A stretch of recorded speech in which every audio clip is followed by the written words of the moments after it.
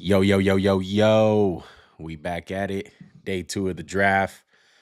Max, we're a little late to the party. We're virtual Ah, two today. two picks isn't late. It's cool to be Yeah, late, it's right? not that bad. It's So cool to we be late. got so we got Carson Oh Swessinger. Another pick? no, Seattle moved up. Oh my goodness, a lot of movement. Yeah, Okay, let me get the draft up on my end so I know what the hell's going on, at least on TV. Max is going to be my Twitter guy for the meanwhile. Max is going to cut it a little bit short. He has some dinner plans, so I'll be can't ignore here. my wife 2 days in a row. Yeah, you can't do that. Um, Maybe I can get Dak or Joey on here if they're brave enough to come on the Ugh, stream. no, that's to Joey. That's right to the Joey. Oh, I got the Seahawks pick one. We're 50 seconds in. Oh my goodness, what is it? Safety, South Carolina. Nick E-Man Worry. E-Man Worry. So he doesn't go in the first round, but he goes. That's pretty Oh early. my, So he goes to that's I Seattle. guess that's their Kyle Hamilton, right? That is That's their got to Kyle be what they're Hamilton. thinking. Yeah, I don't think he's close, but yeah. wow. But we were talking about it in our mock draft as far as Malachi Starks going there. Remember, as far as Yeah. the safety. Uh-huh. So they get Nick Eman Worry. You know how we feel about Eman Worry. Before we get even more behind, let's take these one by one. Okay, probably a good thing that we're a little late, so we get to break down these things. Okay, so Yep. Carson Swessinger, Cleveland. Max, what are your thoughts on Carson Swessinger going for the first pick in the second round? Well, I'm surprised. I'm surprised it's a linebacker, but what they're getting is somebody who plays great in space. They already went to solidify the D line with Mason Graham in the first. Now pair him with JOK. You have two linebackers that can fly around. They're both not the biggest guys, and I'm kind of curious to see how they're going to be able to play against the run and when you see the pulling guards. But pass coverage wise, like on 3rd and 10, 3rd and 8, this is where they're going to shine. I like the pick. I don't love it. My grade would be a B. Yeah, I think it's a touch too early. I like Carson Swessinger. Don't get me wrong. I do. I don't think I love him at number one pick in the second round, and especially to Cleveland. Look, they're obviously building up their defense, right? Abdul Carter, or not Abdul Carter, Mason Mason Graham. Graham. Yeah, in the Yeah. first round. Now they get Carson Swessinger, and it looks like they're just building an all white boy team. And they have a pick 5 picks later. They got Jacksonville's pick 5 picks later. I would think he'd be here. Yeah, I would yeah. I would think he'd be there 5 picks later, but I mean, I get it though. I get maybe you already planned to took maybe they're going to take Shador with the second pick and then To me, they though, take him first. they have who do they have at running back, Max? Did they sign anyone? Because I know they don't got Nick Chubb no No, more. I thought they still had Nick Chubb, but he's a huge question mark. Let me see. I'm going to pull up their depth chart. I'm pretty sure he's not there no Wow. more. And the Seahawks traded a 3rd-round pick to move up from 52 to 35. Wow. They really love That's a lot of money to pay for Nick. They have Jerome Ford and Pierre Strong, your boy. Yeah, That's it. so look, to me, they're coming up right now at 4. This could be the running back pick, but man, I just, if they wind up getting a running back right here, I'll shut up. But I feel like it has to be running back right here. Like, there's so many. Travion Henderson, Quinshawn Judkins. You can get an impactful player right here in the second round. But Carson Swessinger, the fact that he's a linebacker, he's a good one. He's not bad. I'm gonna give it a B minus, just because I don't think it's like that crazy of a need. They got JOK. Man, I was saying a couple of days ago in our linebacker rankings. I mean, 2 of them went super high, and they're going to teams that are not in so much dire need of linebacker. So we'll see how that works out. Maybe they can move JOK a little bit more safety wise, more than the linebacker position. So we'll see what happens right there. But I'm gonna give it a B minus for Carson Swessinger. Hell of a player. Hell of a player. Yeah, just a touch early. And we should also hit on the Texans pick. They picked Jaden Higgins out of Iowa State, who I think, I mean, we heard all the Jalen Knoll stuff when he tore up the combine, but now we hear Jaden Higgins won. Do you want me to give my thoughts, or you want to go first? No, with him? you can go ahead. You were very critical. Yeah, you can go ahead. It's really early for me. Yeah, I liked him more than Juan. It's pretty early for me. I think there's Luther Burden still there, who I like. You already have this guy, and you have a better version of this guy, Nico Collins. Jaden Higgins, he has good tape. He's got good body, but I just don't know if he's going to be able to get open enough. And we know CJ Stroud can put the ball anywhere. I just think it's too early for him. You have questions at O line. You traded back out of the first round. This is the first guy you take. I'm going to give this pick a D. I don't think it's way too early for this guy. Way too early. For a receiver, I don't think is all that dynamic. Yeah, I'm on the same boat, Max. I would give it an F in all honesty, but let's look at it from where he's going. It's a need. Tank Dell's probably not gonna play this year, I'm guessing, until late in the season. He's done. Correct. They Yeah. lost Stephon Diggs. All they have is Nico Collins. And honestly, I like Higgins going there because to me, Higgins is a jump ball guy. He's a jump ball guy. He's aggressive, like he's physical. His game is just all muscle ball. And that's kind of the reasons why I dock him a lot. He's not a good route runner. Like with him, it's all size. Like to me, he's a poor man's version of what Ted McMillan was in this draft. I just feel like Ted Mhm. McMillan is a lot more defined and just a lot more ahead of him as a player. So he's going to Houston. He's going to CJ Stroud. CJ Stroud can throw a hell of a jump ball. So at least in that Yeah. aspect, you're not asking him to do the stuff on Diggs stuff, the Tank Dell stuff. You're asking him like, hey, stretch the field. We'll hit Nico Collins more in that intermediate routes. But the only thing I'd say is he can't really stretch the field well. He's not, I would say Nico Collins is a different tier of speed than he does. I know Yeah. he ran like a 4.5 or a 4.48, but his speed doesn't really show up on film. Yeah. So it's kind of like you already have this guy. It's kind of why you duplicating the same thing. But I mean, it'll be a nightmare to match up with both of them. Two big receivers, 6'4". That's Yeah. what you're kind of betting on. Yeah. We'll see what happens. Look, he obviously went early. They love him. So we'll see how that pick works out. All right, let's talk about Seattle a little bit. That was like the most recent thing that happened when we first hopped on the stream. So Yeah. Nick Emanwari, Max, your thoughts on the spot that he landed? What are you grading it? What do you think? First of all, he's not as high on my big board as where he's taken, but the traits alone are what they're taking. They're taking 6'4", 6'3", 4.38 speed, flies all over the field. But there's a huge question mark in his game, and this is what separates him from a first rounder like in Malachi Starks or even a guy he was comped to in Kyle Hamilton. The physicality is not there, and the tackling ability is just beyond bad for what you expect for somebody to be taken this highly. It's a project. It's a boomer bust. So I always like swinging for fences in the second round, and let's not hit a single. Let's take a home run. One problem is this guy could easily be Obi Melifanu. I'd give this pick a C plus. It's a need. I think Mike McDonald is, like you've seen, one of the better defensive minds in the NFL. It's a risk. It's a risk. It's easy to say, and this isn't like a surefire thing. Like we can't believe he's here. This is where me and you thought he'd go. I know there was the first round chatter, but he's a good player, but he's got a lot to improve if he's going to be a successful NFL player. Yeah, look, I'm not a big fan of Emanwari. You know how I feel about him.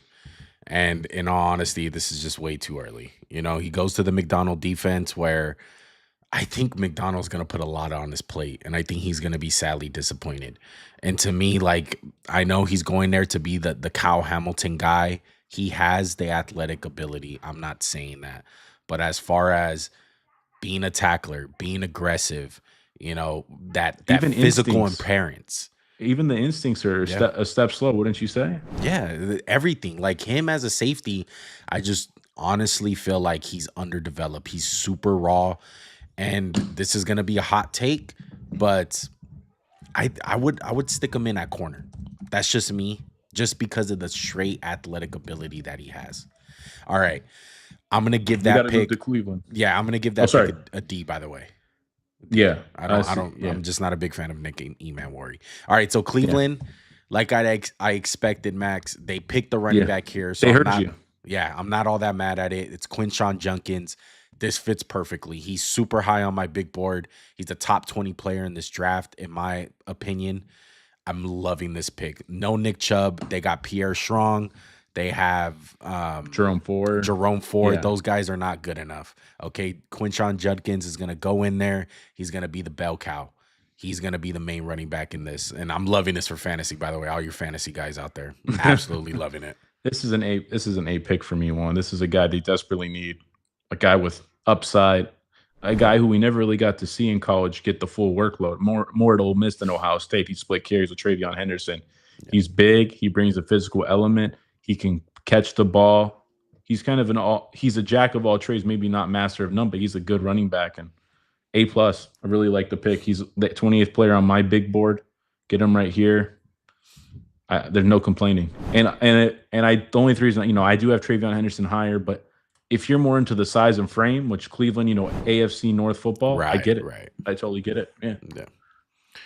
All right. So are we caught up on picks, Max? That's I think one. Still no Shador. Dolphins are trading up to the Raiders pick. So look, obviously, Dolphins, they traded with the Raiders. They're moving up to the Raiders. I'm going to update the doc right now. Give me 1 second. That's crazy. Wonder who they're coming up for. Shador? Tua fans will be pissed. Oh my goodness. I don't know where Shador is gonna go, man. I mean, the Raiders were the spot. Have one for them? Oh, Miami. I'm like, yeah, sorry. Miami. Raiders are God, Shador is just having a day. Oh my goodness. Which one of these 5 picks surprised you the most that we've seen? Schlesinger. Definitely Higgins, Carson Judkins. Schlesinger. I think it's him too. Yeah. Like Jaden Higgins. I have to say though, I like the Browns are not looking for a quarter. I don't think they'll take Shador at all in this draft unless he's there in like the 4th round. I literally think they're just building for the future. They're gonna build everything but that. Yeah. Let whoever Kenny Pickett and Joe Flacco throw them into the wolves, and then next year you have all this draft ammo. You have a future first. Go get your guy. Yeah. All right. Oh, pick is in. Let me see if I can find it real quick.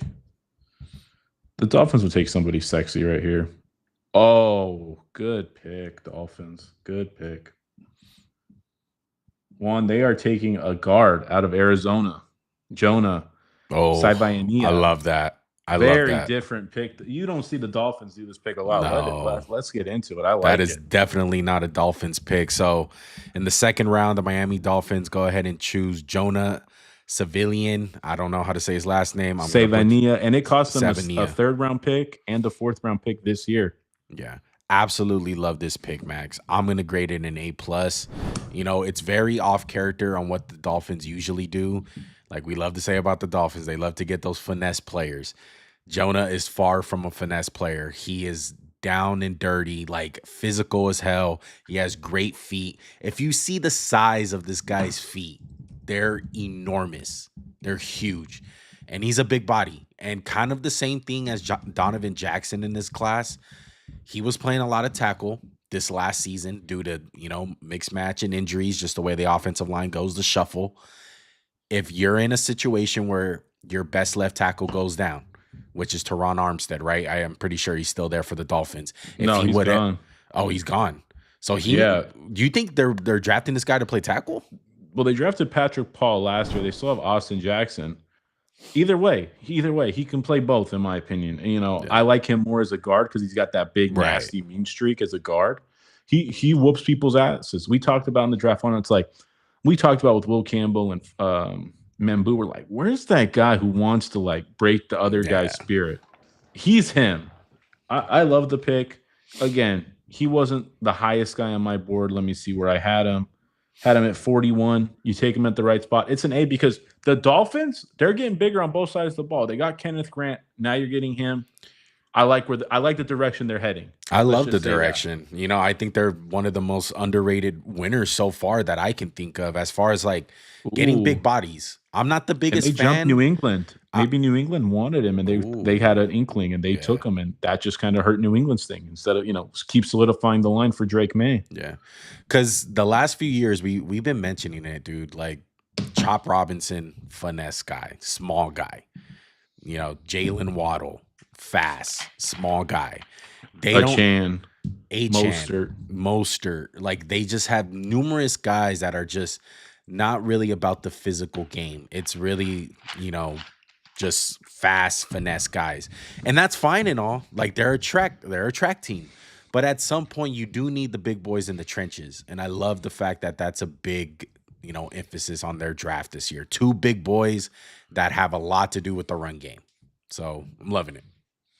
Yeah, no, very unlike them, Yeah. unlike what we usually expect. And like you said, I'm with you on it. It's a very big move in the right direction. So Seattle, who did Seattle go in the first round, Max? Let me see. I have the board right here. I'll pop it up. So they Why went am I drawing a they, blank? they went Was it Gray a pass? Zabel. Oh yeah, Greg Zabel. Yeah, like So if that. Love so if you're that. looking at the draft this year, I have the first round names in the doc as well, Max. If you want to get a refresher, um, when you're looking at the first round guys, who in the second round can really like already in your head be like, oh, I'm gonna label them as a winner because we're gonna do winners and losers this week. So like, who are you aiming right here that can just like hit a home I'm run not in love again? with Seattle. I think Miami. I mean, even though I don't love Kenneth Grant, You get it's the just such idea. a move. Yeah, like it's like at least you're moving in the right direction. Like you're moving in the direction I think you desperately need to go. Like Mike McDaniel, it's a make it or break year. If they're underwhelming again, he's going to be fired, in Yeah, my opinion. yeah. Yeah. Uh, I'm honestly looking at the oh man. I the kind of want Browns, low key, have had a good draft too. They have three really good players and a future first. yeah. I'm interested to It's just going see, to be tough if Travis Hunter and Abdul Carter go nuts, and then Cleveland's like, nah, especially we with the didn't want to do Travis it. Hunter. So what I was seeing the other day was once upon a time they traded all the way down for Trent Richardson and all that, like getting all those picks. You know who they gave up to pick that year? Julio Jones. Who? And that did not work out well for them. So, maybe it's a nightmare, we'll see. But their GM comes from LA. He comes from the Rams. So he was saying F them picks. He's very comfortable with that. I So you know I talked to Dak and he was like, I wouldn't have done that, and I was like, I think Travis Hunter is a special player, like a really special player, and if you think he's special, like I'll go for it. yeah, look, I'm pretty sure you had him as a blue chipper, right? Too. I think it Yeah, I was did. Yeah, as number receiver you number did. one player on the board. Yeah. Yeah. So he was a blue chip guy for me. He's just so special. Oh He's wow. generational. One the Will Johnson thing is just going Slipping. more. Just Yeah. the drop's gonna keep happening. What if the Patriots go Will Johnson? They have Christian Gonzalez and Will Johnson, who are very similar players, by the way. Yeah. I don't think. I think you Ooh, I can got the pick. see Chicago too. Pick is in. Who the New New England England. Patriots get? Yep, they are taking a running back out of Ohio State, Travion There Henderson. you go. The Ohio State boys go a pick away from each other. Oh my goodness. I'm loving these spots fantasy wise for these running backs. I tell you that much. I love this spot for Travion Henderson. And I think it's perfect in your world, Max, because in our breakdown of the running backs, you said you want Travion to be the Jameer Gibbs to somebody. And I think Yeah, they and have they the have Ramondre, Sledgehammer.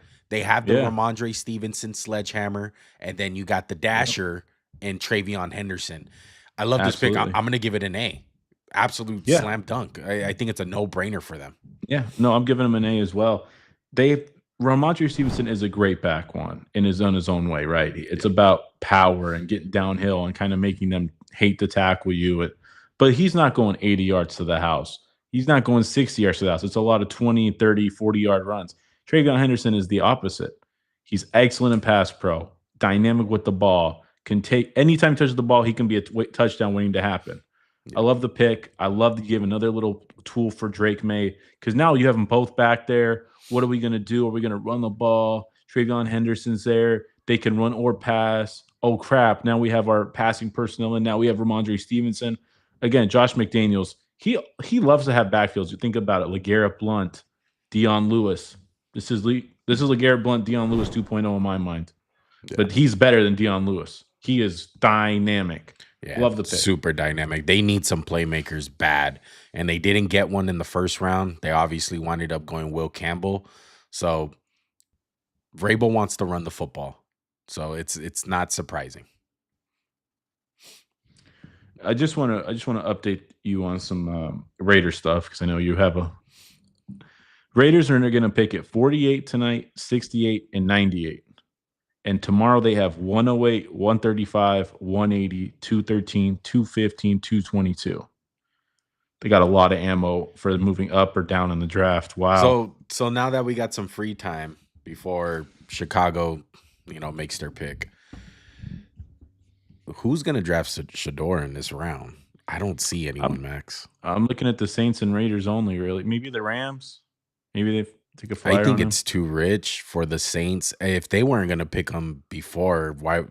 I feel like there's just so many good players on the board, especially for the Raiders. Like you still got Will Johnson there. The Raiders and the Saints both need a I corner. Who's getting picked first, Will Johnson or Shador Or Sanders Shador. at this point? I would put money I'd that put money on Will. Will. Yeah. I'll be I shocked mean, if Will John like if he climbs out of the second round somehow. this is the third player on my board, and I obviously, guys, if I had the medical, I'd be like, Yeah. oh, okay, we're not. Yeah, We always say that with these players. It's two things that me and Max don't consider. We base everything off the film. The two things are yeah. character And it's not. Yeah, and and it's not like, medicals. oh, he's coming off an injury. Then we kind of like, oh, okay, we understand it's like Josh Simmons. We understood if he fell because we knew about the injury. Will Johnson, we didn't know it was this bad. We just heard, oh yeah, his hamstring and he had foot surgery, but it's horrible. It's really bad, I guess. Yeah. Any update on the Bears pick? I don't think Look at so. the Bears go right here. They can Well, go the Bears edge. There's plenty of good edges still on They the got board. two picks right here in the last 3. So they got 7 and they got 9. So we'll see what happens right here. They got New Oh, Orleans yeah. in between them. Dude, they could really. There's a lot of good players left on the board. Yeah. Let me check. Let me take a peek at my big board. I don't think Dallas would draft Shador, but that would be hilarious. So Nick Scorton's still there. Alfred Collins. You got Mike Green still there.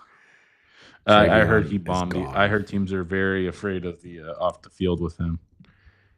With Luther Burden, Mike Green. Mike Green. Yeah. Makes sense. It's Yeah. tough. It is tough. Jack. Oh, you know who's another one? Luther Burden. He's still out there. Yeah, Luther. You see Luther's Instagram post last night, getting the grind Sick. in at midnight. Yeah, That's legendary That'll right there. yeah. Pick him. Siobhan Ravel's font. Caleb Johnson's still there. Mason Taylor, Darius Makuba, JT, Jack Sawyer. There's a lot of great, good players right here. You know what? And not a lot of guys that have injury concerns and character issues. The Bears could go running back with one of these picks. No, there's a bunch of them. Cam Scatterbu, B. David Montgomery, Yeah. Dos.0. Got the Bears pick. I'm gonna go. I think it's gonna be a defensive tackle. But go ahead. Who is it? Well, unless Luther Burden's going to man the A gap and stuff, it's Luther Burden one. So Luther my Burden's a goodness. Chicago Bear. Well, they need another receiver. They lost out on Keenan Allen. He's not there no more. They got DJ Moore. Who's really their third guy? It's Luther Burden now. I think he can play in the spot. The spot. He can go to the slot. I think it's a perfect landing spot for it. Ben Johnson's creative. I don't think he's going to be Amon-Ra St. Brown, but he can do similar things in that role. Odunze and DJ Moore, we know they can win on the outside one. Now we have somebody who arguably projected best as a slot receiver who can sometimes win on the outside. This is my number 2 receiver. I love this pick. A+ Bears. Good job. Yeah, way to get Caleb a dynamic slot receiver who's also give him the ball in space and just let him cook. Yeah, I know how much you love Luther Burden, and honestly, I would feel even more confident if I were you because Ben Johnson is picking him. I think Ben Johnson knows a little something about playmakers, so he sees something in Luther Burden. He's dynamic with the ball in his hands. It's really just the fact that he had a down year in this last year in Missouri, whether it was the offense, whether it was character things, something did look different at the end of that film late in the season. So that's really what dropped him. when you look at early in the season and then even last year's film, it was amazing. That's a first round wide receiver. There's no doubt. It's a no brainer. So I love the pick. I'm gonna give it an A minus just because of the spot. And you're not asking them to go somewhere to be an alpha. What's the conclusion on a lot of these receivers in this draft, Max? We don't love them as alphas. We love them as the number 2 guy, or even in Luther Burden's case in Chicago, he's going to be the 3rd guy. So it's just perfect situations, for guys like this. I feel like a lot of the receivers have been falling in those categories on certain teams all draft. I don't think Yeah. anyone got drafted to be the alpha guy besides Tet and Travis. Not even And Travis. Travis, No, yeah. Travis. They Yeah. got Brian Thomas. Correct. I will say something about this. Well, shout out to Joey. He gave me this line. This might be the second best Luther of all time in terms of the name Luther. Luther Vandross locked in at 1. Yeah. But no, like you said, it's a great spot. Ben Johnson's going to find creative ways to get Luther Burden the ball. And like I said, he's not really as similar to Amon-Ra. He's more speed and finesse and explosiveness, where Amon-Ra is just strong hands, work hard, great route running.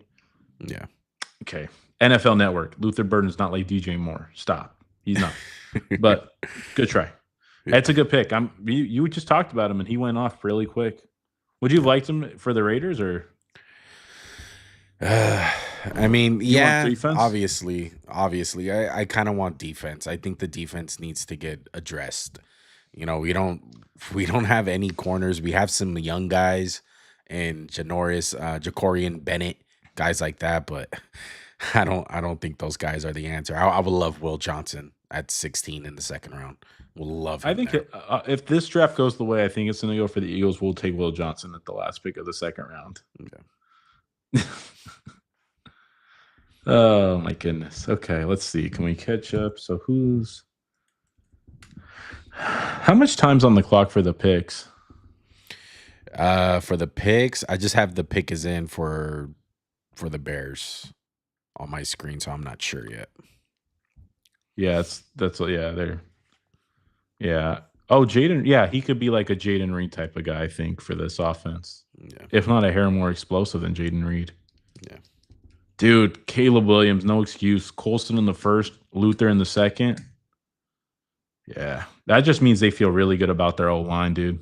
Yeah. This is the same. And they feel really good about their defense. Honestly, I think maybe you could make the case, let's go get an edge. If this isn't Shedeur, if Shedeur gets past the Raiders, like, you know who I'm kind of shocked that's falling? Nick Scorton. I can't believe he's falling this far. I get the Mike Green stuff. I don't get the Nick Scorton. I don't know if it's because the weight thing, he played super big at Texas A&M, but man, like that's he kicked ass. Yeah. It's like Mike Green, we get why he's falling. Yeah.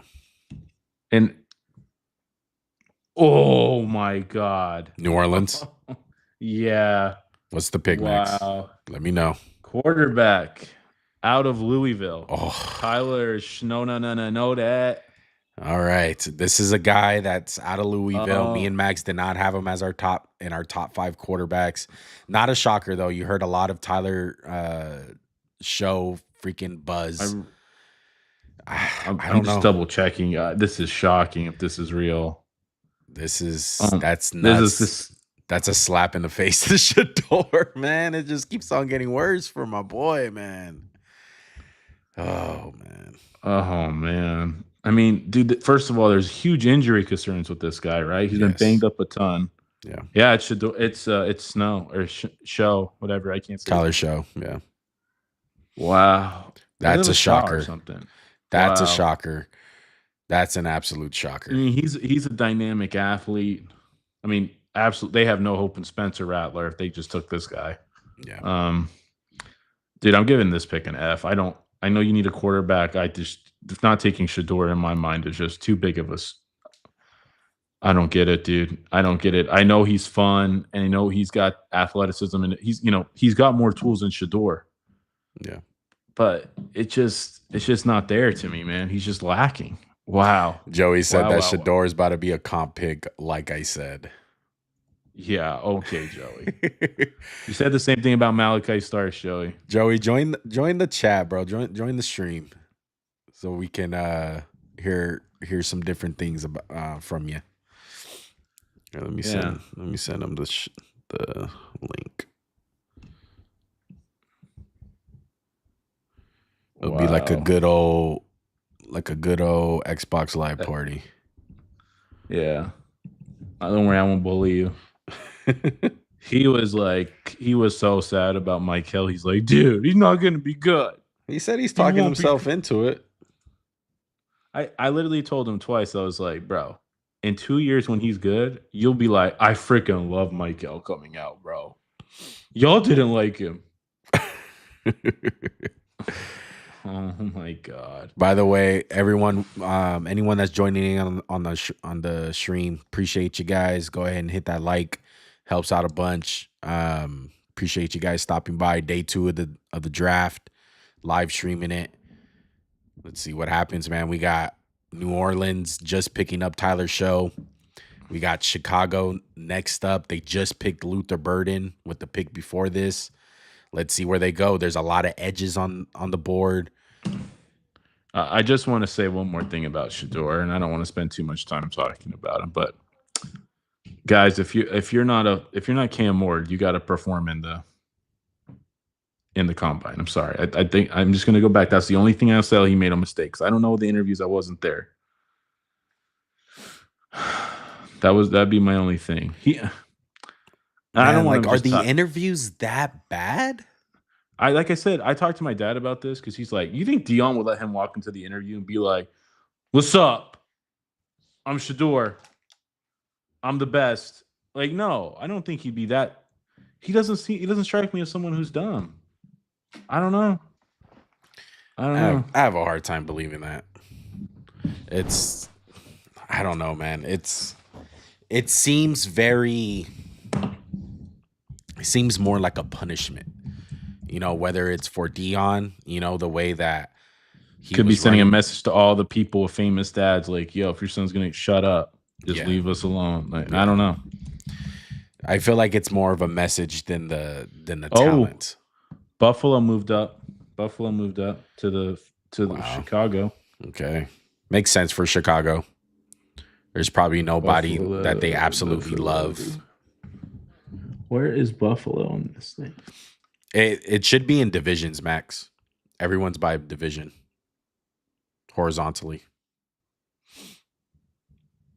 Or am I missing Buffalo? I don't think you have that. Really? Let me see. 1, 2, 3, 4, 5, 6, 7, 8. No, you have them, but you have Kansas City twice. Oh, I got Kansas City twice. Here, I'll just make it. I got Buffalo. I got it right here. I got it.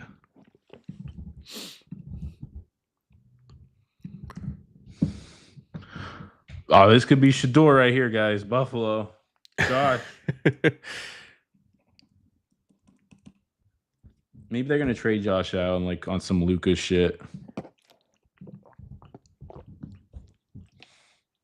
Joey, where you at? Get your butt in here. Dak, if you're there, come on in too. Yeah, let me send the invite to Dak. Can you text Dak for me? I don't know if I have his right number. Yeah. Here, I'm gonna send you the link, and then you send it to him. See if he wants to join. I already sent it to me, right? I can just. Yeah, you can just resend that one.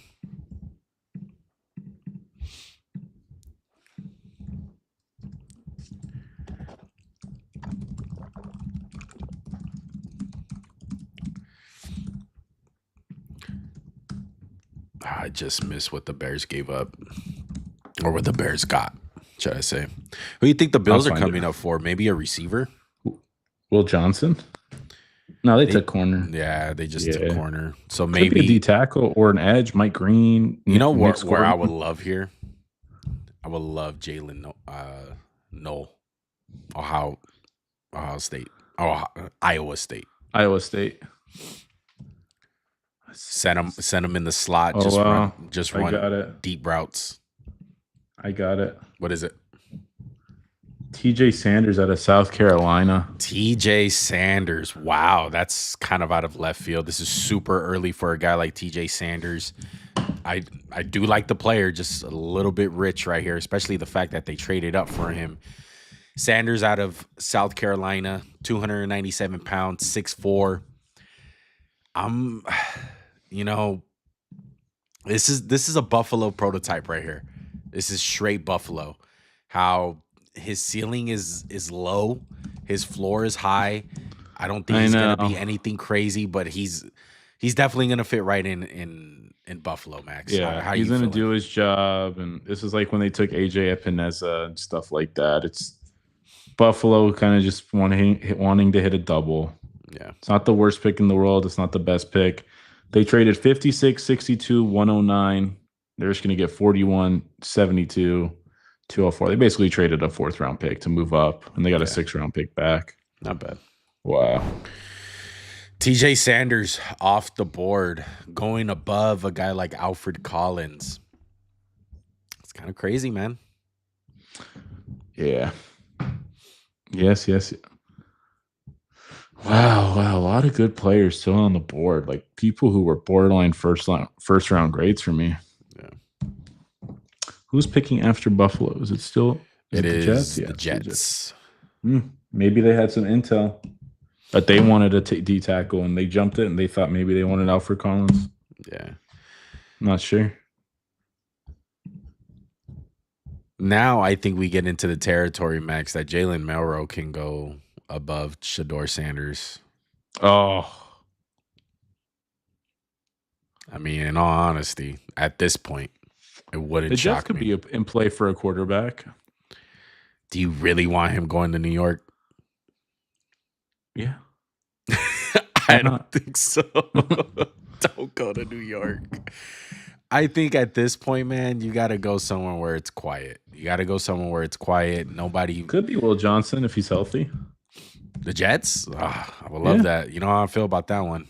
I felt like he's an Aaron Glenn type of dude. Get 2 beast ass corners on the outside.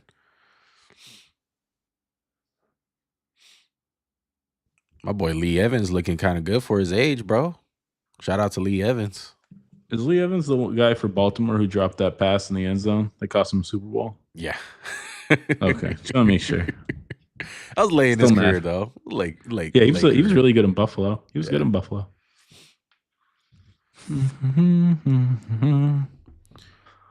Wow. Niners Joey, who do you think the Niners are gonna pick?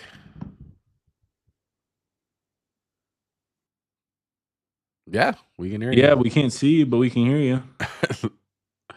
Let me add you to the stream. I don't think the stream can hear you. Hold on.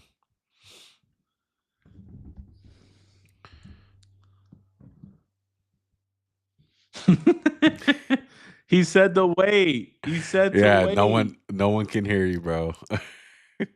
Can you put like a picture up of like Brock Purdy or something so we can at least like look at some? Oh man.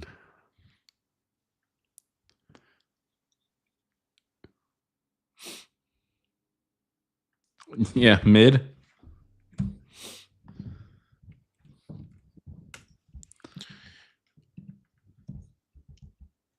All right.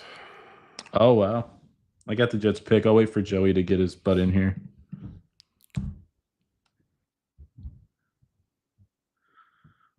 Oh wow. And then the Niners picks coming up too. Joey wants Landon Jackson one. Said he wants Landon Jackson. You know what I said? I said, what if you guys double dip and take Mike Green? He's like, why would we do that, bro? I wouldn't want Mike Green. I want a D tackle. And then he goes, but I want them to take Landon Jackson, though. I'm like, oh, okay. All right. Hold on, Jay. Players? Yeah. What do we think, Juan? Is Joey good to go yet, or no? It's giving me trouble. Hold on. Yeah, no problem. I will tell you this, Jet one, just so you can think. The Jets took Mason Taylor. Mason Taylor? Yeah. It's a great value in the 2nd round.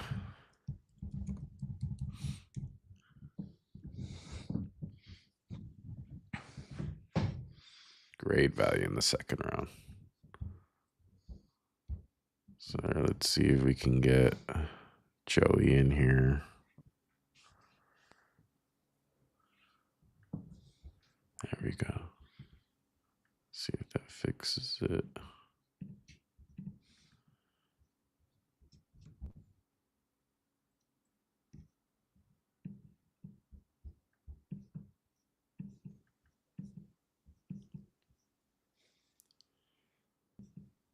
Man, I cannot get Joey in here.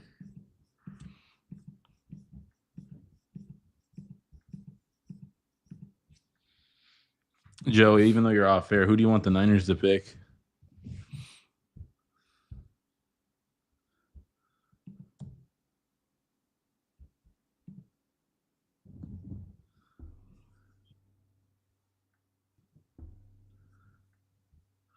Alfred Collins?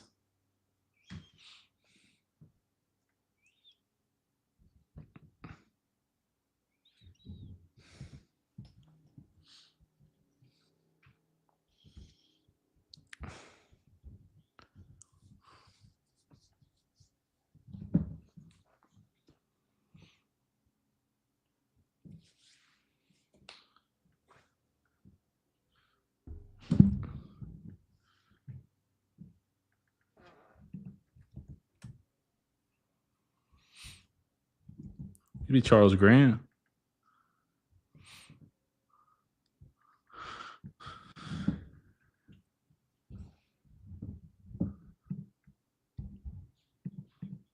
Like, Aronte Ursay wouldn't really be a scheme fit either. I mean, maybe a little bit.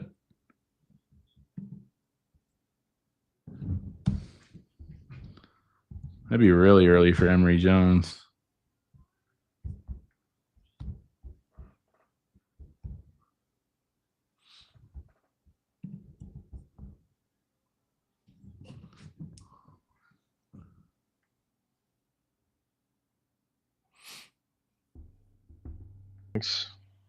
There it goes. If he was on the board.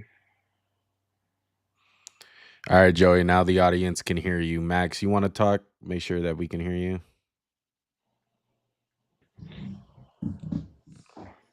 Hello? Yeah. Yep. And we can hear you. We're just trying to get. So are we good one to go? Yeah, we should be good. All right. So let's hit the Jets pick real quick, and then we'll get the Niners pick. They took Mason Audience Taylor can hear you. Max, out you of wanna talk? LSU, Make sure that tight we can hear end. you. You know, we heard all through the draft they were going to take Hello? Tyler Warren Yeah. or Loveland. Yep. And we can hear you. They passed them. So good one to go. They took Yeah, Mason Taylor. should I be love the good. value in the second round. I think you get someone who's got a lot of potential. He's only 20 years old, got the NFL body, got the bloodlines, good athlete, can catch, can run block a little bit. I like the pick. I think it's value, a lot of value. I'd give this pick a B+.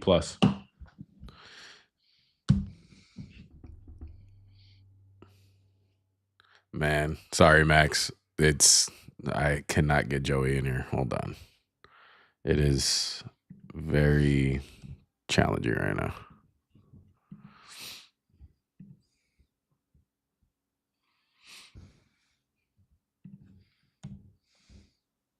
He's a better player for right here. Okay, there we go. All right, now we should be good. Now we're good. All right. Can you hear me? Yeah, the Yeah. audience can hear you. It's not Perfect. echo no more. You're good. Okay, got it. All right. So are we You wanna hit Juan, Mason what's Taylor your again? take? Should I do my What's spiel? your Yeah, take, yeah, Juan? let's go to Mason Taylor. So Mason Taylor goes to the Jets. They don't wind up getting Tyler Warren. That's who I had mocked to them in the first round.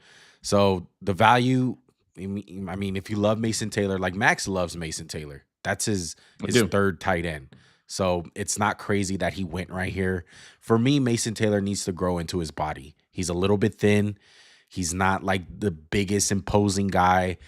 I like his hands, but I'm going to give it a C. It's not terrible. It's a need. It's something that he can grow into. I just feel like the Jets need a little bit more dynamic playmakers for that position. So I would have loved Fanning as well. I would have loved Tyler Warren there in the first round also.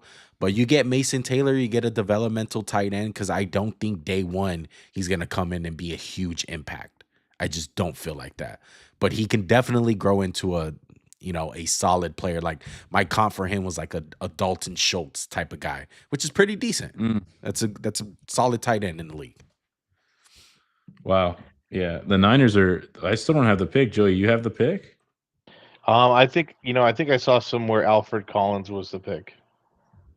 Wow. I haven't heard anyone see. I would love. I haven't seen anyone say it yet. That would be some great value if you guys get Alfred Collins. So if we do, I see it right here on TV. We're gonna see it live. Let's see what they pick. Okay.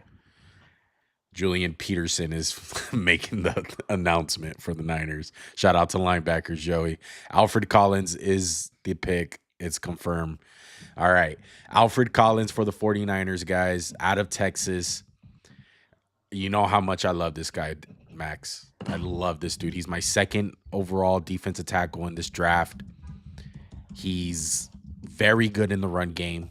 Very good. A lot of people have some doubts about his pass rush.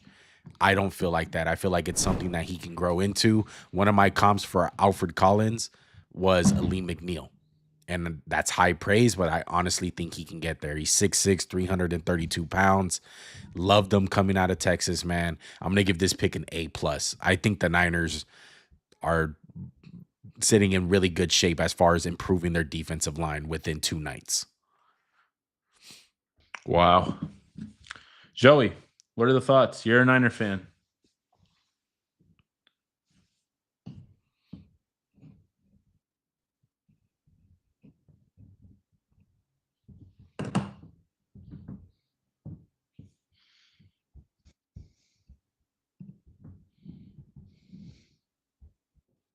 Javon Hargrave, whenever he's on the field, they can't really stop the run, and they haven't been able to since they had Buckner and they had Armstead, and they had these huge defensive linemen, and they've kind of gone away from that, and as a result, their defensive line has been getting pushed around quite a bit in the run game. Yeah. So I feel like this guy is a big ass dude, and he's gonna play a huge part in stopping the run, and I think him and Michael, they're just massive human beings. That is right. There you go. Talk yourself into him, Joey. There you go. There you go, Bubba. No, but this guy I can stand behind. Collins. I like Alfred Collins. Look, I don't think he cracked my top 5. He was like number 6. He don't look like he's 330. He's got a great body for a D tackle. He's a good athlete. I just think he's a little bit raw, and he's gonna have to grow into it. But I will say this for the Niners. I like the pick in terms. I give it a B. I like what they're doing in rebuilding the thing that kind of made them such an elite team. That D line needed a lot of renovation, and first 2 picks targeted. And I heard with Saleh, he had a big pick, like a big input on the pick. And that's why they went Michael. I'm sure he had a lot of input on this one. And like Joey said, they could be trying to, rewrite the wrongs of Javon Kinlaw. We got to move on, though, because I got the Cowboys pick right now. It's not Shedeur Sanders, This is a receiver. Unfortunately. This is a receiver. This is Donovan Ezeraku. Oh, an edge. Wow. Okay. Wow. All right. This is a great player to compliment Micah. Max, you go ahead and go first, because you love Ezeraku. You know how I feel about it. I'll get my thoughts after. Yeah, he was my number 4 edge. He's bendy. And I will say this to build off what Joey said. He's a great compliment to Micah. And I think one thing about DeMarcus Lawrence, DeMarcus Lawrence is gone. He's out the building. But even when they had him, he's not the type of edge. This guy's going to win on the edge with bend, with speed, with a spin move. DeMarcus Lawrence was kind of big to be an edge, in my opinion. And his best days were behind him when they got Micah. Now, the line's going to be focused on Micah. You still have Oziggy. You have Ziggy. What's his name? Odigizua. You have him, and now you have him on the other end who can just kind of wreak some havoc on his own.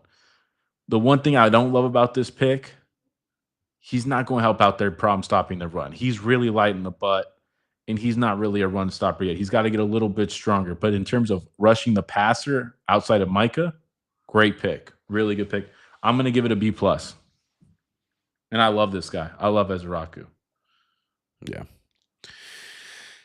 You know how I feel about Ezeraku. I think it's It makes sense on what the Cowboys are trying to do. You know, great complimentary guy for Micah Parsons. I just think he gets pushed over in the run game too much. And in all honesty, now that I'm thinking about it even more, I would like him on a team where they already have one of those guys. They have a Miles Garrett. Like, I love Micah Parsons, but he's not the best guy against the run. His bread and butter is pass rushing. He can get swept out of plays on the run game at times. Not saying he's horrible, but I felt the same way about Izaraku. That's why I had him low on my list as far as edges go. I felt like he got pushed around in the run game. He gets taken out of plays. In the pass game, great. He's fantastic. But when it comes down to the run game, he just gets taken out. And I think it's going to be a big problem when it comes down to first and second down on trying to get this guy on the field, because I think he's going to struggle initially. So I'm gonna give it a C minus. He's not going in there to be the alpha guy, but I don't know. I'm not the biggest fan of Ezaraku. I see that you got the Colts pick, Max. Why don't you go ahead and tell us who they got? Real quick, Joey, you want to anything you want to add real quick? Yeah. So as far as Ezraku, he's my third favorite, my third ranked edge rusher in this class. Basically, with like Juan said, with him, you kind of have to worry about him getting swallowed up by the bigger tackles and getting blown off the line in the run game. And I feel like, Mike Green here would have probably been the better player in my opinion, but with the off-field concerns that Mike Green has and the character concerns, I definitely understand why they went as Araku. So yeah, and I think the start on edges is going to go because the Colts, Joey, they're taking JT Tulimao out of Ohio State. Sorry, JT. guys, we call him JTT around here. We suck at pronunciation.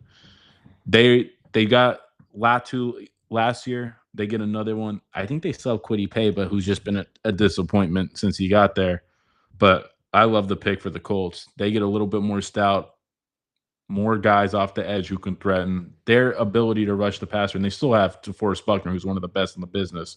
Right. This pass rush is going to be real next year, and I really like it. And both Latu and JTT1 and Joey, they're stout against the run. They're strong. They're not going to be pushed around. I really like the pick.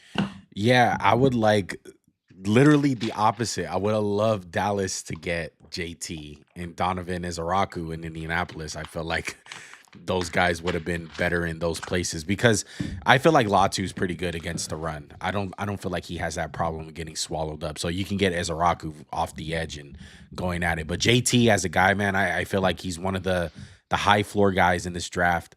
He's a dude where the ceiling is not going to be all that amazing, but he checks every box when it comes to just being a successful pass rusher in the NFL.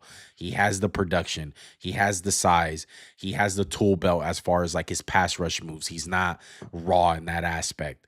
It's just really like his game is all power. There's really no finesse to it, which is fine. There's numerous guys in the NFL that do that. This is probably a little bit high praise, but think of a guy like Trey Hendrickson, where a lot of his game is hand movement, power. It's not really all about the speed and bendy. It's all power with Trey Hendrickson. So I can see a world, if you love JT like that, you can probably be Trey Hendrickson for the Indianapolis Colts. Joey, what do you think, JT? I definitely understand what they're doing here. I feel like they're trying to revamp their defense a little bit. Their defense has already got some key pieces. They added Charvarius Ward this offseason. They have Buckner, Grover Stewart. I definitely think the places that they could have gotten better was, maybe their safety position. I know they have Nick Cross and Cameron Bynum, but I think they could have added a third safety there. I think they could have went a different direction as well. Maybe gotten a right guard, or maybe an offensive playmaker for them.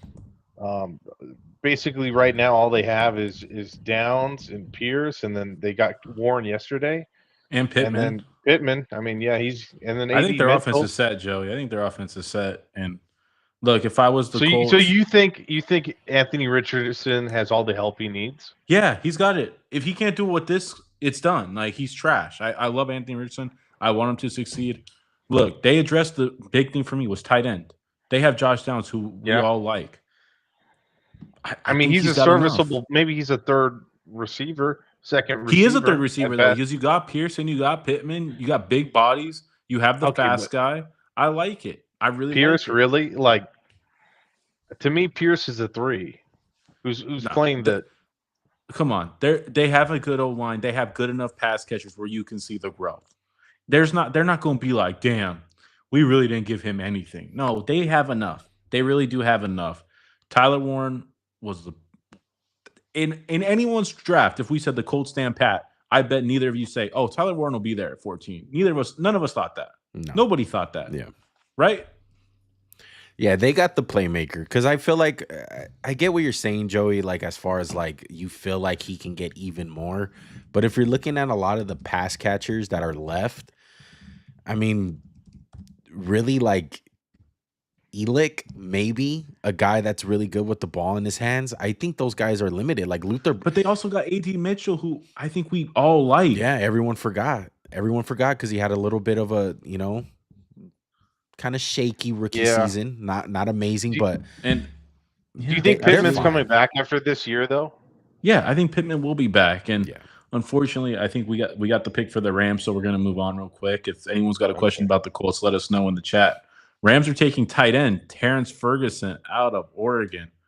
This is a Wow. questionable pick from Sean McVay. I don't like this pick Wow. right off the bat. Terrence Ferguson was, I think, my 5th tight end, or he was my 6th. He just wasn't. I like Harold Fannin more than I do him. Yeah. Look, obviously they've had a lot of questions with Tyler Higbee and the tight end position as a whole. And I don't think Terrence Ferguson's really got much in his game. That's not like, he's not much of a blocker. He's a pass catcher. This is a deep pick. I think it's way too early for Terrence Ferguson. You are staring at guys who you have good corners still on the board. Siobhan Ravel, Will Johnson. I know the medicals aren't there, but you could have easily added those guys who you desperately need. I don't like this pick. I don't either. This is a luxury pick, and as good as they played last year and the year before, I think they definitely have positions that they can improve on. So it's way too. Yeah, early. I had Terrence Ferguson as my 6th tight end. He was okay. He fits the Rams. I'm not worried about that. It's just I feel like you could have got a bigger upgrade and bigger playmaker with Fannin. Fannin is dropping. He's a small school guy. Maybe guys don't like the fact that he's super raw, but man, that's a shocker to me. Terrence Ferguson. You know how the Rams are, though. The Rams get these guys with low floors, and maybe people don't like them from the inside, from the outside looking in, but they make them work. They really do. So like, I wouldn't be surprised if Terrence Ferguson can fill the spot of Tyler Higbee and be that guy because he's solid. It's definitely scary too when a guy like McVay picks you, because you're like, damn, what does McVay see? Right? Like, if this is the Browns, you're kind of like, what the really? The Browns? Like, or even if it's the Eagles aren't known for taking like these these guys who are kind of really, but it's like Sean McVay, Puka Nacua, Cooper Kupp, making Robert Woods into a 10-year NFL player, always getting it done. Think about when they won their Super Bowl. They didn't have Higbee. They had, was it Bryce Perkins, making him look good? Like, Sean McVay is a mastermind, and that's the one thing that's scary about this pick. And it's like we said yesterday, we don't love Michael, but once we are like, damn, the Niners saw something, we're like, uh-oh. Dak is in our stream. He said that he has his son with them. He can't drop into the stream. Appreciate you, regardless, Dak, joining in on the stream. Make sure to hit that like button before you, wipe your feet, come into our stream. Joey's here. You can hear Joey's opinions. What's up, Dak? Wow. Hey, Juan, real quick, I don't know if you can hear. I got a little static in my ears. I don't know if you could do anything about that, but when you guys talk. But I got the pick for the Cardinals. What's a pick? Will Is it Johnson's Shador? coming off the board to Arizona. Will? Wow. Oh, wow. Joey, do you have a static as That's well? great. No, I don't. Okay. I All don't know right. if I got to leave and come back in, but let's just Maybe go over if you this if pick, you do, 'cause just let me know. I'll get you reconnected. Look, finally, Will Johnson off the board. He goes to Arizona. I can't believe he fell this far, and I'm kind of pissed off when I'm looking at it now because he's one pick away from the Raiders. So the Raiders don't get a chance to pick this guy. But look, obviously something was wrong with the medicals. That's obviously why Bad. he fell all the way Right. down. Okay. But as far as when you're talking about the player in the film, this guy is legit. He's the real deal. His feet are phenomenal. He can play the ball. I love his instincts when it comes to driving in on the ball, knocking balls on out of the receiver's hands, picking the ball, being a playmaker, returning them to the house. He's a real playmaker when it comes to having the ball in his hands. I think he's the real deal. I wouldn't be surprised if you come out of this draft saying, excluding Travis Hunter because he's special, he's going to probably play both sides, a true number one corner coming out of this draft. Wouldn't be shocked if it's Will Johnson. That's how much of an impact I think he's going to have. We'll see how the medicals, turn out once he gets into the Arizona building, but this fits the need. This is an A+ all the way. It's a no-brainer. He's going to Arizona where he's going to be the alpha corner. They just signed what, Cam Bynum? He's not the guy. So I love Will Johnson here. He's going to be the alpha corner for Joey? Cardinals.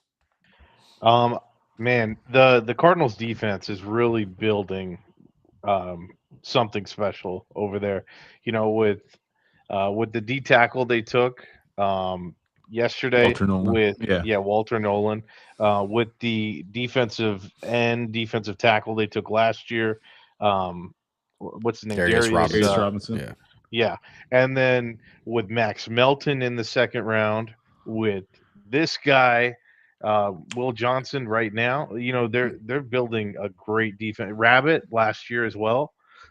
They still have safety- Zaven Collins. They still have Yeah. they have Zach Allen, right? They have him. Yeah. Yeah. They're building something, guys.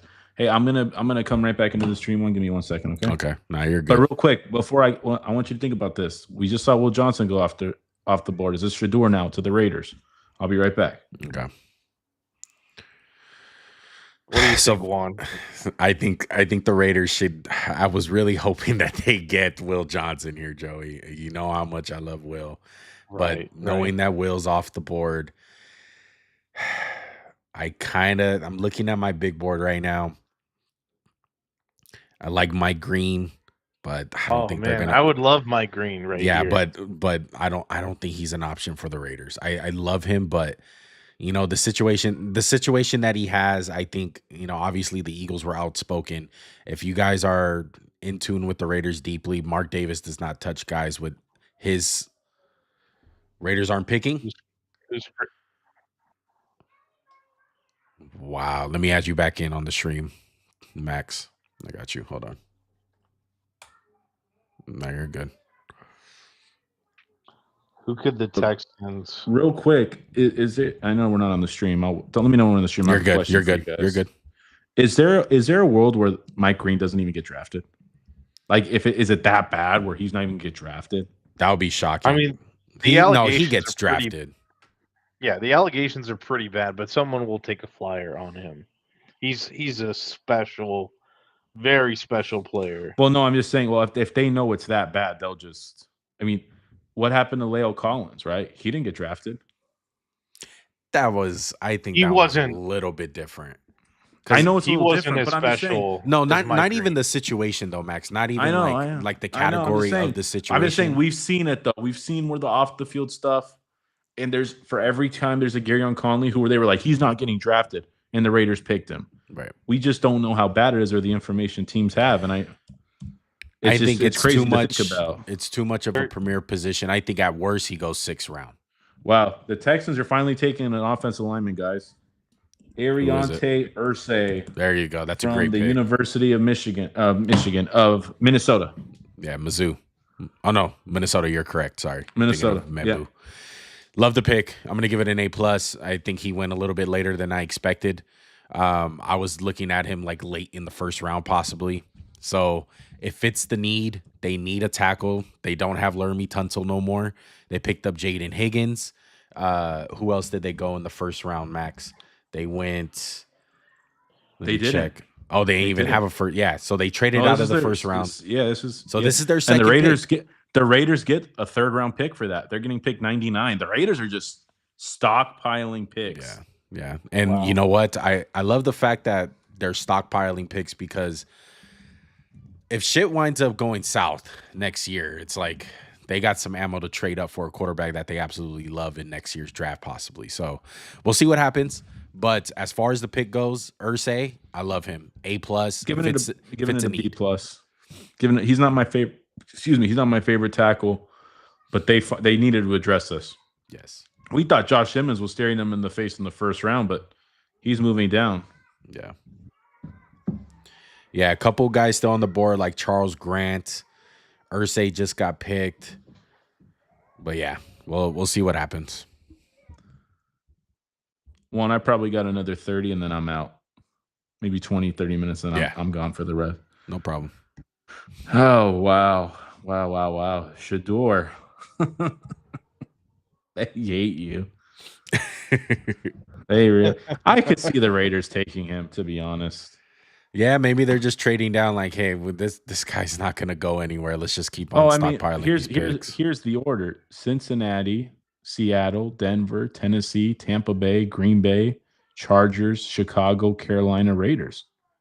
If you're like, we're going to take Shador, none of those teams are going to take him. You just got another pick. There's no chance the Bucks take him. I don't think so. I would be hard pressed. There's no chance the Seahawks take him. Maybe Seattle. There's a small chance Seattle could take him. I do not think they'll take him. But I don't. I mean, they traded for Sam Howell last year, and they have Sam Darnold this year. Like again, it would be very, very slim chance. It's not out of the realm of possibility. I think if you look at teams that can possibly draft them that have a quarterback already, you look at the Rams. They got Jackson Dart, taken from them last night from the Giants. They stepped right in front of them. The Jets are in play. Justin Fields not all the way there. A team to watch for too, maybe Indianapolis. You never know with that situation. They're not picking. What about the Lions? What do you think they maybe take a flyer on Jalen Milroe? They could. I mean, they did that with Hendon Hooker, and that hasn't panned out at all. And I'm guessing they don't like Hendon Hooker. No, I don't think so either.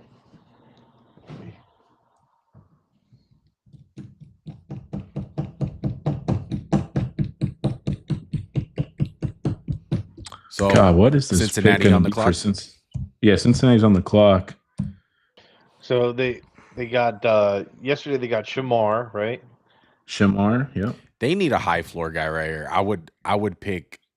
Oh man, I would love Nick Scorton here, but they already have an edge. They just picked Shamar Stewart. You need a high floor guy. Another one. You need a high floor guy right here. I was saying it yesterday. I thought that pick was kind of wild. What about Kevin Winston's not really high floor? Makuba. I would love Makuba. I would like Harold Fannin. No, I don't think they go tight end. He's too boomer bust. I just want to update you on the Raiders because I follow a Raider insider. Raiders remaining picks 58, 68, 98, 99, 108, 135, 180, 213, 215, 222. Wow. They started with 9 picks. They now have 11 picks. Wow. They are stockpiling picks at an impressive rate, I'd have to say. Yeah. And they got not most likely, but one of the best players in the draft. Mm-hmm. At 6. Yeah. Yeah. Absolutely. God, wanted the Raiders learn how to play the draft game? I'm looking at the board, man. I don't really see anybody that's a high floor guy. Honestly, there's a lot of guys left that are like, Maybe like a Billy Bowman, I think, will be good, but he doesn't have a high ceiling. So there's no chance of them going running back here because they're comfortable with Chase Brown, right? Who's the running back? Caleb Johnson? I can see him going. I don't think they'd go Caleb Johnson. I wouldn't go running back right now. I feel you go find one in the 6th round or something. But I think they're comfortable with There's Chase Brown. they're set with receiver. Oh They're, yeah. what about tight end? Well. What if they go could take a Fanning? third. They hate Jermaine Burton. I don't think they're going tight end. I don't think they They like Jermaine don't. Burton at all. Jermaine Burton's a problem. The fans don't Yeah. like him either. I was over there when I went to Cincinnati for the game this year.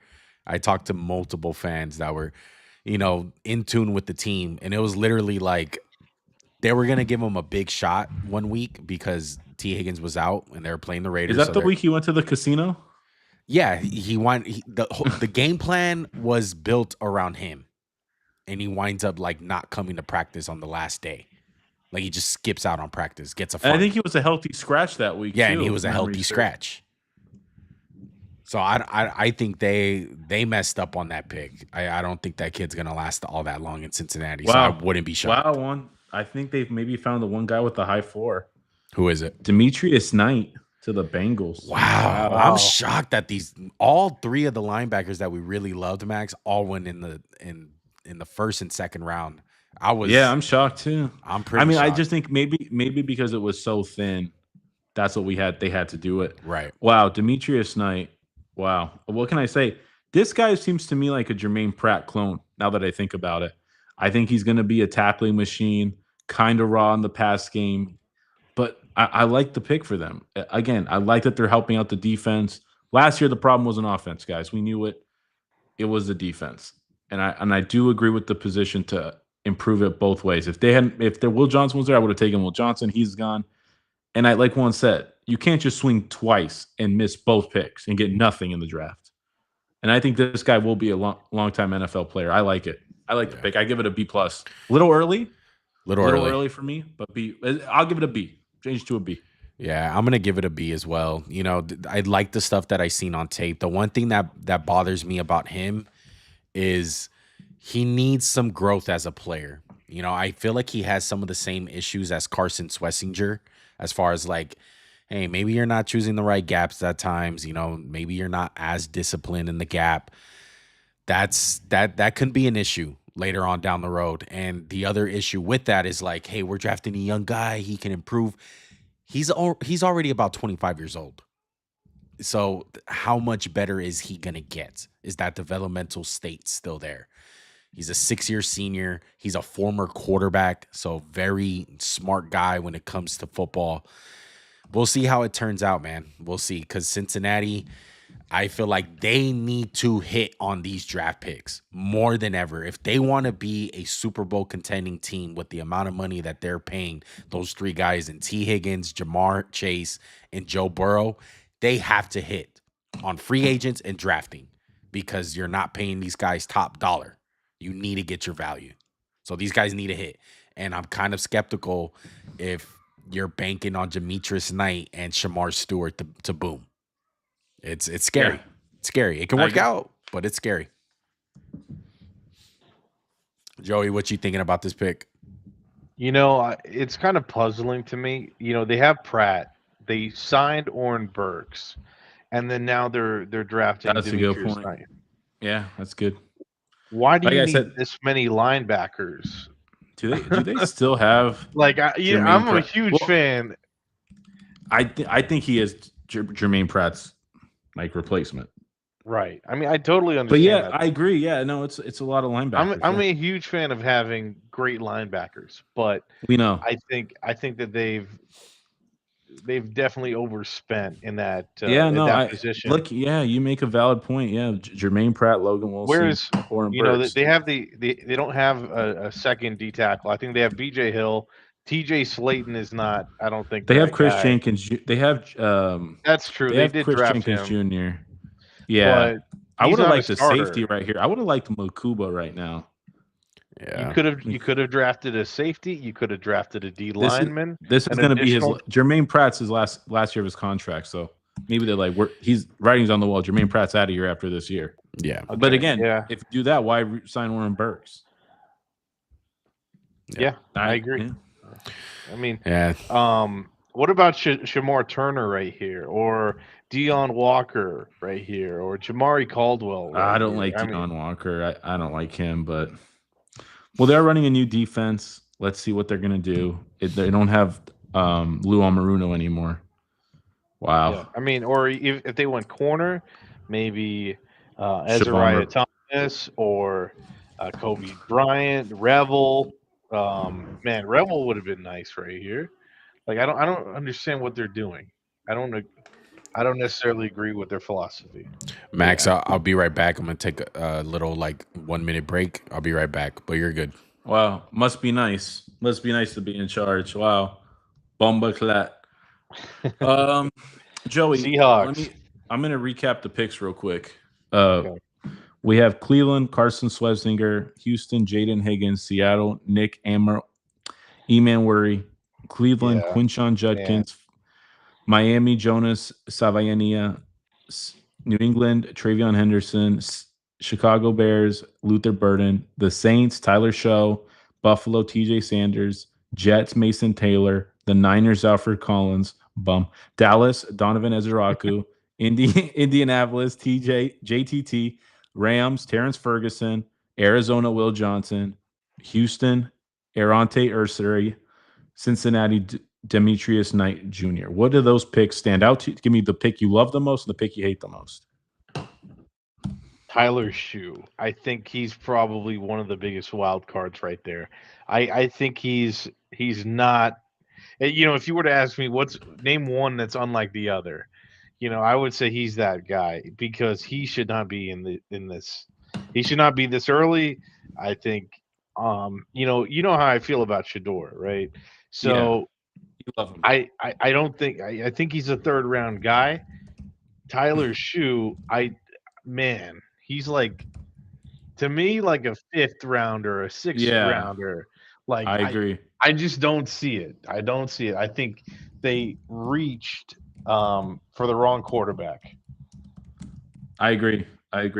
We got 2 picks to go over, guys. Seattle made its pick. If one's back, you back one? He's Good to go. physically back. Yeah. They got Elijah Arroyo going to Seattle, and then Carolina one got Nick Scorton out of Texas A&M. It's about damn time. It's about damn time that he goes. Yeah. Let's go hit Elijah Arroyo first. What do you think, Juan?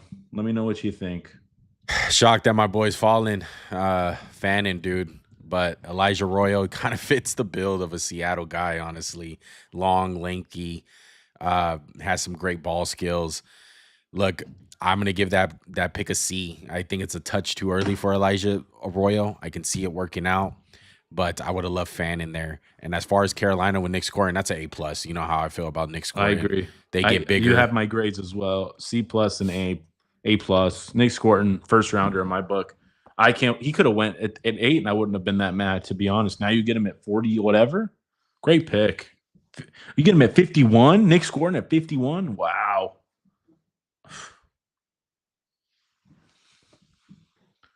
Joey, what you thinking right here? As far as Seattle's pick, I definitely would prefer Fannin, but I could see why not every team would go after someone like him. He's a smaller tight end. He's like a Brock Bowers type compared to Arroyo, who's more of an inline tight end, bigger body kind of guy. So I think they definitely chose the wrong position. The wrong player at this position, but I would have preferred Fannin, to be honest. Yeah, that one's shocking, man. But look, I'm glad that Nick Scorton's off the board, man. He's a really good player. I think Nick Scorton's going to do some big things in Carolina, man. He can potentially be a Pro Bowler. Yeah, no, I kind of want to go out a little bit deeper into the pick one with Nick Scorton. When we watched the film of Shamar, we were like, damn, who's 11? He's kicking the left tackle's ass. And he wasn't just kicking their ass, with just by running by him every play. It was, oh, let me long arm you. Let me throw you over me. Oh, let me hit a spin and go bend. Okay, now I'm going to bull you. He just flashed everything, man. And right now, Nick Scorton's a better player than Shamar Stewart. I don't know if he has the physical tools. I'm guessing he doesn't because he didn't really test he didn't test like Shamar Stewart. Nobody really did. But this guy could be Brandon Graham, dude. You might be able to put him over a guard on third down and then kick ass. I like the pick a lot. They got lucky. Yeah. I'm mad. I was hoping he'd fall to the Eagles. Look, I think Nick Scorin's a carbon copy of Jared Verse, straight up. That's how I feel about him. It's high praise. You know, you look at Carolina, they don't really have any alpha guys. So I think Nick Scorin can come in. He can do that. I think part of the reason why he dropped is because he played at a very high weight class last year in college football. He played at like 260. He's more of a 250, 245 guy. So I think he's going to drop some weight. He's going to get faster, and he's going to rush off the edge. Most importantly, he was told to play a lot of inside at Texas A&M, and he was told to hold a lot of gaps, kind of like Shamar Stewart. And that's why both of those guys' numbers were down in production. Absolutely. Joey, the Tennessee Titans they picked your pass rusher out of UCLA. You have the floor because I don't want to say his name and butcher it. What do you think? Oh, did they? Oh my gosh. Wow. Okay, so this is one of my favorite players in the draft, Olufemi Oladejo. He's man, I can't really say too much about him other than he's a dominant player. Whenever I see him, he can play inside. He can play off the ball linebacker. He this year he was asked to play edge, and I felt like he did an amazing job, considering it was his first time ever doing it. This guy has amazing athleticism. He's extremely raw, but I think I think he's only toolsy. getting he's toolsy. He's and, getting and that's why they're drafting him, Joey. I'm sorry to interrupt you, but I'm just going to build off what you said. He's got a high ceiling. It's a low floor. It's a high ceiling. If you hit, you could have the next Harold Landry. You know, they just lost him. He signed with the Patriots. He had a good Senior Bowl, man. I didn't love the tape. I thought it was too hot and cold. That's why he didn't even make my edge list. Looking back, if we just went off tools, maybe he should have. But overall, he's got a lot of room to grow. And this is a pick that could be a home run or it could be a complete bust. What do you think, Juan? Yeah, look, I got kind of late to him on my film watching. I think it's way too early for him. I'm looking more at, late third round, mid third round guy. He's a developmental dude. He just switched from linebacker, so he's new at the position, super raw.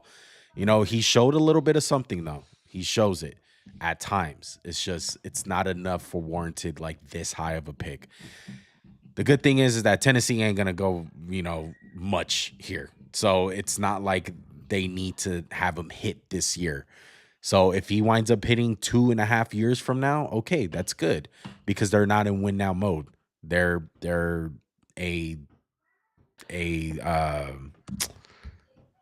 losing. They're a year away. Yeah, they're a year away. They're a year away. So I'm not worried about it. I'm gonna give the pick a C just because it's not terrible. It's not bad.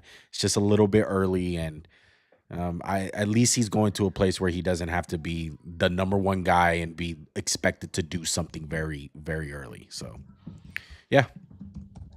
I'm not even going to try to say that name, by the way. I'm going to butcher that. Olademi Oladeju. That's really good. Right. He didn't say it right, but all right. That's great. It doesn't matter. It doesn't matter. All right. I'm gonna be here till pick 55, guys. So we have 2 more picks before that. The pick is in for the Bucks. I'm looking for it. I think they made one of the more puzzling picks of the first round, and nobody really gave it the flack I think it deserved. Yeah. I don't think that helped them at all. I think it was a terrible pick, and not a terrible player. Just like maybe Chris Godwin's kind of like a year away from being ready. Like what if Chris Godwin starts the year and he doesn't come back till week 8? Then I kind of understand it. I guess that would be. I don't get why they don't like McMillan. I love McMillan last year. I know, but who's there? But if Godwin's old, Juan, and so's Evans. Yeah. So how many years? Thinking ahead. Chris Godwin age is what? He's 29 right now. Because if you look at behind him and coming off that injury, and they don't. But he was awesome last year. They don't really have like a dire need. I guess edge, but they must love Hassan Riddick that much. Yeah, after last year, I could have seen them going edge. It could be a Mike Green landing spot right here. If if they're willing to take a risk on the off the field. I'm not sure.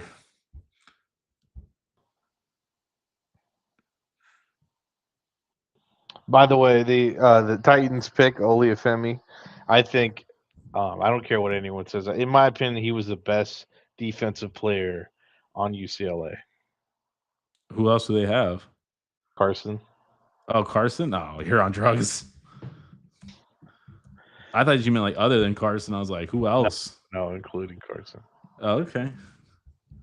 God, can we get the pick for the Bucks? Oh, golly. Joey, we're gonna have to have you come on a little bit more, brother. We're gonna have to see your beautiful face. I Show know, off right? If you I if you get actually a don't have camera, a. I actually don't have a camera right now. you don't have a phone? I mean, I do. Yeah. Oh, there it is. But you Joey, guys are on my think about PC it. right now. If me, you, and Dak and Wander here, you got the best hairline out of all of us. I don't know about Jeez, that. right. I think me and you are competing with that one. What, Joey? With Joey? Yeah. Joey got a full head of hair. What are you talking about?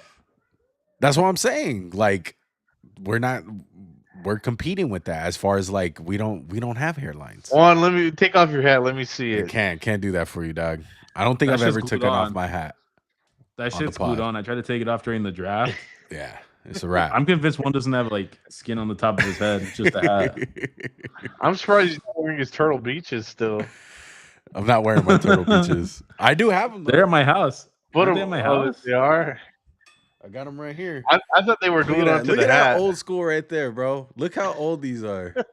Shout out to Max with the Walmart Yeah. plug that or Best Buy plug that one time. Yeah, shout out to one. I couldn't get my shit after Lambert. I got the pick. One, I think you're gonna like this pick. Who is it? Benjamin Morrison, Love it. corner out of Notre Dame. Love this pick. Yes, Wow, A he went plus. late. And look, I think when you look at this pick for Tampa Bay, it makes so much sense.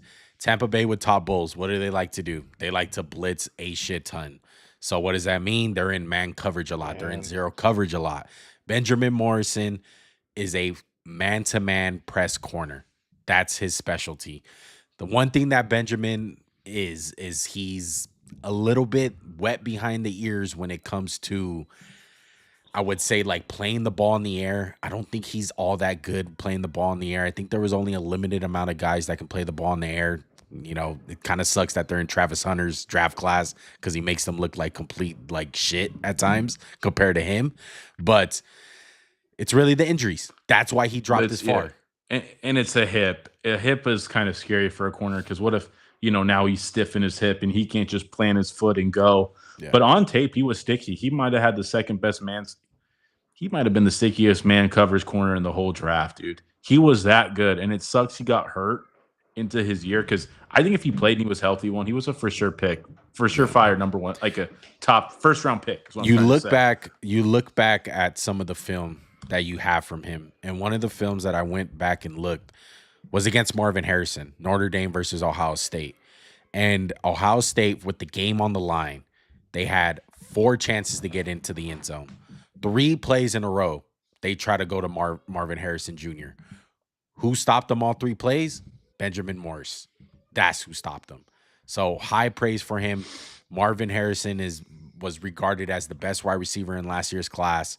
A lot of people would say it's probably Malik Neighbors now in current day, but Marvin Harrison's still a really good receiver. And if you can lock up Marvin Harrison, I have a lot of confidence that you can do your job in the NFL in the next level. Joey, what do you think? Joey, I'm curious. Yeah, I'm curious to see what Joey thinks. I thought he was the best man press corner in the draft, even better than Hunter. This guy, he sort of is like, to me, he reminds me of like a better Renardo Green. I think, he's got the prototypical size. He's got the speed. He's strong.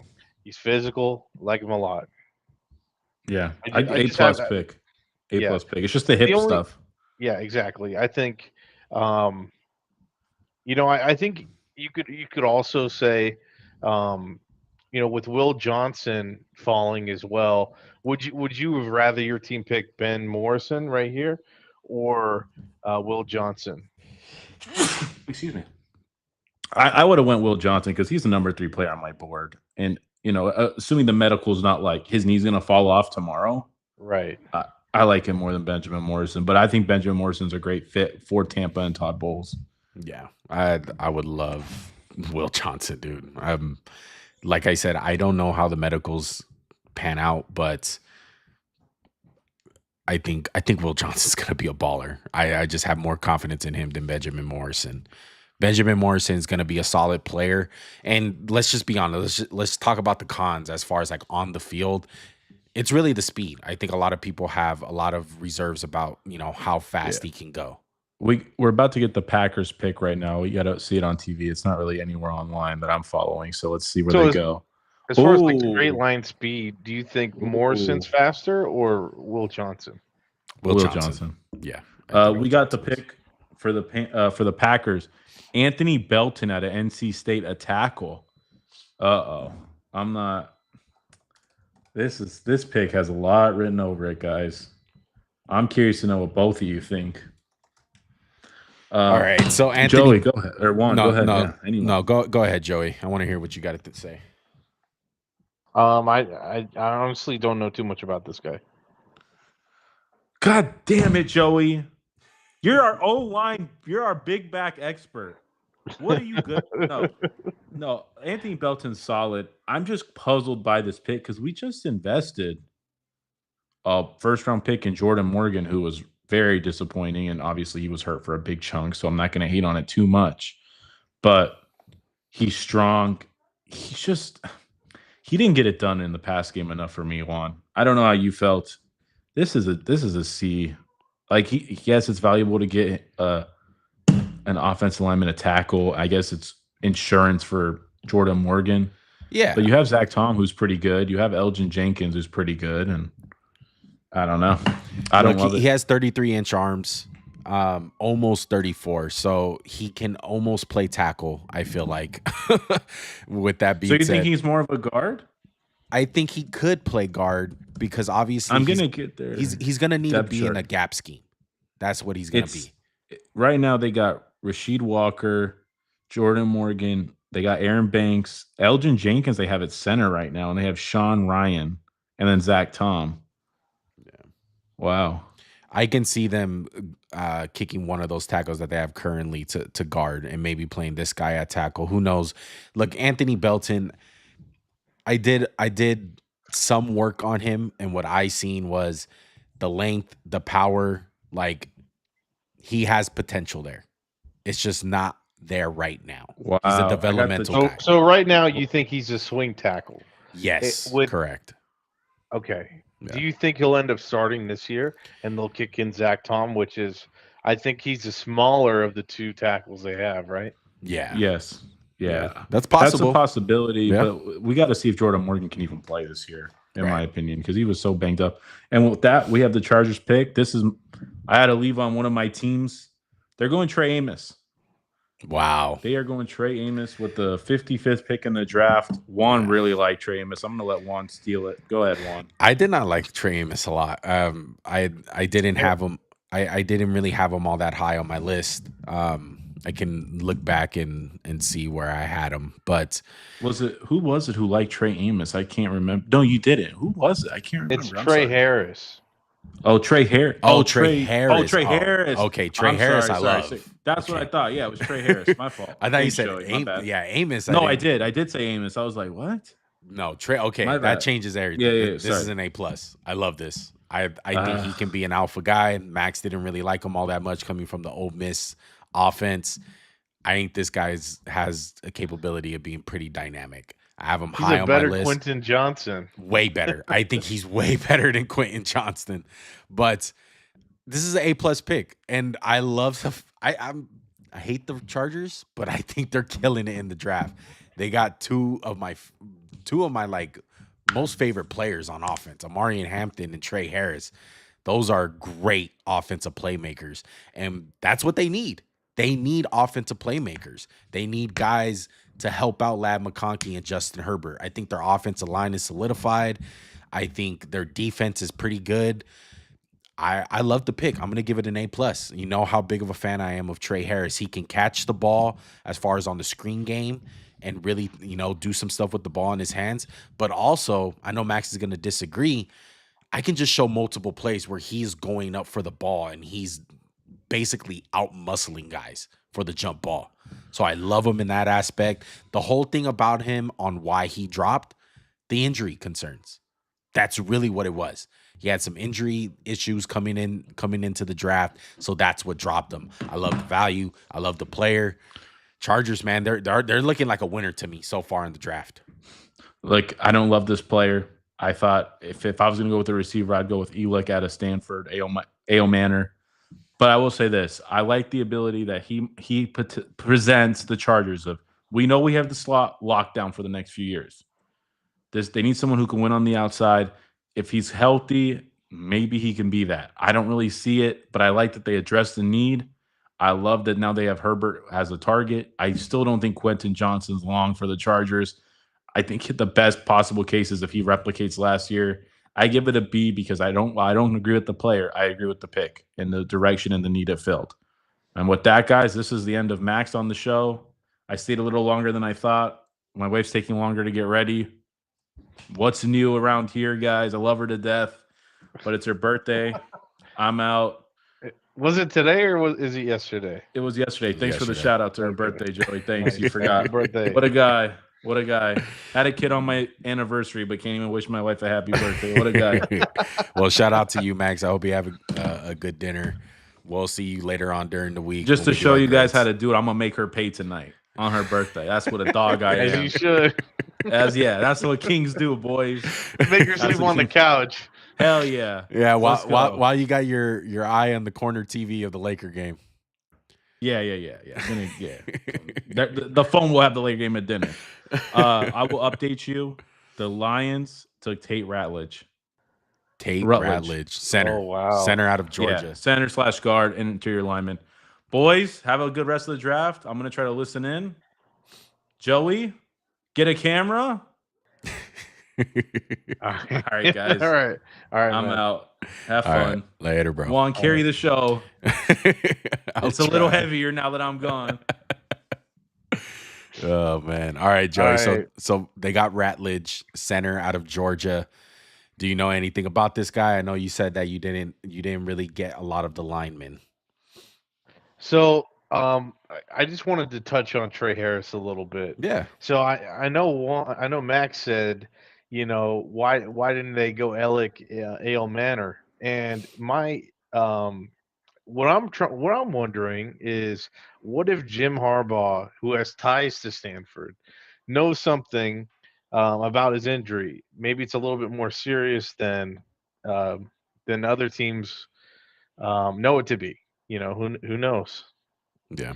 I feel like if he was confident in the player and confident in the health of the player, he would have taken him here.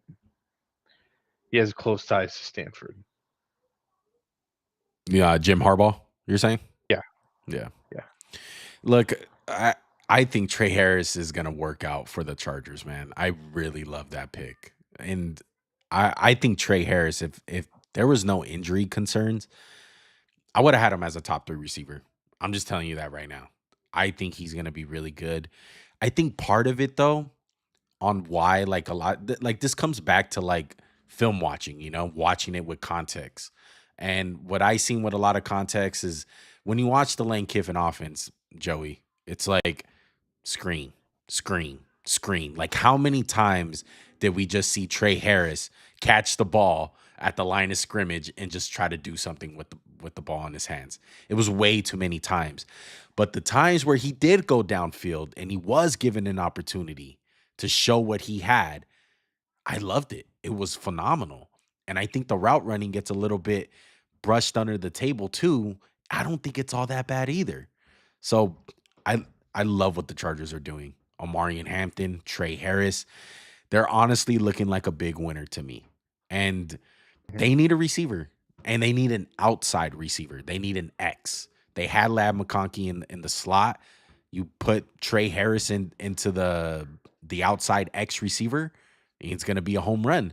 And you got Quentin Johnston still right there, where just let him be who he wants to be. He's going to be an inconsistent player. I think that's pretty much, we know who what's his name? I'm already forgetting his name. I'm blanking out right now. I got kids playing in the background. It's annoying me. So I'm kind of off track right now. But no, we get you. But yeah. Yeah. So with Tate Redledge, what do you think of the player and the pick right here? I'm going to go to my notes. I'm going to lean on my notes because I watched a bunch of linemen. So I don't want to say anything out my ass.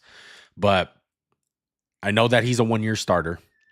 The movement skills are there. Like, he can play in the NFL. Like, he has high IQ. He has the anticipation. I think he can handle stunts very well. What it comes from with him, it's really just a high floor guy. Like, I don't think he's gonna be nothing crazy like a Jerkins or something, or a Jason Kelsey in that stature. But I think he's gonna be a really solid center in the league. I think it's a safe pick. I think Buffalo needs it because do they still have Mitch Morse? Do they still have him? No. The Lions drafted him. The Lions drafted him. Oh, Max didn't update my Yeah. board. Yeah, so the Lions definitely need a center for sure. So the Bears picked up Ozzie Trapillo and the tackle from Boston College, who's a mammoth. He's 6'8", 316. And then the Lions picked up Tate Redledge. Okay. So yeah, I don't really know too much about Ozzie, but as far as Tate, he was the he was the guard from Georgia. In my opinion, I think he was the most athletic guard to come out this year. I think he's a little bit higher cut. I thought he was kind of built like a tackle almost, but just has shorter arms, like Will Campbell and Zabel. So I just worry about his pad level. Worry about him against lower cut D tackles and linemen and stuff like that. So, but overall, like I said, most athletic guard I thought in the whole combine this year. Yeah. So you said Tate Redledge to Detroit. Who's picking at 25? Is that the Raiders? Are the Raiders up next? So the Raiders are at 26. The Lions are 25. 24 was Ozzie Trapillo from Boston College. Okay, so 24 was Detroit, right? No, 24 was the Bears. Was the Bears, and they got Chicago. Tate Redledge. No, they got Ozzie Trapillo. Ozzie Trapillo, and then Detroit got Tate Redledge. Correct. Yes. Okay, I'm just trying to update the board. That's why. So I want to make sure I get them right. Okay, Trapillo for them. I have his name right here. Where's Ozzie? Yeah, he played. Redledge played right guard his whole career, I think. Yeah, Ozzie Trapillo. I have him comped to Rainman, the guy from Baltimore. He has the size, bro. Like, he's huge. He's kind of like Raymond in that sense where he's 6'8", 316 pounds. So he's a mammoth, bro. He's tall in stature. You were bringing up the swing tackle situation. I think that's what he's going to be for sure. You think he'll be that right away? Do you think he has a chance to develop into their starting left tackle? Yeah, but it's going to take some potential. time. It's going to take some time for sure. As far as right now goes. Right. Let me make sure this Well, college they're gets. building a great O line.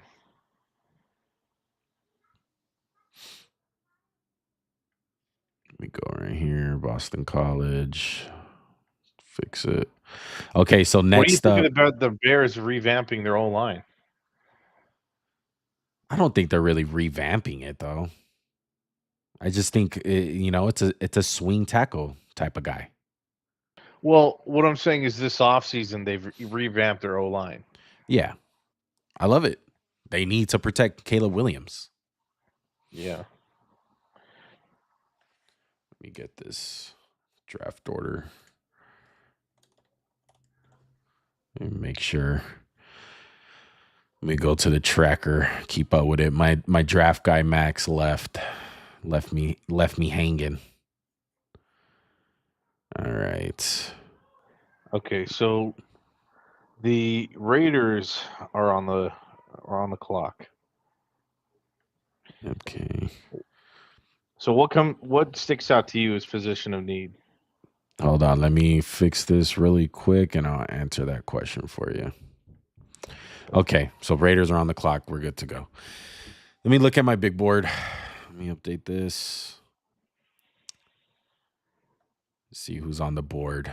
So I think Siobhan Ravel will be good here. I think Makubo will be good here. I would love Charles Grant. You know, there's a little tackle run right here that's going. Who else? I mean, I'm gonna say it again. I would love Mike Green here, but it's not gonna happen. I would love Jack Sawyer. I think Jack Sawyer will be a really good pick here in the second round. Who else is on the board? Azare Thomas. I think it's a little bit too early for him. You ready for the pick? Yeah, I want to guess it. I want to guess it really quick. I'm Okay. gonna say it's Charles Grant, tackle. So it's actually a wide receiver. Oh my God! Here, let me guess. Hold on. I want to guess it. Yeah. I'm gonna say the Raiders went for Alec out of Stanford. No, they went with Jack Beck. Jack Beck out of TCU? Yeah. Oh, I'm loving that. Oh, I'm loving that a lot. Okay. What I want to hear your thoughts on Jack Beck. Honestly, I didn't watch him. Well, after we get this podcast done, I want you to watch him because the main thing with Jack Beck is he's not an athlete. He's not. He's not going to wow you with his speed. Everything with him is short intermediate. But I was looking at his 3-cone right here. It's a 6.84. That's yeah. that's crazy. Yeah. So he's a sluggish guy, but I'm telling you right now, he reminds me a lot of Cooper Kupp, Joey. He does. Me and Max were talking about it. A guy where he's not going to be a burner. I know Max is going to give me shit for that because I'm always talking crap about Cooper Kupp not being a burner. But I really do. I love the pick here. And number one, his greatest trait, he's very tough with the ball in his hands. He turns into a running back. Okay. As far as his hips go, they're tight. I feel like he understands leverage in zone coverage. He finds the soft spot in the zone. He's great with the release. He's very physical as a player at the top of his route. Plus, he has a nose for the end zone. Felt like he scored a lot of touchdowns. His stats for the year were 9 touchdowns, had 1,000 yards, 62 catches. His role is not going to be on the outside. His role is going to be in the slot. And a lot of teams in the NFL are going more towards this way, Joey. And I feel like you look at Kansas City. Who do they have? A guy like Rashee Rice, correct? Rashee Rice is not going to wow you with his athleticism. He's not going to wow you with his measurables and stuff like that. It's a reason why he went very late in the draft. I feel like, what's his name? Jack Beck has that same type of, role in the NFL. A big slot guy that's not going to wow you with his measurables and his speed, but he's going to catch the hell out of the ball. He's going to work the middle of the field, and I think he's going to be a really solid player. I was mocking him to the LA Rams. I love the fact that he's a Raider, though. He's just a tough-nosed player. I would suggest you watch some film on him. I really like Jack Beck. If you're looking at our stream, I can show a couple of highlights of him because I think I got some pretty good ones. Put it on. He sounds like a tough son of. Yeah, most definitely.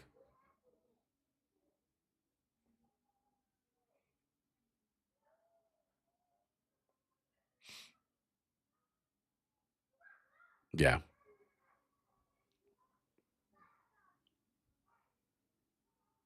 Bigger, taller guys that are limited athletically. You want the smaller guys to play on the outside more than the big guys. It's kind of crazy. And my comp to him, just to be on the safe side, this is obviously like, predicting his floor, but who better to comp him to than Juju Smith? I think Juju Smith fits that mold. Your typical big slot receiver that's tough as hell when the ball's in his hands. He's limited as an athlete, but he's going to catch a lot of balls. He's going to catch a lot of touchdowns, and he's going to just eat up that slot. He's going to eat up the slot row, bro.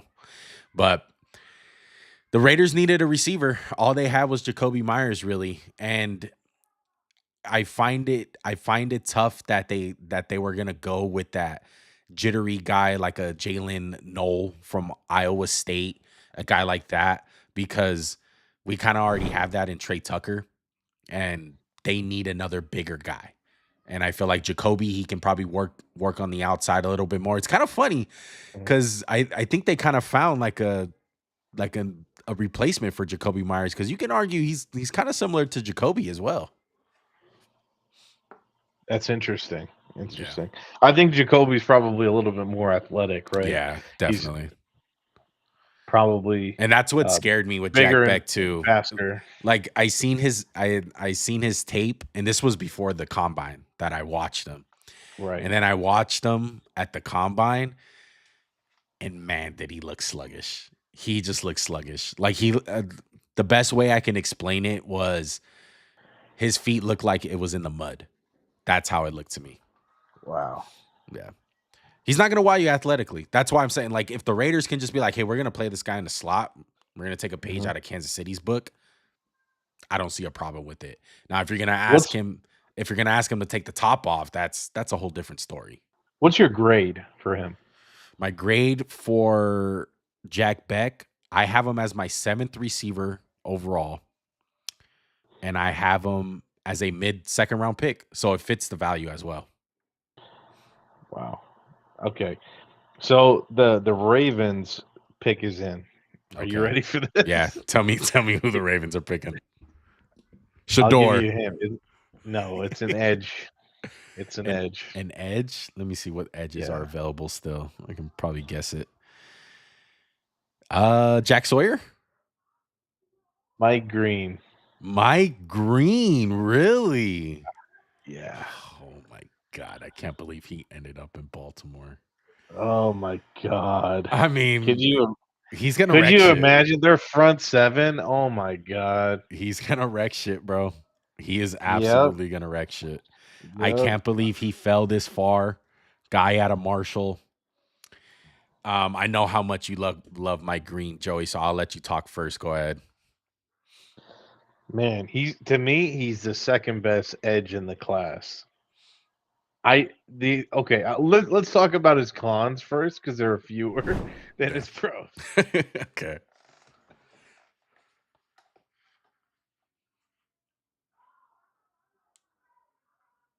Yeah. Smaller guy.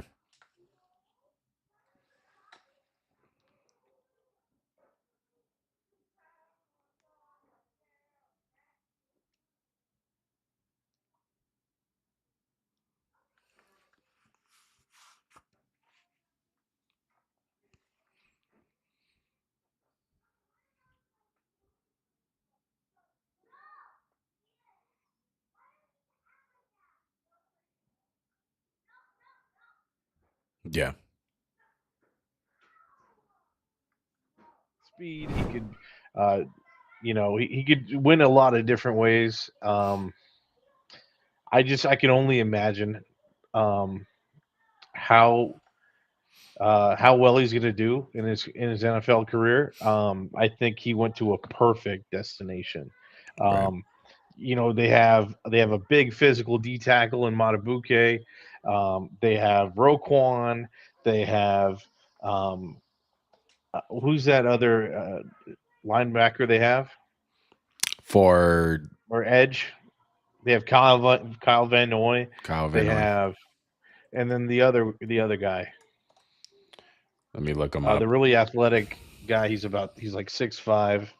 Yeah. Let's see. I'm looking up their roster right now. Let me see. I'll figure it out for you. So their defense is Isaac. They drafted him last year from Penn State. David Ajabu. They still have him. Yeah. Jason Owe. And then Jason Owe, yeah. Yeah. He's or Adafe Owe. Yeah, Adafe Owe. Yeah. He's a great man. He's a great player. So look, my thoughts on Mike Green is kind of similar to Joey as far as like, hey, is he small? Yes. But I feel like one of the most underrated things about Mike Green that doesn't get talked about enough is out of all the guys in the draft, this is including Abdul Carter. Out of all the edges, he has the best pass rushing moves. He has the best tool belt. I've seen everything from him, especially the spin move. That's probably his best move as far as that spin. I think it's deadly, but he has the chop. He has the speed, the power. He has the dip and rip move. He has the spin move. It's so great as a pass rusher when it comes to pass rushing moves. And I look at that for guys where it's like, do you have a plan going to the quarterback? He had the best plan going to a quarterback in this draft as far as defense alignment go. Baltimore, he goes to a place where we'll see how that turns out. Look, they draft amazing players, and this is kind of weird because this is not a high character guy. So I'm kind of head scratching it. And I know this is just one example. It's only one. And you can't base it off that. I can't really think of anyone else right now, but Darren Waller. Darren Waller was a guy that had a lot of off the field issues, and it didn't get any better in Baltimore. They didn't really help him out. It wasn't until he went to the Raiders who, in that aspect, as far as when it comes to his situation, Darren Waller, the Raiders had a better structure when it came to that. Not necessarily football team, but I'm hoping that the Ravens are a good home for him and it winds up turning out good, because if he winds up panning out, this is just a blessing in disguise, dude. Like, he went to an amazing team and he's going to dominate because he's a hell of a player, bro. And you look at the fact that he's from Marshall. Me and Joey were talking about this a couple weeks ago. The one game that he had against big competition, which was Ohio State, he showed out. He showed out completely. He showed that he belongs and that the small competition is not an issue. His 3-cone, by the way, 6.85. Wow. Which is the same as Beck. Yeah. That's kind of wild. Yeah. Anything else? I mean, anything else? Yeah, on that's Green? like 90. That's 95 percentile. Yeah, he's a freak. He's a freak. I mean, he's not quite Von Miller, but he's like he's special. He's special. I hate to say it, but he's special. Yeah. He should, if not for the off the field stuff and his lower level of competition, I have a hard time believing he wouldn't be the second player in the draft. Yeah, I agree. Who's your best comp to him? Who did he remind you of the most?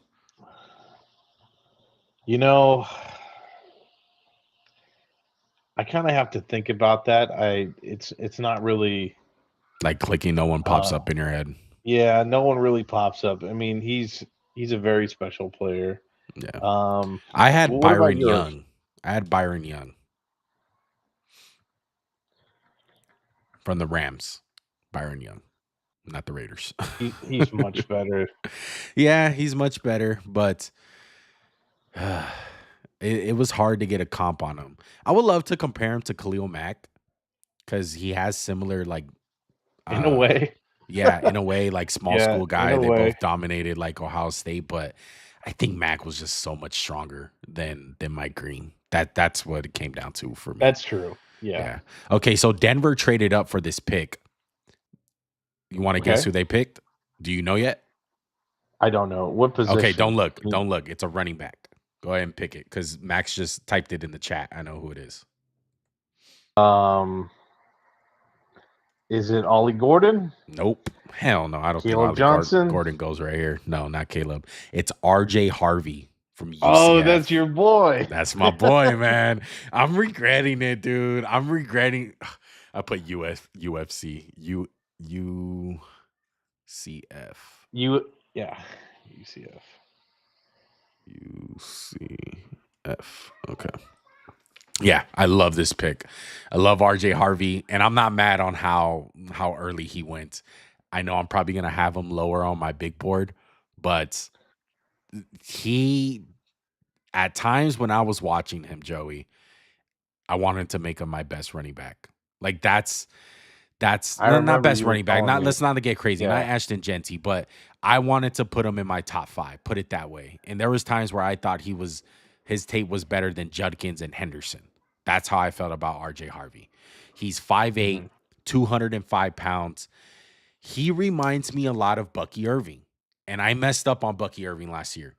And it's the same reason why maybe people are a little bit lower on RJ Harvey. It's the measurables. He's small. He's a small guy. But a lot of the running backs in the league are small. And he plays with a punch. And as long as you play with power, you're going to be fine. So I love the pick. It's an A+. God damn it, the AFC West is killing it with the draft. They really are. I think Denver and the Chargers are having a great draft right now. And it's Denver also did great in free agency as well. Yes. I mean, I feel like the Dre Greenlaw and Hufanga signings are going to definitely improve their defense. Yeah. So Denver got Jahdae Barron, and now they get RJ Harvey. Wow. Yeah. That's insane. Yeah. They're almost one of the best defenses in the league last year got even So if you look better. at their, I mean, if you look at their roster, man, and look, I'm kind of skeptical on Dre Greenlaw and Hufanga because they're injury-prone players. But let's just assume for this exercise that they're healthy and they're going to be impactful players. They got Hufanga. They got Patrick Surtain, Dre Greenlaw. They got RJ Harvey now, so they shore up that wide receiver, that running back room. They still got Cortland Sutton. They're still not done in the draft. There's still receivers out there. Let's see where they pick in the 3rd round. I'm kind of curious now. So they pick later on in the 3rd. They can still get a receiver there, shore up that wide receiver room. Bo Nix is just going to be growing as we speak and getting better. They're looking like a hot playoff team early, like off season, where everyone's going to be picking this team to go to a up level playoff team because they made it to the playoffs last year, but they got maybe AFC Championship game. Yes, like that type of high praise. It's going to be a lot. They're going to have to. They're in the Chiefs division, so it ain't going to be no cakewalk. But I'm scared of Denver, man. Jahdae Barron, Patrick Surtain. God damn, like they're going to be good, bro. Oh man.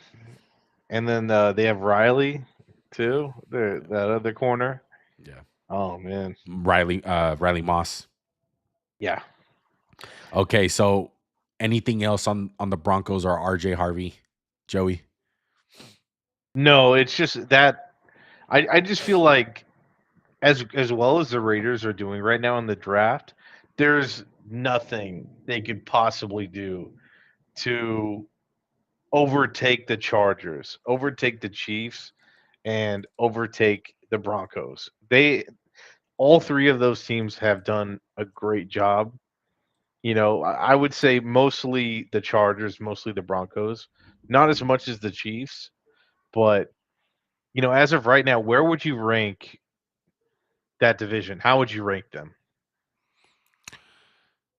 As far as right now? Is it crazy to put Broncos at number 1? I think that is kind of crazy. Look, I get the logic, but at the end of the day, I'm not going to bet against Patrick Mahomes. They still got the best quarterback in the league. They still got the best head coach, arguably, in the league. So Right. it's Chiefs until they get dethroned. Okay, I know they lost in the Super Bowl. They're always going to find a way, though. And let's just be honest. Like, I know Denver gave them a hard time last year, and that game like came down to a field goal, and it was kind of weird the way that Kansas City won. They wanted up blocking the field goal at the end. Kansas City just finds ways to win, and Right. the whole division struggles with them to a T. Like, no one in the division, like, yeah, the Chargers give them a hard time. They keep it a game, and Denver gives them a hard time. They keep it a game. But at the end of the day, like, the Chiefs still wind up locking up the AFC West by like week 16, and Mhm. we'll see if they can get dethroned. But I tell you one thing, I'm liking Denver more than the Chargers. It's not by much, but I do think they're solidifying themselves as the number 2 team for sure. It's just tough. They're in the AFC I West, can bro. see I can see why you say that, but what they've done in this offseason to improve their running backs, to improve their receiving core, and then obviously they have Herbert. So, you know, I Are I you just still think on Twitter? I'm sorry to cut you off. Are you still on Twitter, Joey? no. I don't know why, but Max is saying that Bears trade for Bryce Young is complete. They get DJ Moore, Darnell Wright. Oh, it's complete. Okay. Yeah. Okay, so that trade is complete as far as the Caleb Williams trade. So, that was a bunch of picks, and the Bears just made their last one. So they get Darnell Wright, Tyreek Stevenson, Caleb Williams, and Luther Burden. And the Panthers in return got Bryce Young, and that's it. And really quickly here, the Commanders just picked up Trey Amos. Yeah, I see that. Cornerback from Ole Miss. Did you watch him at all? No, I didn't. Okay, I'll help you out there. I watched him. I Well, wasn't. I mean, I've seen him a little bit while watching the other Ole Miss players, but I didn't really look at him like, oh, this guy's the one of the best players on that defense, because that there were some other defensive linemen that were much better on that defense. Yeah. But anyway, go ahead. So Trey Amos, I have him as my number 11 corner in the draft. Stiff hips, not a fluid guy. I think he's very hesitant to react. The plays where he lets his instincts take over, he's great. Like, it's really hot and cold film. My comp to him was Kool-Aid McKinstry, the guy coming out of Alabama, who like looks like a good corner, and you would think he's gonna be a good corner, but he just struggles at times, and I have a lot of question marks. I just do. Okay, I have him as an early third rounder, so the value fits here. It's a touch early. We're at the end of the second, so it's not crazy that he went here. So I'm gonna give it a B minus. I'm not in love with the player, but I'm looking at my corners right now. I like a couple of other guys ahead of him. I love Azare Thomas from Florida State. Me too. I like him. Shavon Ravel from East Carolina. Yep. He's still on the board. Dorian Strong from Virginia Tech. He's still on the board. So I like a couple of guys a little bit more. Even Kobe Bryant from Kansas. I like Nico Reed. Yeah. I like. What do you think of Jalen Smith from USC? He's raw. He's an athlete, but he's raw. He didn't really make my list. He was outside the top 20 for me. I think he's going to be a later 6th round, 5th round pick. Good value. And then what about Melo? Melo, I was not a big fan of Melo Dotson, right? The other guy from Kansas. Yeah. He's my number 15th corner. But definitely Revel, definitely Kobe Bryant. Yes. Better. Yes. Yeah. Yeah. But Trey Amos, I mean, this is kind of the area. We'll see if there's a little cornerback run that goes right here. So I'm looking at the Max is gonna say I'm gonna crash out. I probably am, bro.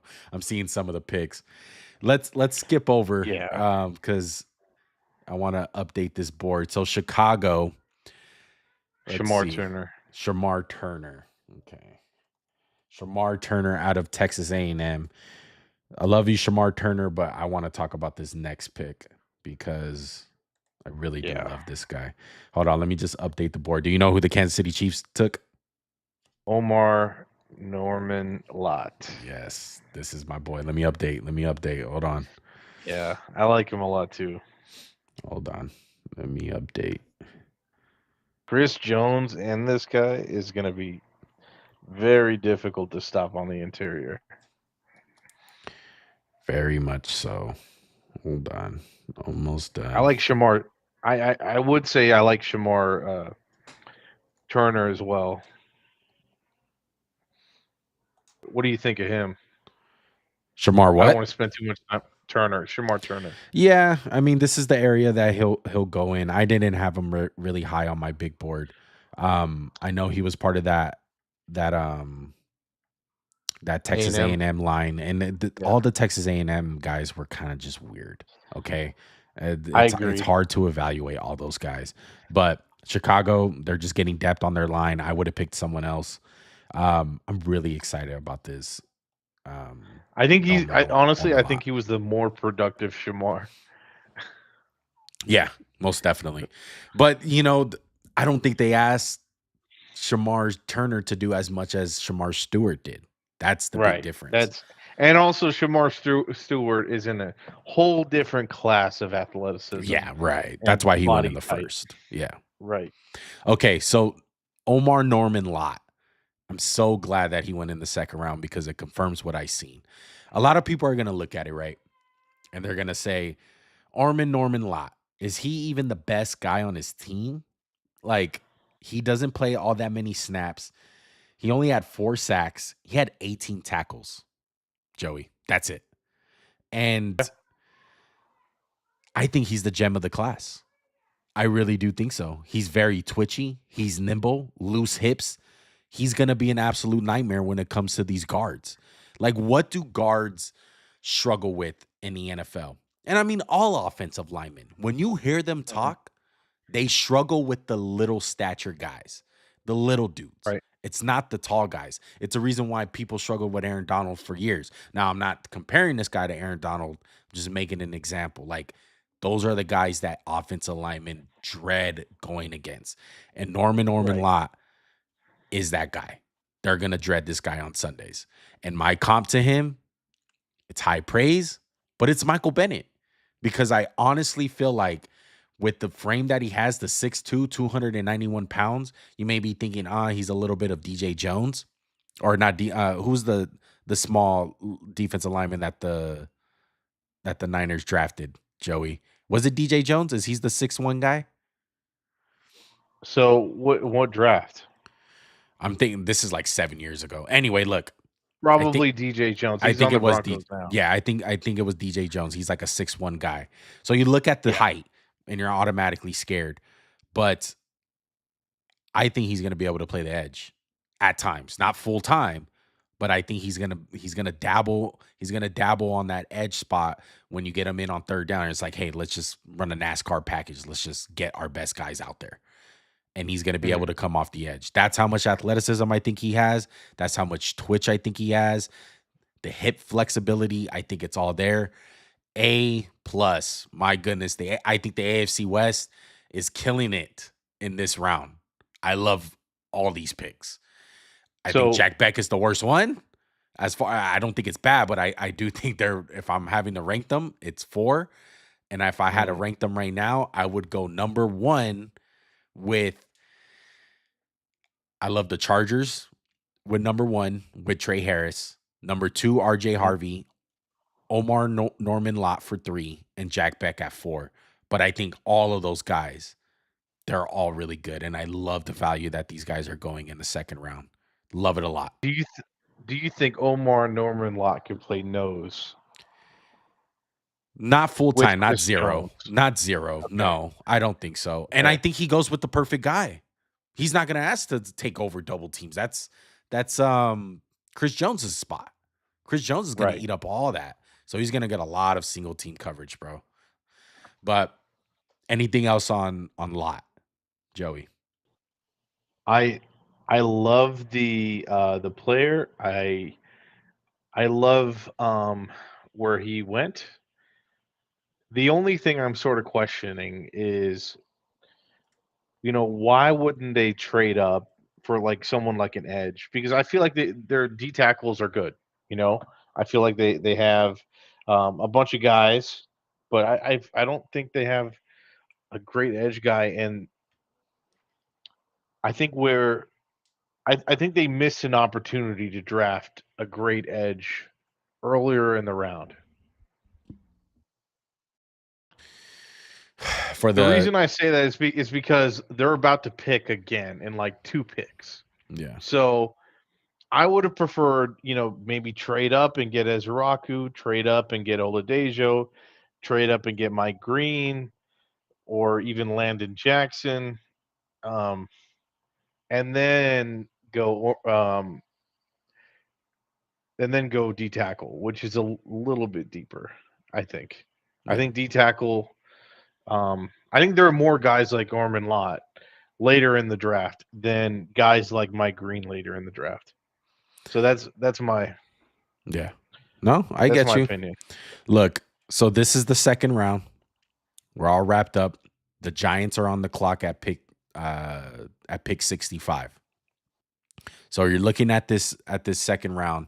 Like I said, I think my storyline is the AFC West. I think the AFC West absolutely killed it. My favorite pick was, I would probably say it's a close one. I would say Mike Green to Baltimore. That has to be up there. Nick Yeah. Scorton to Carolina. I love that one. And I really like the Trey Harris pick for the Chargers. I think that was a phenomenal pick. What are some of the players and some of the picks that you like, Joey, out of this round? I have the stream up so you can look at the full list if you wanna do that. Obviously, Mike Green. Um, I think that one was a great pick. I think, um, let's see, Iman Wari. I think he was a good pick. I think Luther Burden. Um, I mean, another one I could think of is Will Johnson.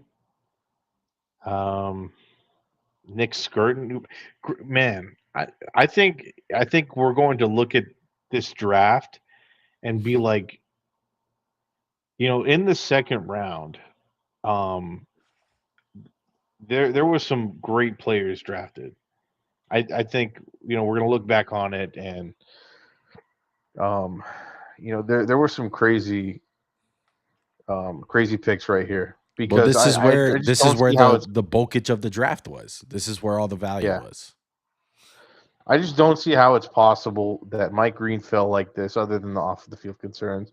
I think Eman Ward is going to develop into a great player. I think um, T.J. Sanders is going to develop into a good player. Ezraku is going to develop into a great player. Alfred Collins, I think, is a great scheme fit and is probably a good player. Nick Skirton, Olufemi Oladejo. I think there's a lot of great value here so far in the second Yeah. round. Who would have And what thought do you that think of UCLA kid going before Mike Green? That's Yeah, that's a crazy. little crazy to me. That's a little crazy to me. But that's I mean, that's how bad the teams viewed the off the field stuff. Yeah. I'm sure many teams just took him off their board. If you had to That's put the only money, logical. if you had to put money on who's the best guy, is it Mike Green coming out of the second round? Yes, it's Mike Green. To me, I'm just gonna play, just to be different, and I can see a Hmm. world where it is Will Johnson. Like this second Yeah. round is stacked with so many players. My goodness. Now, if we're gonna do an offensive player, who would you Luther choose? Burden. I think it's Luther Burden and it's RJ Harvey. I like both of those guys. I think it's one of them too. Okay. Okay, so we didn't really get to talk about the last pick, Philadelphia. I'm going to do you some Akuba. justice, Max.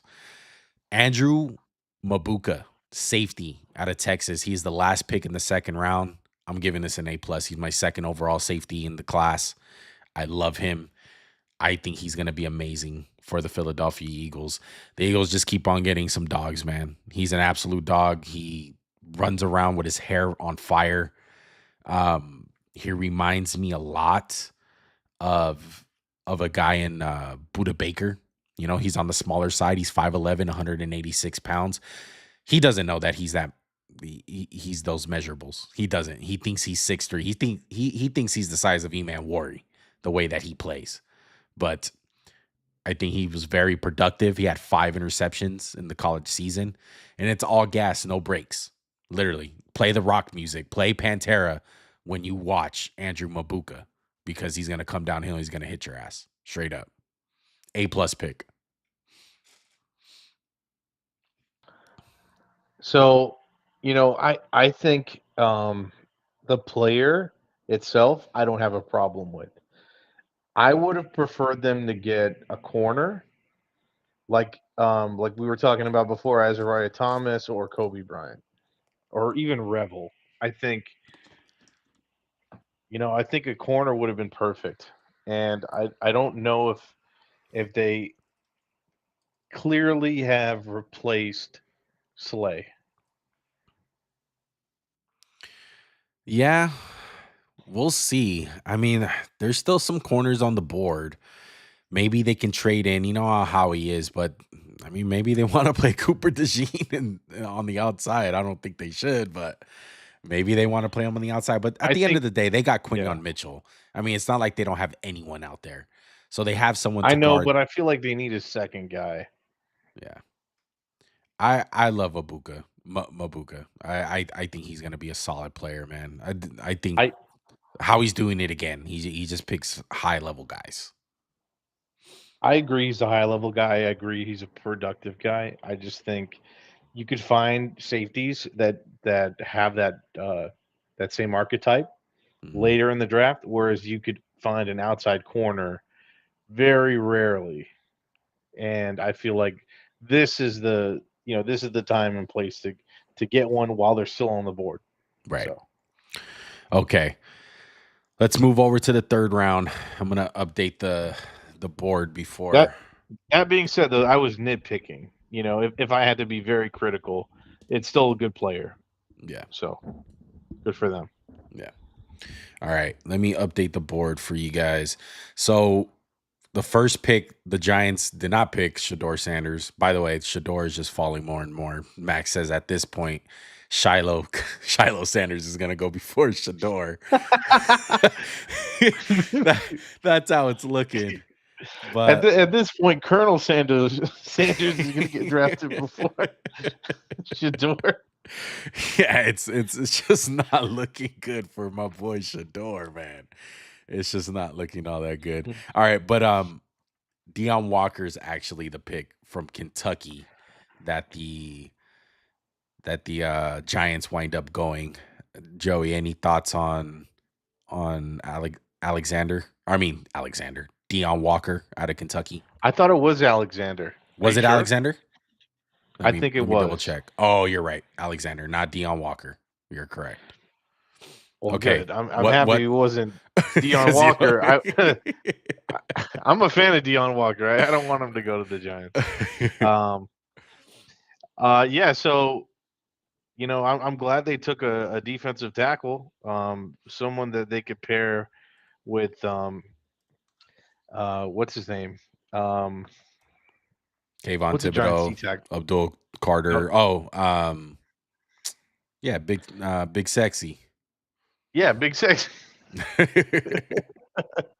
I mean, I would have preferred them go a different position. I think their D line is stacked, but you can't obviously the Eagles have shown you can't have too many D linemen.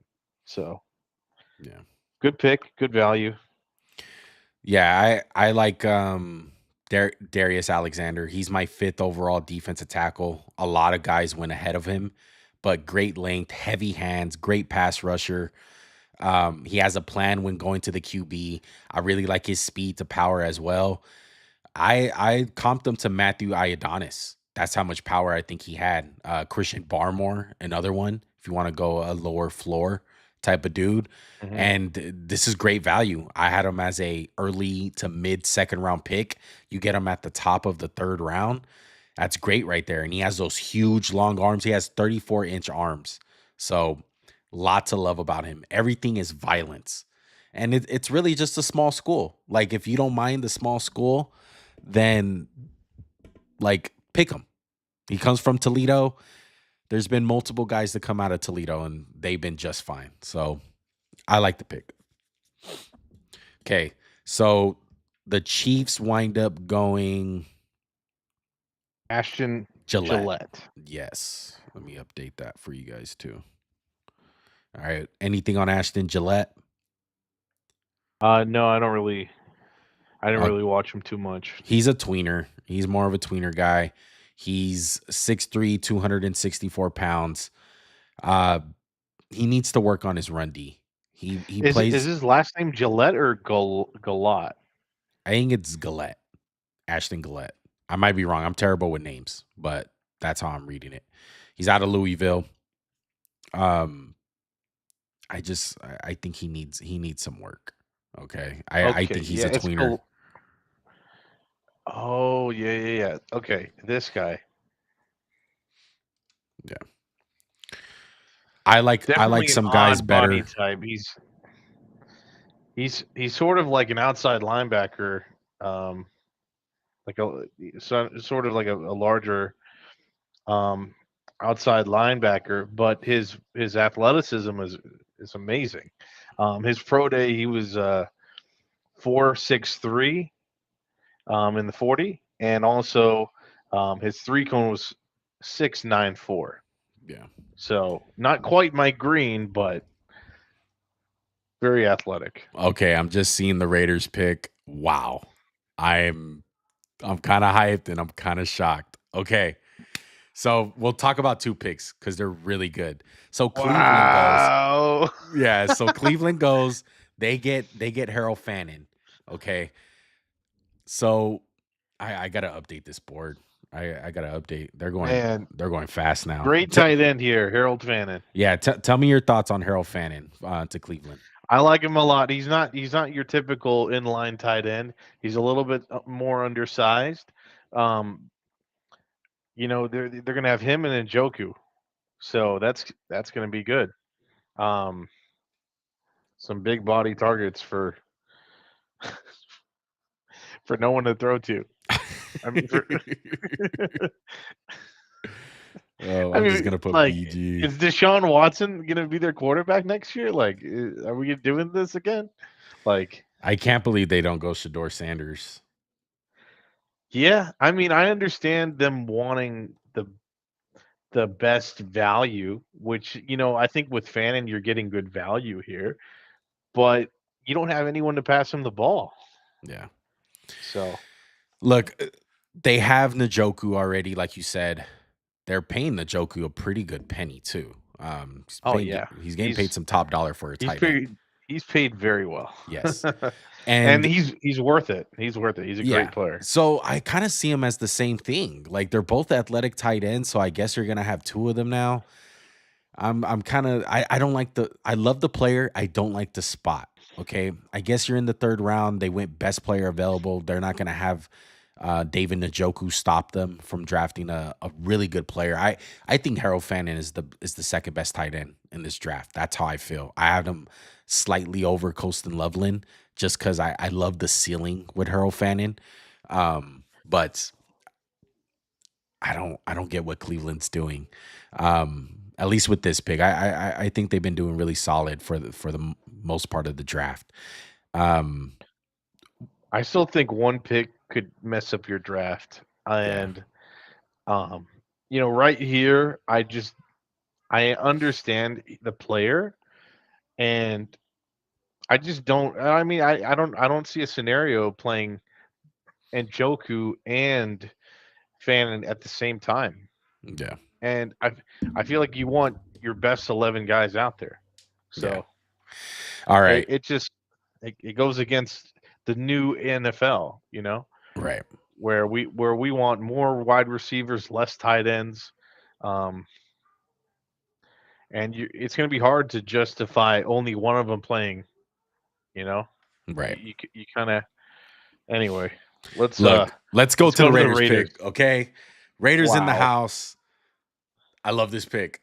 I think it fits the value. That's what I love most importantly. I'm glad that they Boom or didn't. bust. Yes. Okay, look. This kid has an interesting story. All right. I Say see his someone name. Say his name. Darian Porter, cornerback out of Iowa State, is the pick for the Las Vegas Raiders. They need a corner. Number one, it fits a need. Pete Number Carroll. Number two, Pete Carroll is a guy that he was there when they drafted Tariq Woolen. So it He kind of was there makes when they sense. drafted Sherman. He was there when they drafted Sherman. This guy's a long corner, guys. He's super long. He is dumb athletic. Crazy.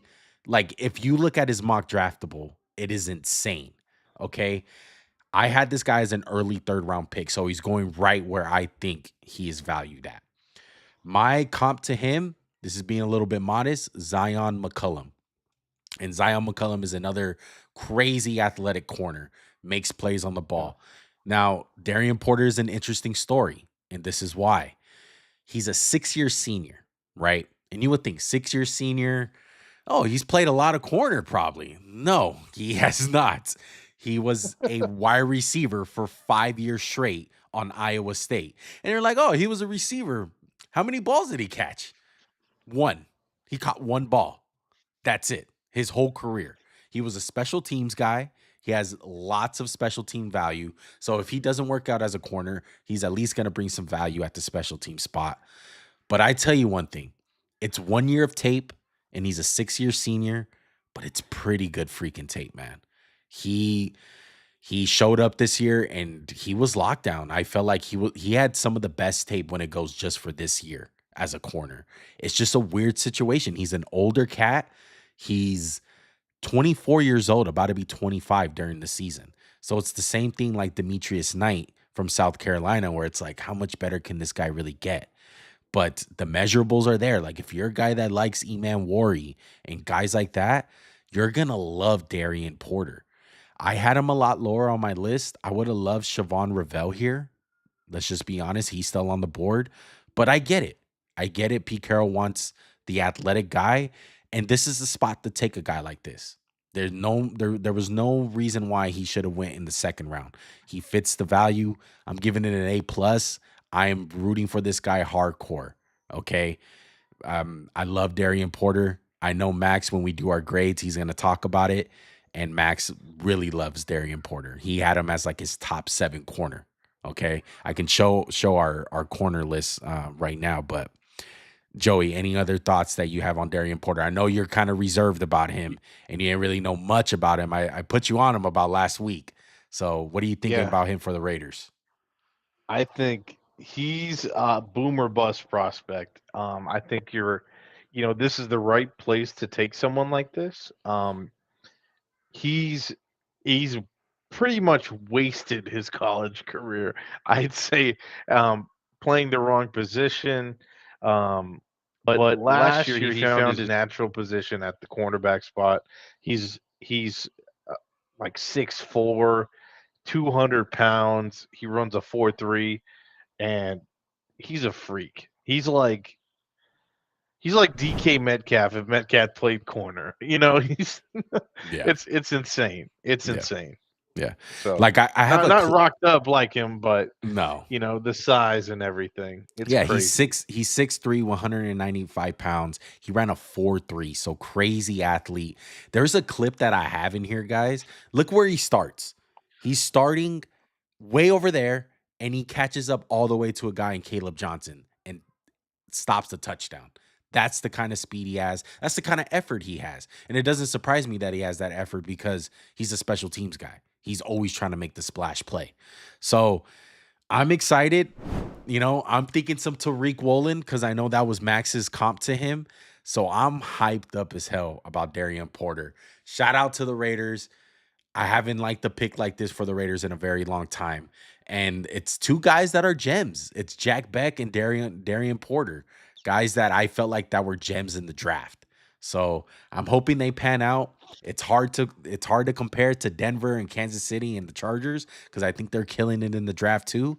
But A+ for the Raiders, man. I'm loving that pick. Loving it a lot. All right, let's catch up on some of the other picks for now. We got a couple of them.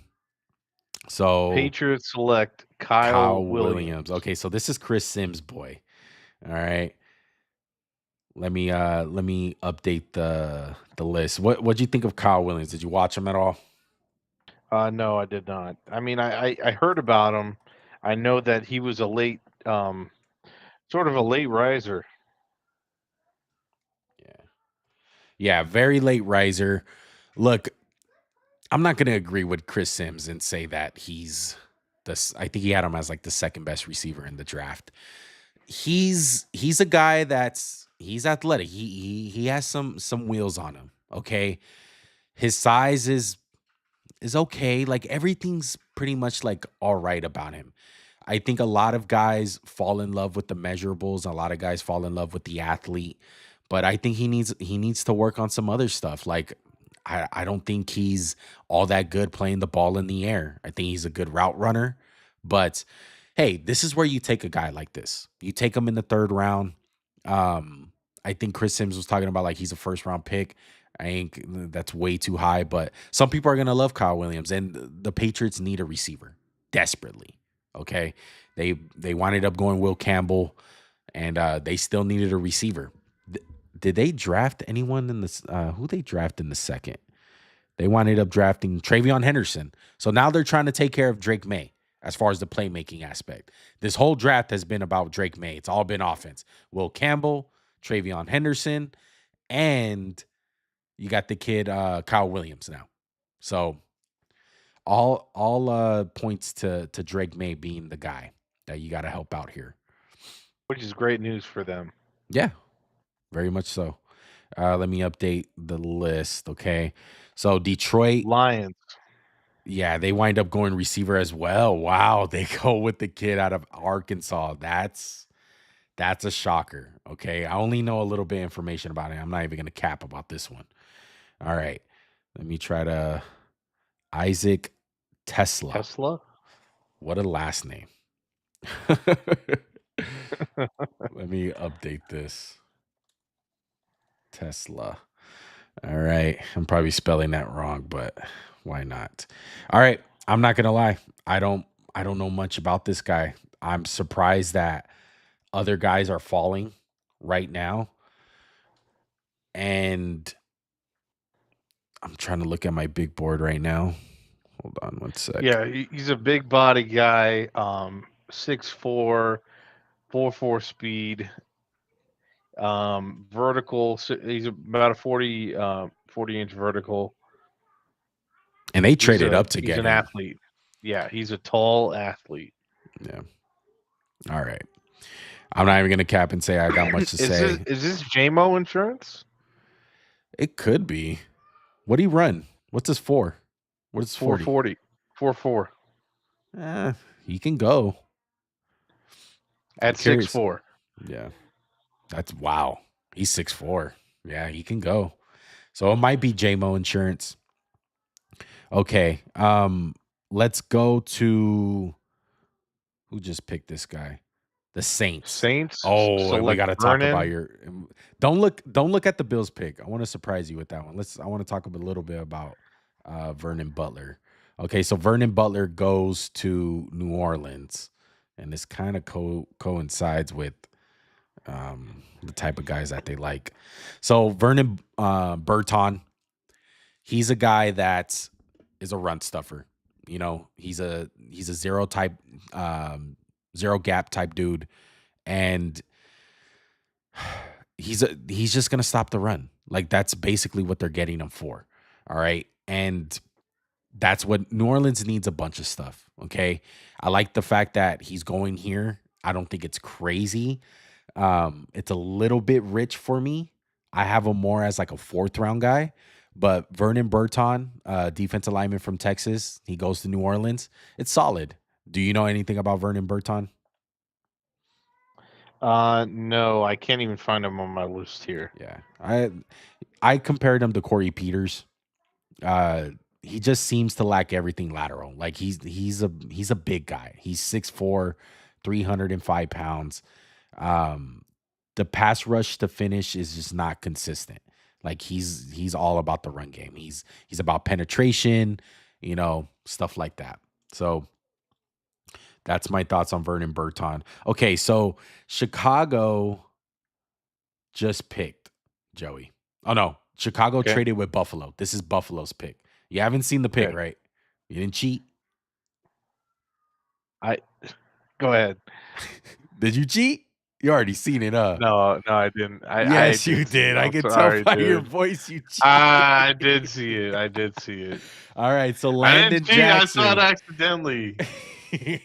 So your boy goes Landon Jackson out of Arkansas. So Arkansas boys going off the board right here in the third round.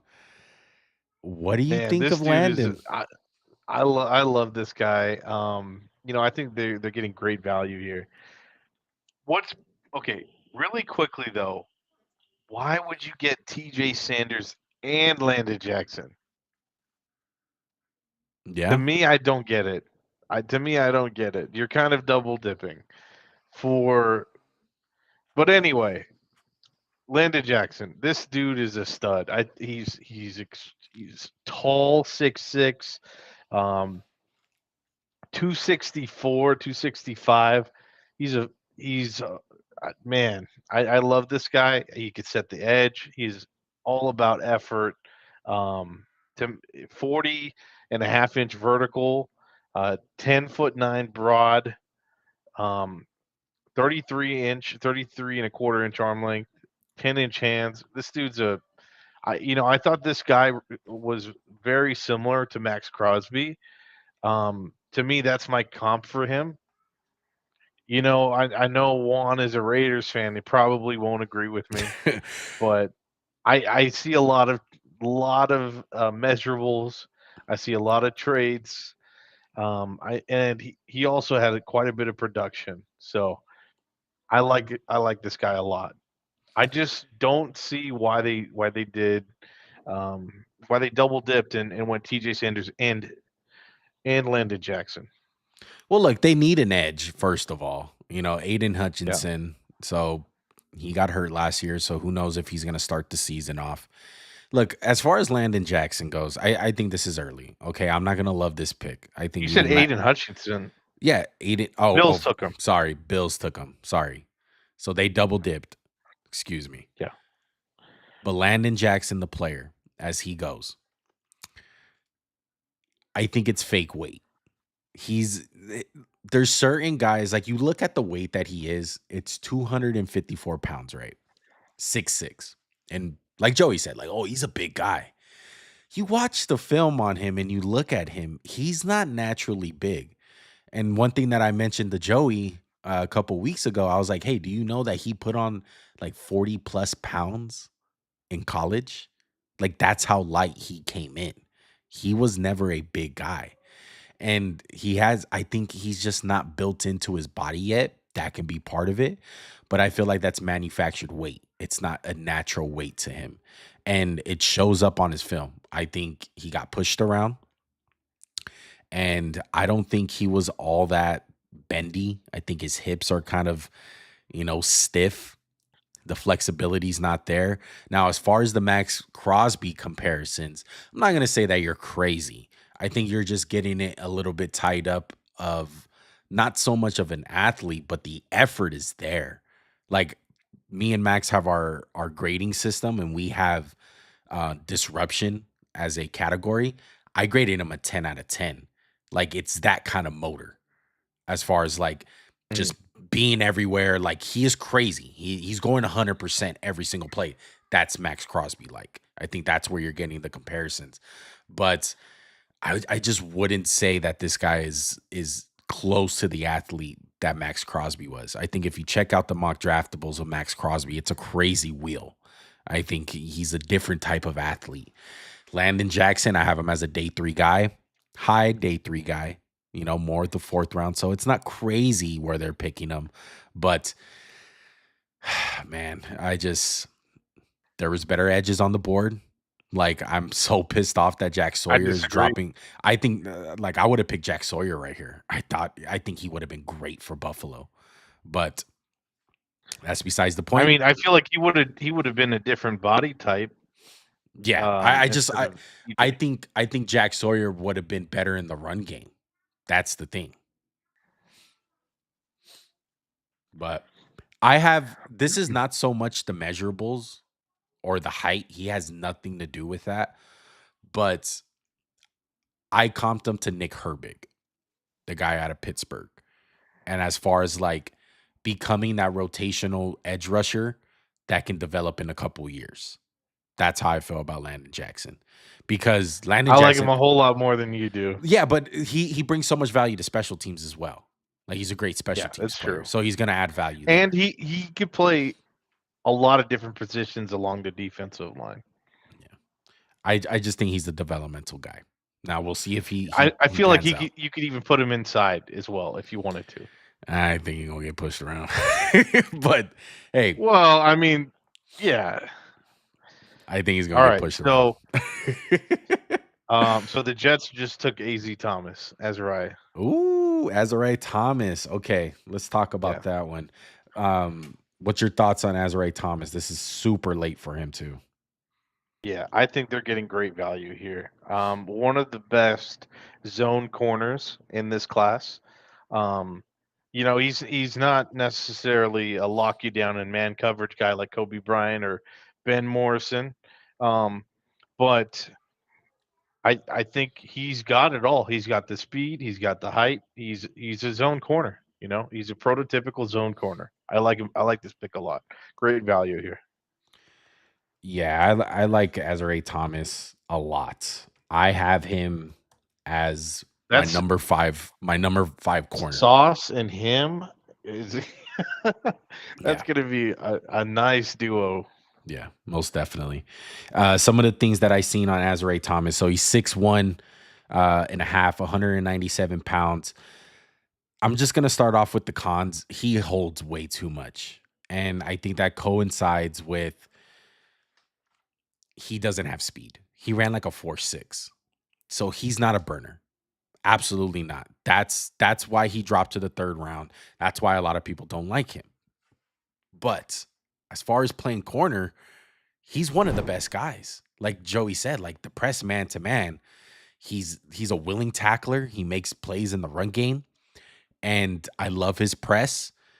He's a sticky corner, loves to get his hands on people. The competition was weak for the most part, but guys just rarely get open against him. And he has strong hands where if the quarterback is throwing it to the receiver, he's going to throw the wide receiver off his route. Like, he has violent, powerful hands. And it comes to my comp, Joey Porter. He reminded me a lot of Joey Porter Jr. And with the speed on tape, obviously scares you. He doesn't have the top end speed, like I said. And he's probably going to get a lot of flags, kind of like Joey Porter. Joey Porter holds a lot, and that's because of his speed. So I love to pick it to A+, first of all. And he goes to the Jets, where he's not going to have to guard the number 1 receiver at all. That's Sauce Gardner. So love it. They got 2 big-ass corners. It's not Will Johnson, but I'll take Azariah Thomas in the 3rd round all day long. So love that pick. All right. Are we all caught up at this point? No. Let me see. We have some more catching up to do. Let me see. Well, we're not that. Oh, yeah. Okay. Ooh. Okay, Denver. Let's talk about this one. Do you see what Denver picked? Pat Bryant. Do you know anything about Pat Bryant? Yeah, to me, he was one of the better receivers left on the board. I think, let's see. I think he was my 3rd left. Alakio Manor, Pat Bryant. Yeah, so he was my 2nd. All right, so Pat Bryant going to Denver. Love this pick, and I love Pat Bryant. This is, I feel like I'm gonna grade all these guys like an A plus because I'm loving these guys and I'm loving the value that you're getting them at. This is just the story of the draft. When it comes to this one in particular, this is where all the value is. And Pat Bryant, he's my number 10 receiver. I don't like him as much as, the Jalen Royals, Jalen Knoll. I like those guys better.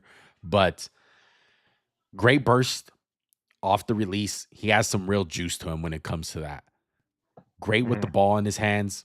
It looks like a running back at times. He's quicker than fast. He fails to run past guys. If you're going to ask this guy, kind of like Jack Beck, like to go run a 9 route and burn the cornerback with his speed, it's not going to happen. He's not that type of player. Keeps the cornerback off balance. There's some good, like, interesting comps with him because it goes back to Jack Beck, where you're going to ask this guy to be the big slot guy. And I look back at last year, like the Rashee Rice. I keep on going back to Rashee Rice, and I keep on going back to just numerous teams liking these big slot corners. There's going to be a place for them. And Pat Bryant is no different. Pat Bryant reminds me a lot of an older Keenan Allen, very crafty type of guy. I can see that. Yeah, another comp that I had to him was Rashee Rice himself. A guy where he doesn't wow you athletically, but he's great with the ball in his hands, and he's gonna eat I, in the slot. I think I think maybe like Juwan Johnson. Juwan Johnson got some more dog in him, but yeah, same kind of. Yeah, I think this Juwan guy. got some more juice to him too. Honestly, No, Juwan ran like a 4.7. I mean, He's Juwan slow, has some juice, enough juice to but to mess up like the he'll. Rams for that one game he was Yeah. Jerry Rice. Oh my god. Yeah, that was crazy. But yeah, I Um, get the premise you're going with, the big slot guy. yeah, he's definitely that though. He's definitely that. But A plus, without a doubt, bro. I love that pick. Love Pat Bryant. He's one of my gems in this draft, out of Illinois. Reminds me a lot of Keenan Allen. I'm just gonna tell you that I right now. like. Yeah, I would prefer. Me personally, I would prefer Alec Manor right here, just because he's more athletic. I think he's taller. I think he's stronger. I think he's faster. But I definitely like a lot. There's a lot to like with Pat Bryant. Yeah. I think, yeah, I think he feels a need for that. Okay, so the 49ers picked. Let's catch up a little bit. So they get Nick Martin. I doubt you watch Nick Martin, correct? So actually, I did a little bit, not too much. I know he's a linebacker that I highly rated.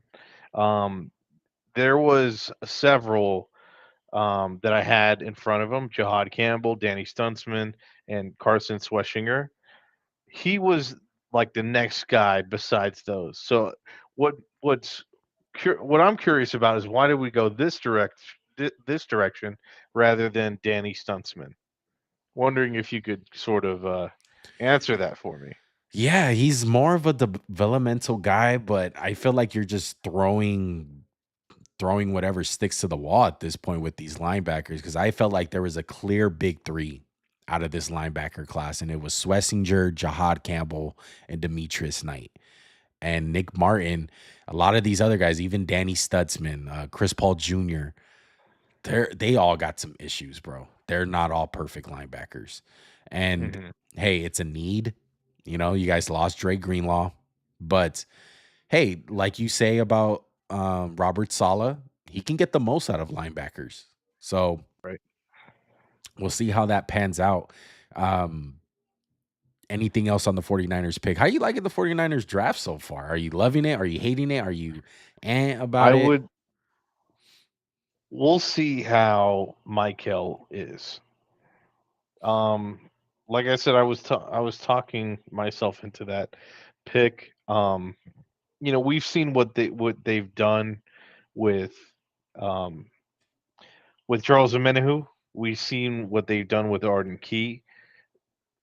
He's much better players than those guys. Um, he's almost to me. He's almost like he's very similar to Alden Smith. I'll be honest. Like coming out, I think they're both very young.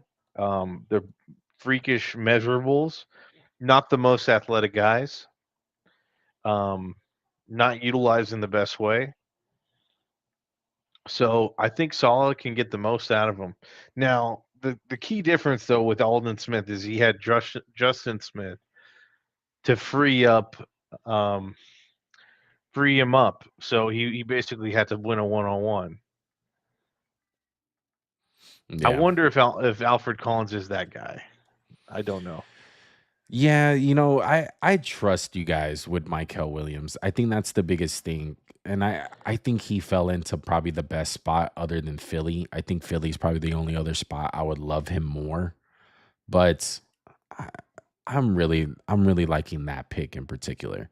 And as far as like the rest of the draft goes, like I obviously don't like the Nick Martin pick. I think there's way better players on the board. We're gonna talk about a couple of them. Uh, According to a report I just saw, is the Niners tried to trade up for Darian Porter. wow, that would have been great. They tried to do it in the late second or the early third, and they just weren't Yeah. able to get in. Yeah, so they get Alfred Collins. I love that pick. I love your guys' second round pick. And it's really just the third. I would grade it right now a solid like B plus to A minus just off the bat. And I know you're trying to talk yourself into Michael Williams, but I trust the coaching. That's what I trust. And the Mhm. 49ers have showed a consistent thing where it comes to like developing these young pass rushers and getting the most out of them for the most part. Mhm. I know some guys Mhm. bust, due to injuries. I think that's most of it. Like Javon Kinlaw, it wasn't a talent issue, it was an injury issue. Javon Hargrave, it wasn't a talent issue, it was an injury issue. So Mhm. I don't have a problem with how you guys are drafting. I want to do some more work on Nick Martin, see a little bit more on him. I watched very briefly on him. And like I said, I think there was a couple of better players on the board other than Nick Martin. But hey, Salah must have loved him. The coaching staff must have loved him. So maybe they can make Yeah. something out of him. At with this point in the draft, you kind of have to defer to Sala and the Niners front office. Right. Um, just because I feel like they know what they're doing with these third round picks, fourth round picks, fifth round picks, sixth round picks. You know, they convert extremely high with those later round selections. Not so much in the first round, not so much in the second round, but at this third round juncture here, I think they do it really well, better than most people. I think once upon a time Fred Warner was a third round pick. I think Once upon a time Drake. part of that though, I don't want to rain on your parade, but Yeah, Adam Peters was there when that was happening. He's not here no more. A lot of that was Adam Peters, yeah. I heard, in the late rounds, more than John Lynch. Would you I mean, agree? it's possible. It's possible. I mean, it's hard to say. It's really hard to say. Um, I think our scouting department has done a great job overall. The problem is, I feel like Kyle sort of butts his head into it a little bit too much, and it's just a bad thing when his decision is more valuable than anyone else's, and he makes the final decision. So, I've seen that happen a lot with his running back selections. I've seen that happen a lot with his wide receiver selections. Um, I've seen it happen a lot with other picks on the offensive side of the ball. Yeah. So, Yeah. and then early, I definitely trust your guys' defensive picks more than offense. Honestly. right, Yeah. right. But then also, once upon a time, we drafted Solomon Thomas. We drafted Reuben Foster. Yeah. We drafted Javon Kinlaw. Right. Right. Those are early round guys, but Yeah. um, it just didn't. It did It not didn't work work out. out. Yeah. Yep. Okay. So let's talk about numerous picks here. So the first one Yeah. I want to go over Dallas. They get Siobhan Ravel. So Ravel is finally off the board. This is a plus Wow. pick. I love Siobhan Ravel. Smaller school guy out of East Carolina. I think the Cowboys are getting a hell of a player. They're getting hell of value right here. And he has potential to be a lockdown corner. This guy has tremendous size. He's 6'2", 194 pounds, and he has real speed to him. He didn't run the 40, but you look at the tape, he has some real speed.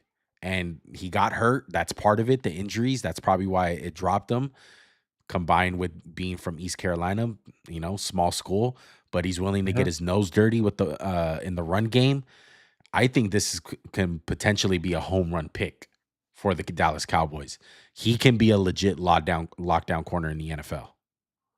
I'm happy for the Cowboys. I think they're doing well on both sides of the ball. Like I wouldn't necessarily have drafted Booker there, but I could kind of see what they were doing, finding a replacement for Zach Martin. And then the Ezeraku pick, I feel like he's a great edge rusher. Yeah. My concern though, even though they've gotten a great player here with Revel, who's gonna stop the run? They need a defensive tackle. They need a hard nose guy that's going to be able to stop the run. And I feel like Yeah. it's not just one player. They need, they're doing it a little bit in the secondary here with Revel. I know he sticks his nose in the run game. Right. I would definitely say that. Yeah. But, what do you think? No, my comp to him was Tyson Campbell. He can play a lot of man coverage. Like I said, he can be a lockdown corner that's an island guy for man to man. And that's huge. That's something that's invaluable. It's hard to find that in the league. So he goes at a great spot. He goes to Dallas where they have Trayvon Diggs, and maybe they're going to play a lot more man this year. And we'll see how he does in that department. But They would have to. yeah, Because, I mean, I don't think Bland fits that. right. Do you? Man, no, you're absolutely right. Yeah, he's more of a zone guy to me. And then Diggs, I think he's probably on his way out next year. It's gonna start. So. At the same time, they're kind of cleaning out a lot of these Dan Quinn guys. A lot of those guys were Dan Quinn, DeRon Bland. Like that was a Dan Quinn guy, and so they're moving off of that era, and they're gonna start getting some newer guys, some guys that fit more of the coaching staff that they have currently, and that starts with a new identity. And I don't know if necessarily I agree with it because, like you said, like they don't have big bodies. Like Mozzie Smith, like he's big, but he's more of a pass rushing guy. He's a bum. I think he's a bum. He's just more of a pass rushing guy, though. That's just the facts of it. And so, I like the Ezeraku. It's good in theory, but no, he's a great player. I'm not the biggest guy when it comes to the run. Like he's not going to stop the run. He's not going to help you in that department. And like I said, Micah Parsons, I'm not saying that he's not elite. He's one of the, if not the best pass rusher in the league. But let's just be honest. If he has a flaw and if he has a con, it's the run game. He gets washed out at times because he's not the biggest guy. I mean, in those games against the 49ers, you saw Trent Williams just like, he completely neutralized him. Dominated him. Yeah. And so that scares me with the Cowboys, where it's just like, man, they just got a bunch of pass rushers who can't stop the run. So I would have loved to see more bigger guys, like kind of like the route that like Cincinnati took, Kenneth Grant, even a guy like Nick Scorton, to get some bigger guys, get some guys that can stop the run. So yeah, I mean, they should have gone. I mean, I think there are guys later in the draft that they can get, like I think Jamari Caldwell, Deion Walker. I feel like they need to get a defensive tackle or like a nose tackle or someone. Big guy, big MF. Yeah, a big dude, and then even like a rotational edge rusher that can stop the run. Yeah.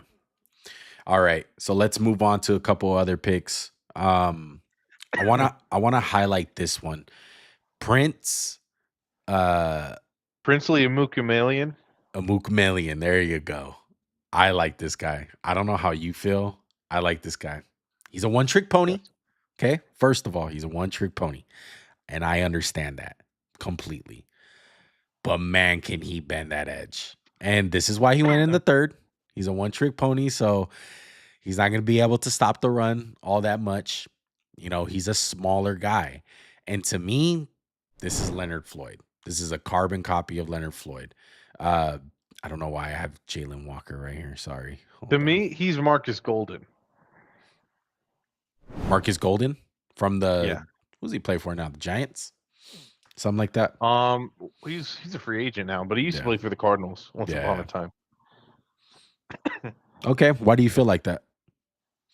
I just feel like he's an undersized one-trick pony edge rusher that you just send him after the quarterback and he'll get him. Yeah. I feel But like he whooped Georgia. That I watched the tape against Georgia, and he made play after play after play, including the game-winning strip sack that Mhm. for Ole Miss to beat Georgia, which was a huge win. So he has that, that knack to be clutch, a closer type guy. I love that aspect of him. I love this fact that he can run down some plays on the back end. But the NFL is full of these guys. I feel like there's a lot of guys in the NFL that are one-trick ponies. I do. I think that's why Izaraku is very highly rated. And so I feel like Princely can find a home in the NFL. You look at Nick Benito. You look at another guy, Jalen Hunt, a guy that made big plays in the Super Bowl against the Eagles. Oh yeah. Yeah. Like smaller stature guy, an On the edge Eagles. guy. Yeah. Yeah. They're all over the place. So if you can get a guy, which especially fits the value, third rounder, that can come in on third down and give you some pass rushing reps and get some sacks, if he gets 4 or 5 sacks for your team, that's huge. And Mhm. I find value in those guys. Not to the point where I'm going to call him the best edge rusher in the draft. No, hell no. But he's my number 10. Mhm. That's why I had him above Ezaraku. I like his one-trick pony a Oh, little you bit had better. him above Ezaraku? I'm not high on Wow. Ezaraku. I have Ezaraku at 11. I'm not a big fan of him. I know people love him. That's one of the guys I'm not with the consensus with. But Princely, I like him at this spot. I think it's a big reason why Ezaraku didn't go in the first round, by the way. A lot of people were projecting him there. I think there's a reason why. There's a reason why he fell. But anything else on Princely? No. Good pick here. Good value. Okay. Can't have too many edge rushers.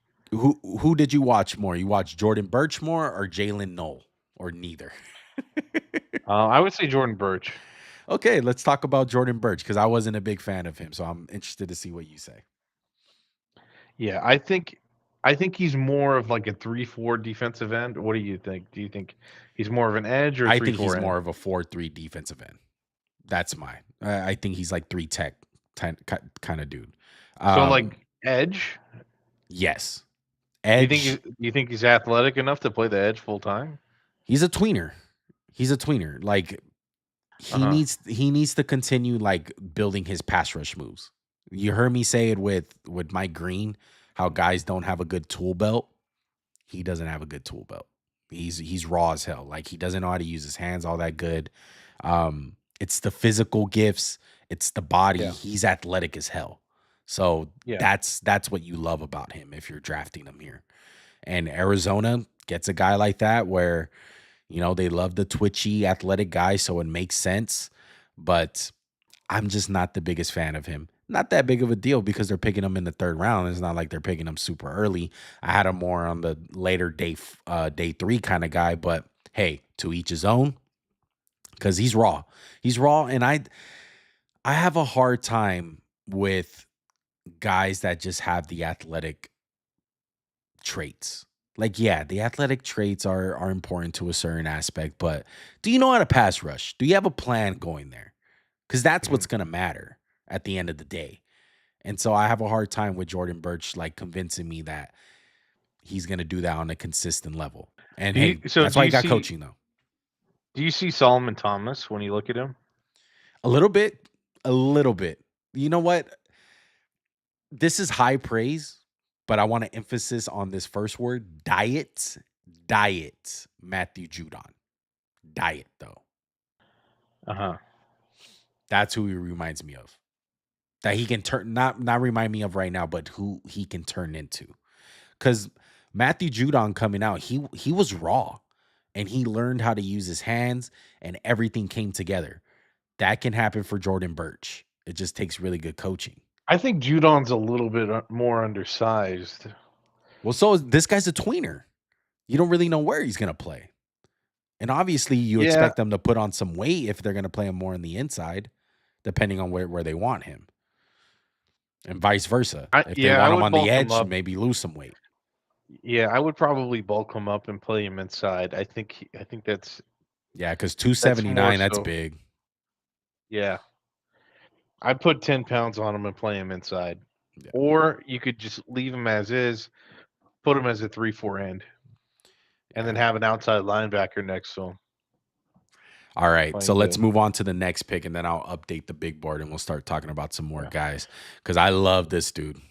All my guys are going off the board right now. I feel like Azare Thomas, Pat Bryant, Siobhan Ravel, Princely, Darian Porter, Harold Fannin. These are all my guys, man. I love all these dudes.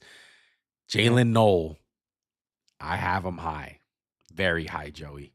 He's my number 8 receiver in this draft. He's 5'10", 194 pounds. Let me try to find his film on here so the audience can see what we're talking about here. But do you know much about Jalen Knoll? I've been hearing a lot about him. No, I didn't really watch him too much. What can you tell me about him? So Jalen Knoll out of Iowa State, 5'10", 194 pounds. He's a slot guy, straight up. He's going to play the slot. That's his one position. And he explodes off the line. He's a smaller guy. If you're wanting this guy to play on the outside, it's not going to happen. Okay? He's your typical slot guy that can stretch the field. And I'm going to go straight to my comp, John Brown. John Brown was a smaller guy that ate up in the slot in Arizona. And what did he run? Cell routes all day long. Big play capability. That's what Jalen Knoll does. If you're going to draft this guy to play anything different, you're going to be highly disappointed. He just does that one thing very well. It's all gas, no brakes. Like it's hard for him. It's hard for him to like stop and go. Right. Wouldn't you love to watch Darian Porter and Jalen Knoll practice every day? Yeah. And Jaden Higgins. Oh, yeah. Yeah. He's another big specimen guy. But I think I would have loved him with the Commanders, but this is bringing me to, he gets drafted by Houston. I just want to double check that. Let me make sure that Houston drafted him because I don't want to get that wrong. Yeah, Houston drafted him. I think I saw it. Yeah. Yeah. So he gets drafted by Houston.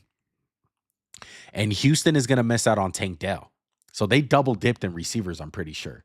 Because in the second round, they went, who'd they go? No, they went offensive tackle. Yeah, they drafted both of the Iowa State guys. They got them both on their team. That's crazy. Yes. So they got Jaden Higgins and they got Jalen Knoll. So they double dipped in the Iowa State. So whoever was watching the film, they're like, we're going to draft both of these guys. So now they're teammates. They're on the same team. And he's going to play kind of like the Tank Dell role as far as like going downfield, not really in the short immediate routes, but he's going to catch those cell balls. He's going to catch those deep balls. It's all gas, no brakes with Jalen Knoll. A+.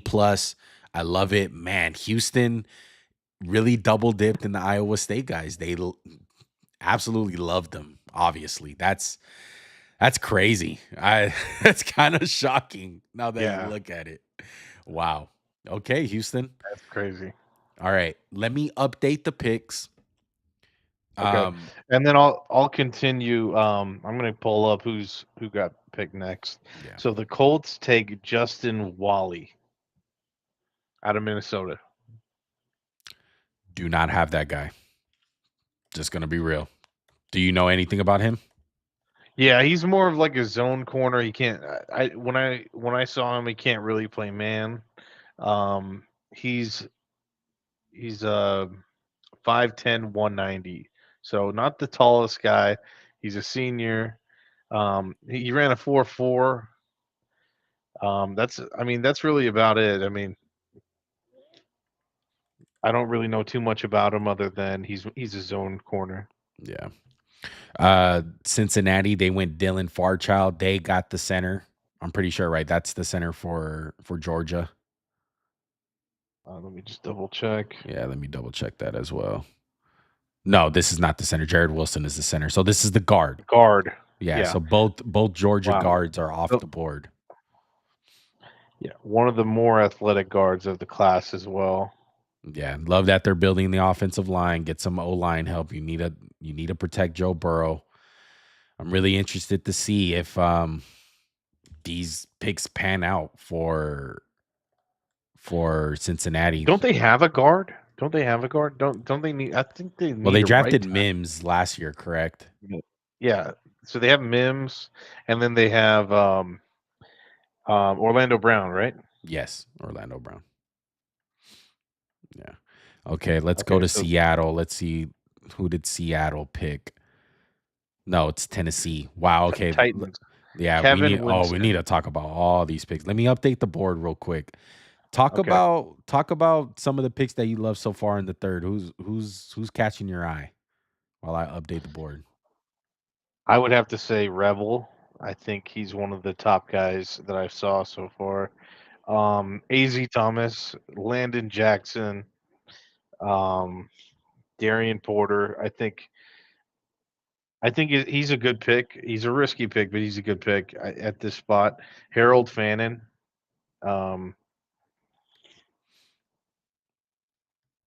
Man, it's hard not to say the whole third round.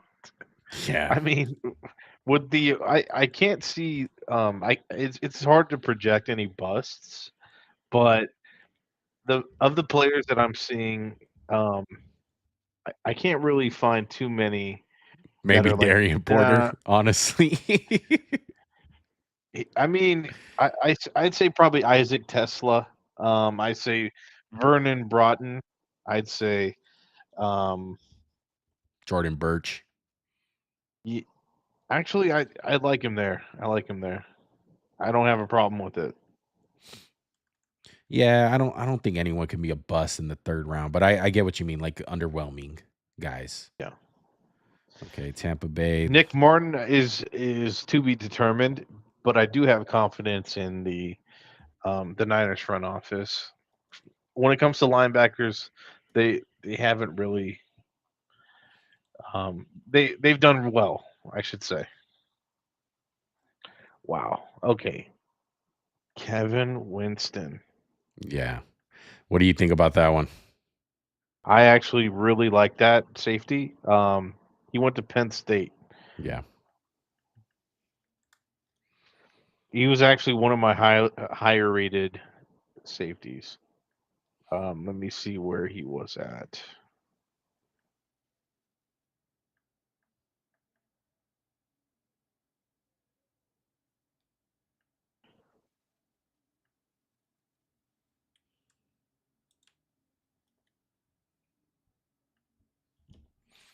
He was my third safety, by the way. I'm just trying to update the board. Hold on. Did I lose you, Joey? You still there? No, I'm still here. Okay. I'm still here. Just want to make sure.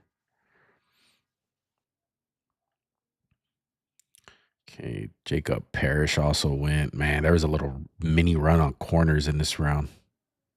Yeah.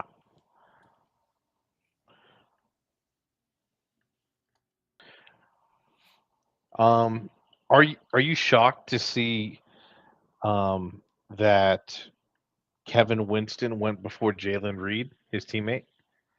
Not shocked at all. I No. wasn't like Jaden Reed had some all right tape, but I don't think it was nothing good enough to like be above Kevin Winston. I'm just gonna say that right now. Look, I'm gonna grade this an A plus. I think it's a great fit with Tennessee. Tennessee needs just impact guys, and I feel like he's going to be one of them. He comes downhill. The whole thing about him is like if you're expecting him to be this Kyle Hamilton, Malachi Starks type of player where he has range, he can play corner, you love him in coverage. He's not that guy. He's not going to be that guy. He's more of downhill, physical safety, and playing in the run game. He has a lot of room to grow in the coverage department, though. He was hurt. That's part of the reason why he went this late in the third round. If he would have played last year, I have confidence, number one, we would have seen the coverage improve. And number two, he would have been a first to second round pick. I felt like we would have been having the conversation with Malachi Starks as far as who's better, him or Kevin Winston. Would you play him as your slot corner? Like a No, big nickel? absolutely not. No, I would play him as a traditional strong safety, in the box more type of guy. My guy who has developed very nice into this in coverage role, it's Kyle Duggar. That's my comp to him. And Kyle Duggar was a guy that came out of a very small school, and he was more of in the run, like instincts, great tackler, coming downhill type of dude. He had the athleticism profile, but in the coverage, it was like, let's see him in coverage. He's playing against, some small guys, and I don't know how to feel about this. I feel like Kevin Winston can develop into a guy like Kyle Duggar and be that interchangeable piece and work his way up to being what you want him to be, like the slot guy, strong safety. Hey, let me play you in free safety right here. Let me play you at linebacker. More so the linebacker role and the strong safety role, and I would love him in like a cover one, like being the robber on defensive plays. That's my role for him. That's my expectation. But A+, love it. I had him as an early second round guy on my big board. Wow. So then that's great value for you. Yeah. And then so we also have Steelers. Yes. This is Steelers got him. So he goes to the Steelers, and I'm kind of feeling confident about this because I don't think he's gonna work out. I don't really like the spot for him. I don't think he fits the Steelers at all. So let me lower the screen for audience. So the Steelers go with Caleb Johnson at pick 19 in the third round out of Iowa. Joey, I want to hear your thoughts on Caleb Johnson. I'm actually a fan of this guy. He's a big body workhorse back, in my opinion. I think he's honestly better than Warren. I think he's better than Najee. And I think he's a good replacement for them. I think he runs a little high, first of all. Second of all, I think he's once he gets out in open space kind of speed type of guy. And he's a zone runner. It's a zone scheme. He's going to run stretches all day. If you're expecting this guy to run in between the tackles and get the dirty yards, I don't think he can do that. I don't. I don't feel confident in that. Maybe he can develop into that. Yeah, maybe. But he can catch the ball out of the backfield. Not bad. Not bad at all. Yeah. His 40. He can throw screens. Yeah, and his 40, like everything in the combine drills, he was top 5 as far as speed-wise. And as big as he is, he doesn't run with all that much force. Like, I feel like he runs with a good lean, which kind of causes him to have that upright, running style. But his size doesn't excite me.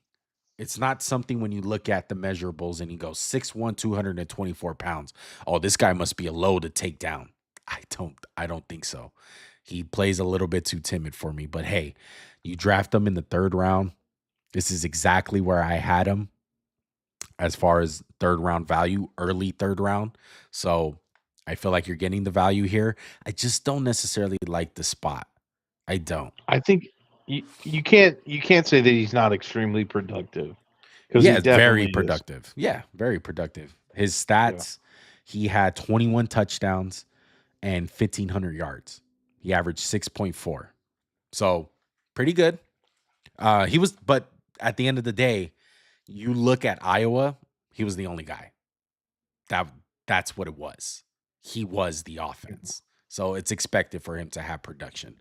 But hey, you didn't pick him in the second, you didn't pick him in the first, so it meets the value. This is where I would have picked him. I just don't know if I'm Pittsburgh, I would have picked him. I don't like the fit. I would have loved him for like the Niners. I thought the Niners had this guy written all over him. Yeah, me too. I would have loved the Niners to take him. I think he's a good. He definitely is a Kyle Shanahan running back to me. Yeah. 100%. I just hope that the Steelers utilize him properly, and if they do, I feel like they can get a great player. Yeah. Okay. Anything else on Caleb Johnson? No. Okay, let's go to Tampa Bay. Let's go to that pick. They wind up picking Jacob Parrish, corner out of Kansas State.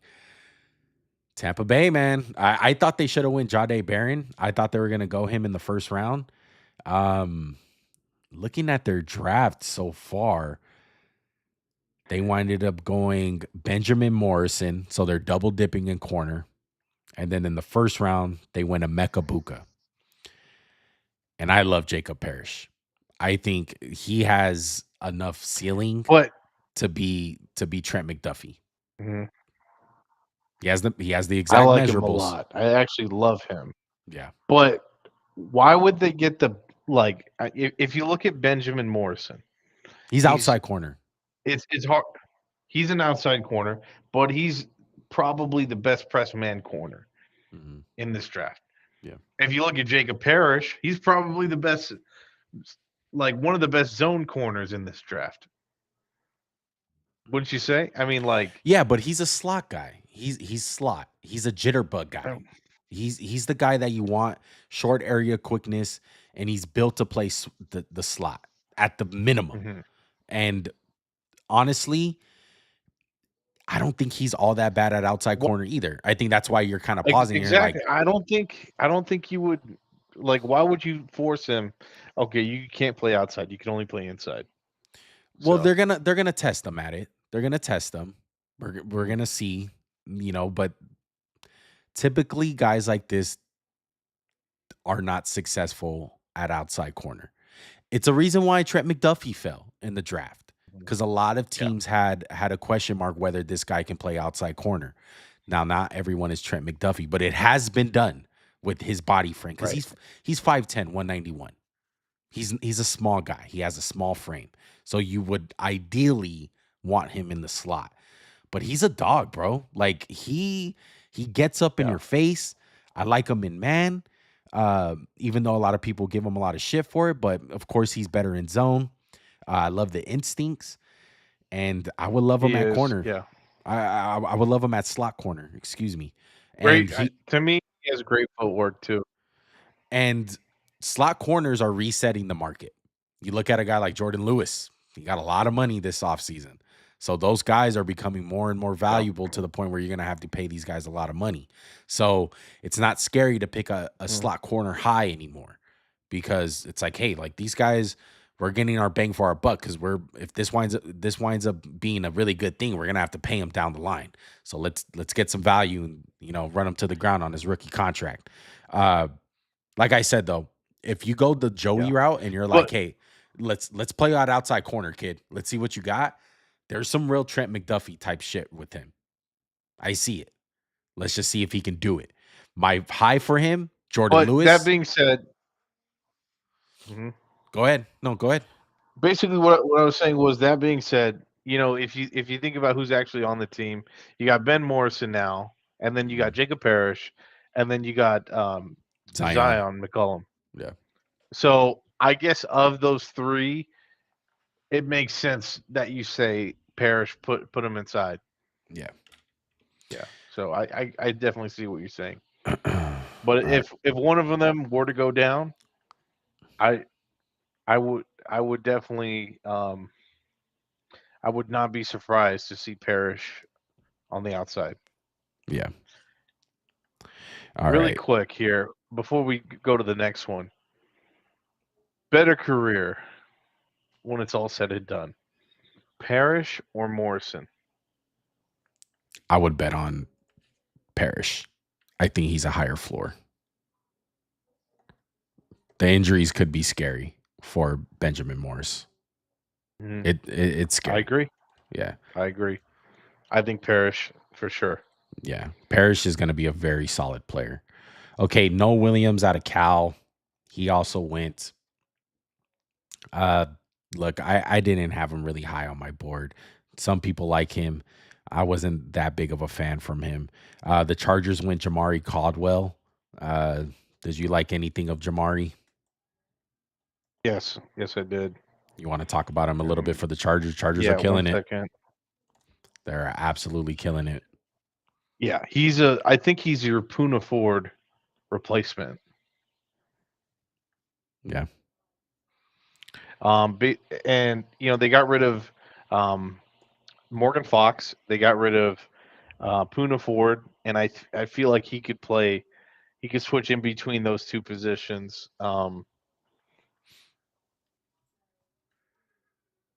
My concern is why didn't they go edge at all during this draft? Did they pick one up in free agency? Because I can't think that they did. An edge? Yeah, they just have Mac, right? Yeah, it's only Mac. I think they did pick up somebody, but I can't remember. Okay.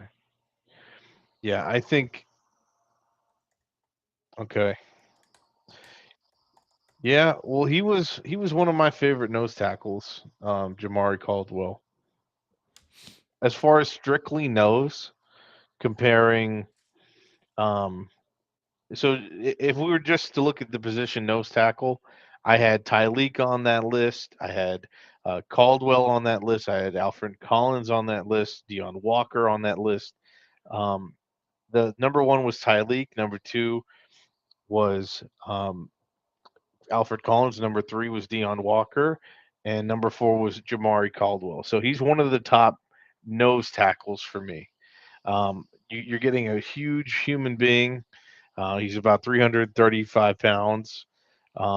Not necessarily an elite athlete, but he freed up. He was a space eater that freed up opportunities for players to feed off of him. Like, for example, Derek Harmon, and then Jordan Birch. There was a ton of other Oregon guys that benefited from a guy like him. Yeah. Bassa, Sorry, just updating the board a little bit. 29, Yeah. 30. So what do you think? Yeah, look, I wasn't a big fan of Jamari Caldwell. I'm just gonna be honest. I didn't have him high on my board. I find it insane that he went ahead of Jack Sawyer. I love Jack Sawyer. I know people are gonna be like, "Oh, he doesn't have that high of a ceiling." I think that's bullshit. I think he's a really good player. So obviously I like some guys more than Jamari Caldwell. I see Kansas City moved up. They wound up getting Noah Williams. I see Savion Williams to Green Bay. I think that's going to be an interesting pick. Who else do we have? Yeah, right I mean don't they have enough pass catchers there? You can't get they enough. already have Golden. He's weird though. Yeah, He's not your typical pass catcher. This guy is raw. I know. He is raw. I know. He's sort of like oh man, the Jags picked up. There used to be a player for the Jags, the wide receiver, that sort of reminded me of him. For the Jags? Yeah, Laviska? He used to play for the Jags. Yeah, Laviska. All right, Jacksonville went back to back. They went Caleb Raysaw. Ooh, oh my God. Man. Okay, Jalen. Dude, just by the way, Shador Sanders still hasn't got picked. Yeah. Jalen Milroe just got picked by the Seahawks. Wow. Okay, let's just talk about. Do you want to talk about Caleb Raysaw or no? No, he's a solid safety. I did some work on him, but I want I want to talk about Jalen Milroe. Nothing about Josiah Stewart. I do too. We'll get to him. I love him as well, Okay, but I think Jalen Milroe's a bigger piece to talk for about right sure, now. for sure.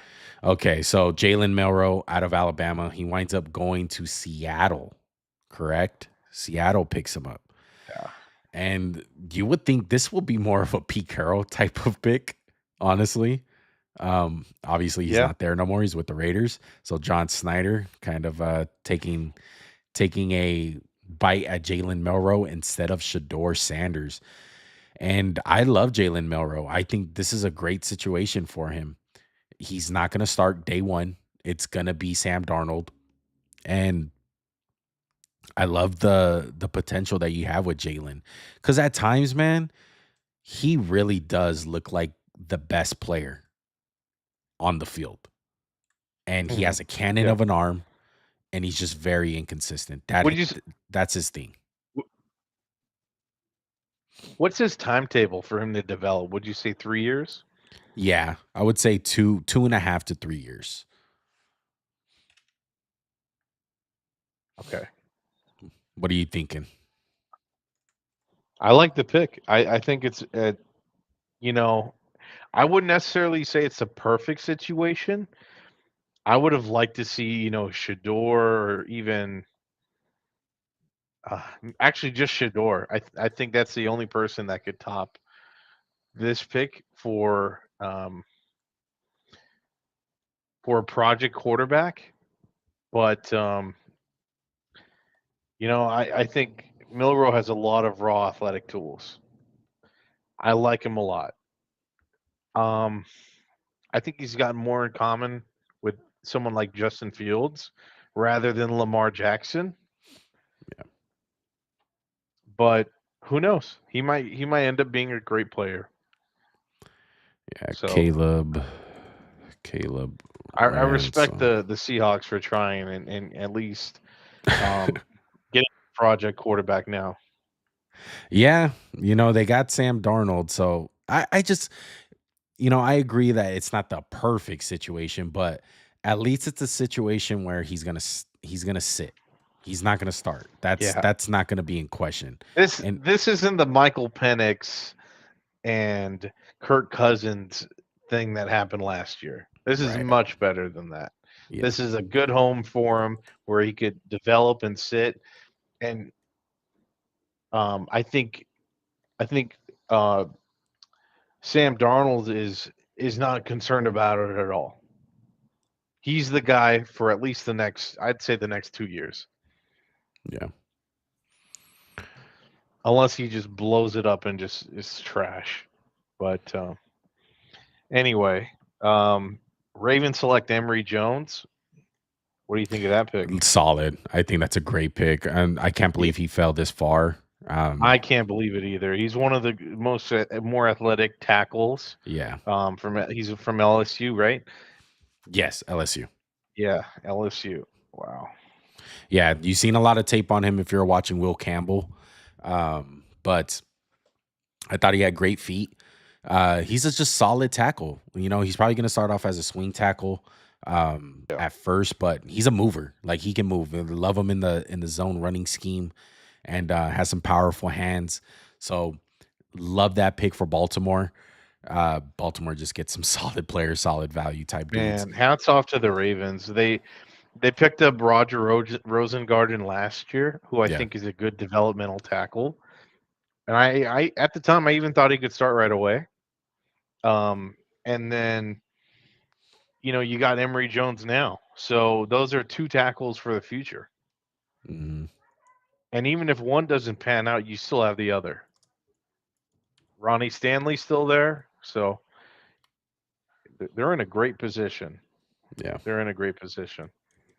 I mean, you can't really say too much bad things about Baltimore. They're having an excellent draft once again. They're just an overall well-run organization. Yeah. All right.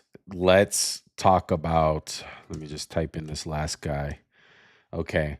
So we talked about Jamari Caldwell, Savion Williams, Noah Williams from getting picked by Kansas City, Caleb Rainsaw safety from Tulane going to Jacksonville, and then Jacksonville has another pick back to back offensive lineman Wyatt Mullum from West Virginia. Uh, so I want to talk about the LA Rams because I think they just got the best gem at edge. Everyone wants to talk about Jalen Walker, right? Everyone wants to talk about who's the other guy. I'm blanking on the names, but everyone's loving like these small guys that small in stature. The Donovan Izaraku and Mike Green, Mike Green, Olufemi Oladejo. yeah, and Yeah. so this guy's even more smaller. He is 6'1", 249 pounds. So he's on the small side, right? When you watch him at Michigan, he's a dog. He's consistent with his hands. He has a plan to get to the quarterback. He ends up terrorizing the tackles because he has that low center of gravity. He always wins the leverage battle. And he is a lot stronger than you would think because a lot of his game has a lot of strength in it. Like he uses the speed rush, the speed to power very, very well. And it reminds me of a guy that was small just like him and had some very good success. And that's Yannick Ngakwe. Yannick Ngakwe was very twitchy, had a great get off. He was an athlete. He was small, played with his hair on fire, very active in almost every single play. And one thing I want to say about Josiah Stewart, we're talking about Landon Jackson having like motor. This guy is on the same level. Great motor. I compared it to Max Crosby level effort every single down.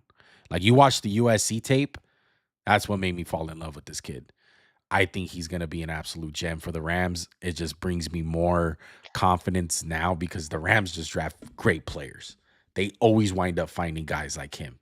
And I don't think it's going to be any different. He's a Michigan guy. He's high character. Everyone talks so highly about this dude.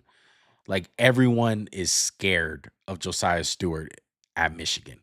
People don't mess with him as far as like he's strong as hell, strong as an ox. Like he power lifts so many freaking uh weights in the weight room.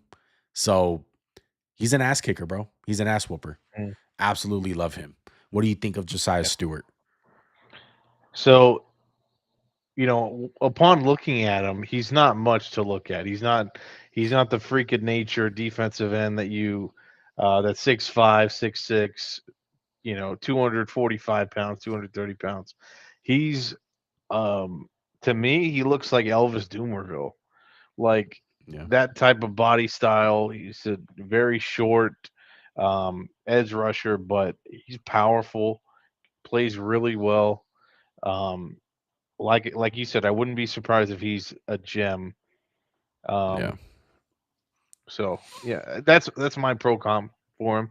Elvis Doomerville. I mean, obviously, Elvis Doomerville had several All Pros and Pro Bowls and was a sack leader.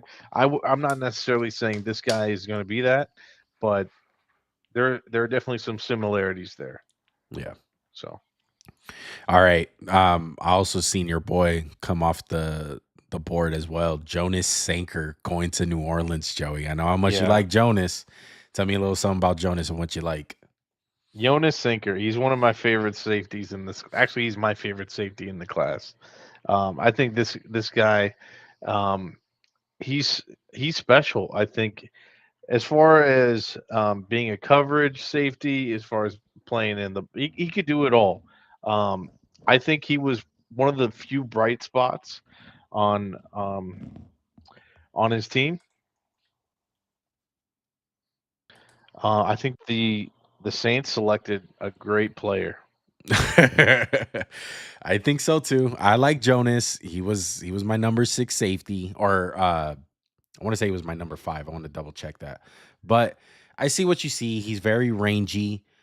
This is a perfect spot for him. I mean, this is This is where you wind up getting guys like that. He's my number 6 safety. I like Billy Bowman Jr. and Xavier Watts. I'm kind of shocked that Xavier Watts hasn't got picked yet.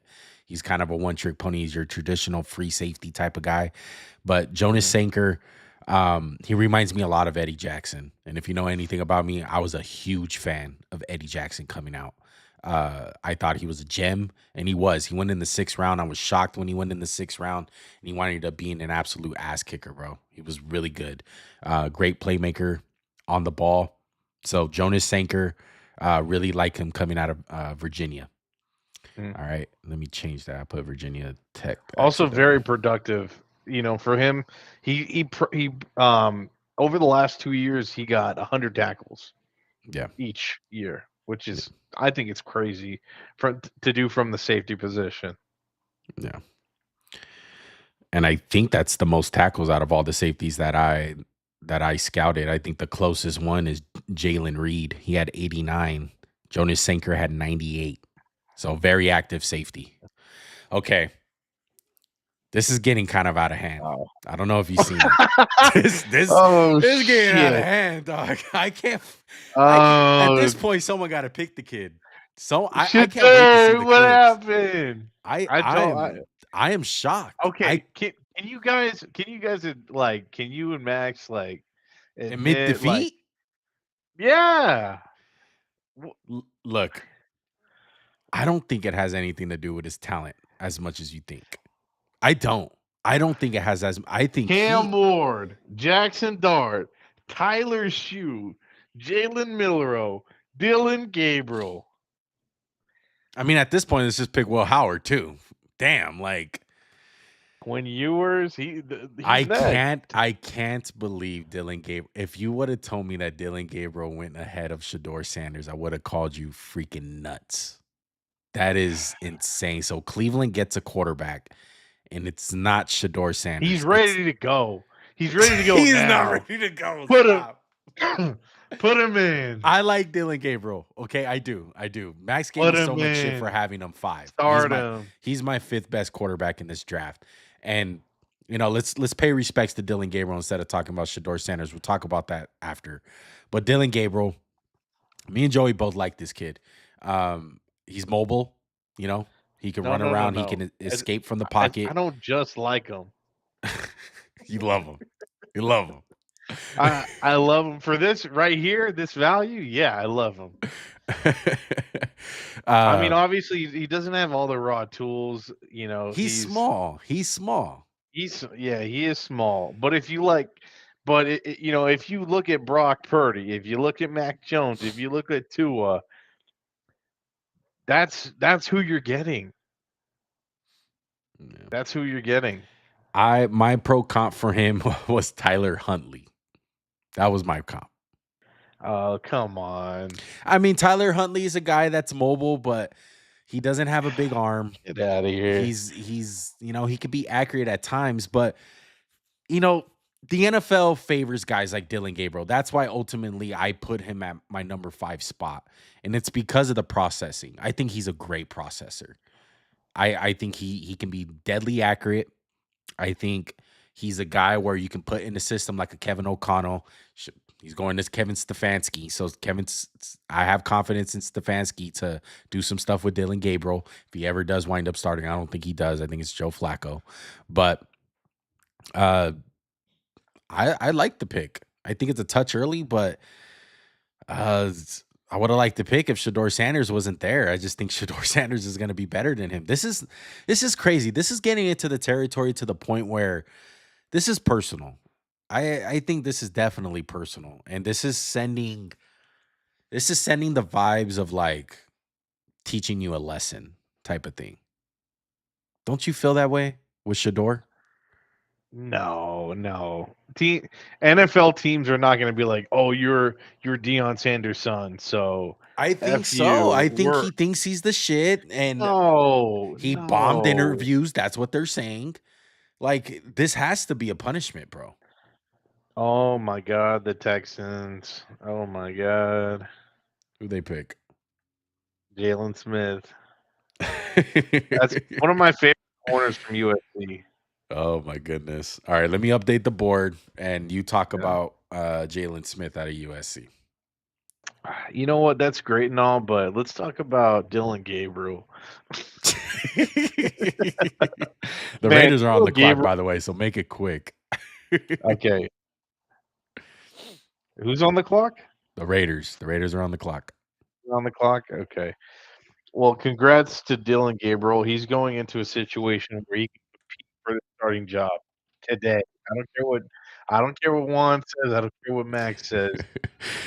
Compete for the job today. No, he doesn't need any masseuses. You don't have to worry about that. He's ready to go. It's your left-handed legend. Put Oh my god. I don't think he's gonna start day one. I can take that to the bank, bro. I have confidence he's not.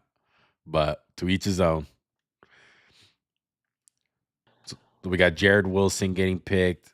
Xavier Watts also went off the board. Atlanta was in need of a safety. I know they had like Justin Simmons and Jesse Bates, but those guys are getting old. They wind up getting Xavier Watts from Notre Dame. Did you like Xavier Watts?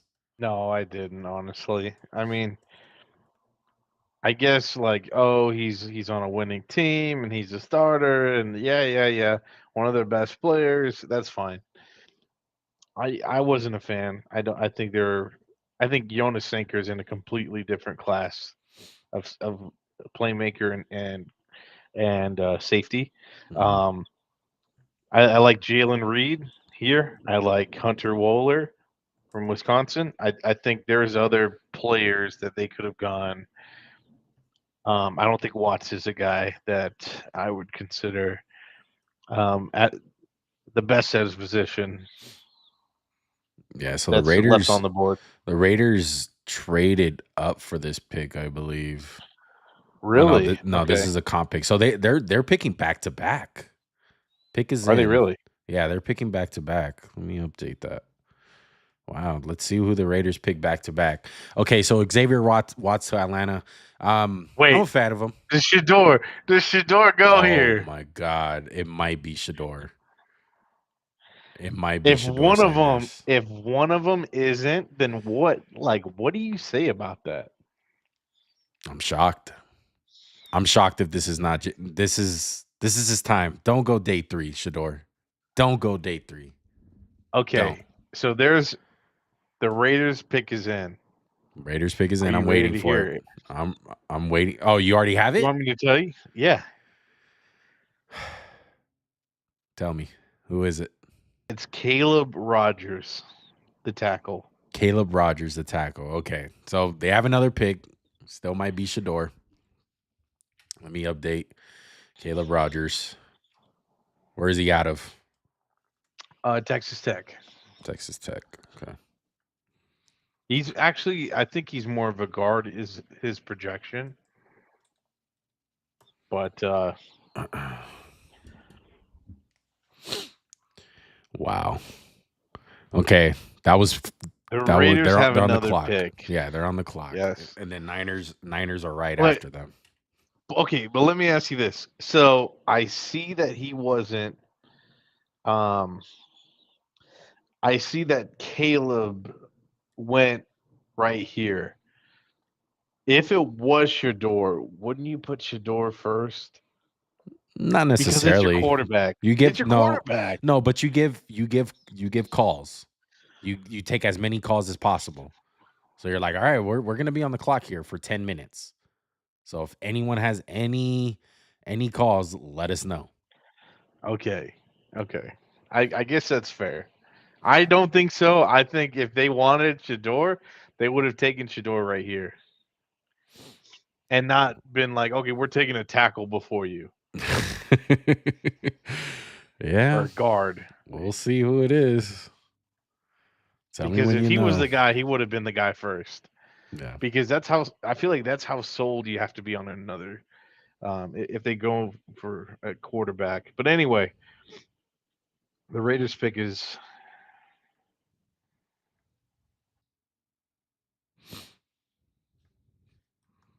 Who is it looking like? Talk to me. Let's see.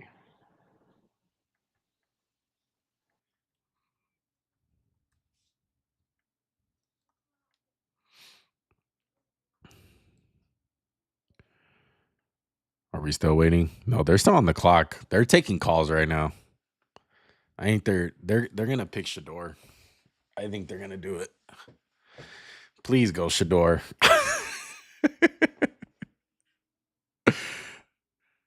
Oh my goodness. I gotta pull up my TV. I gotta see Caleb Shador Sanders right now on my TV screen. Are you sure? Is that what your That's what final pick is answer in. is? Pick is in. Pick is Let's in for the see. Raiders. Shout out to Steven Wisniewski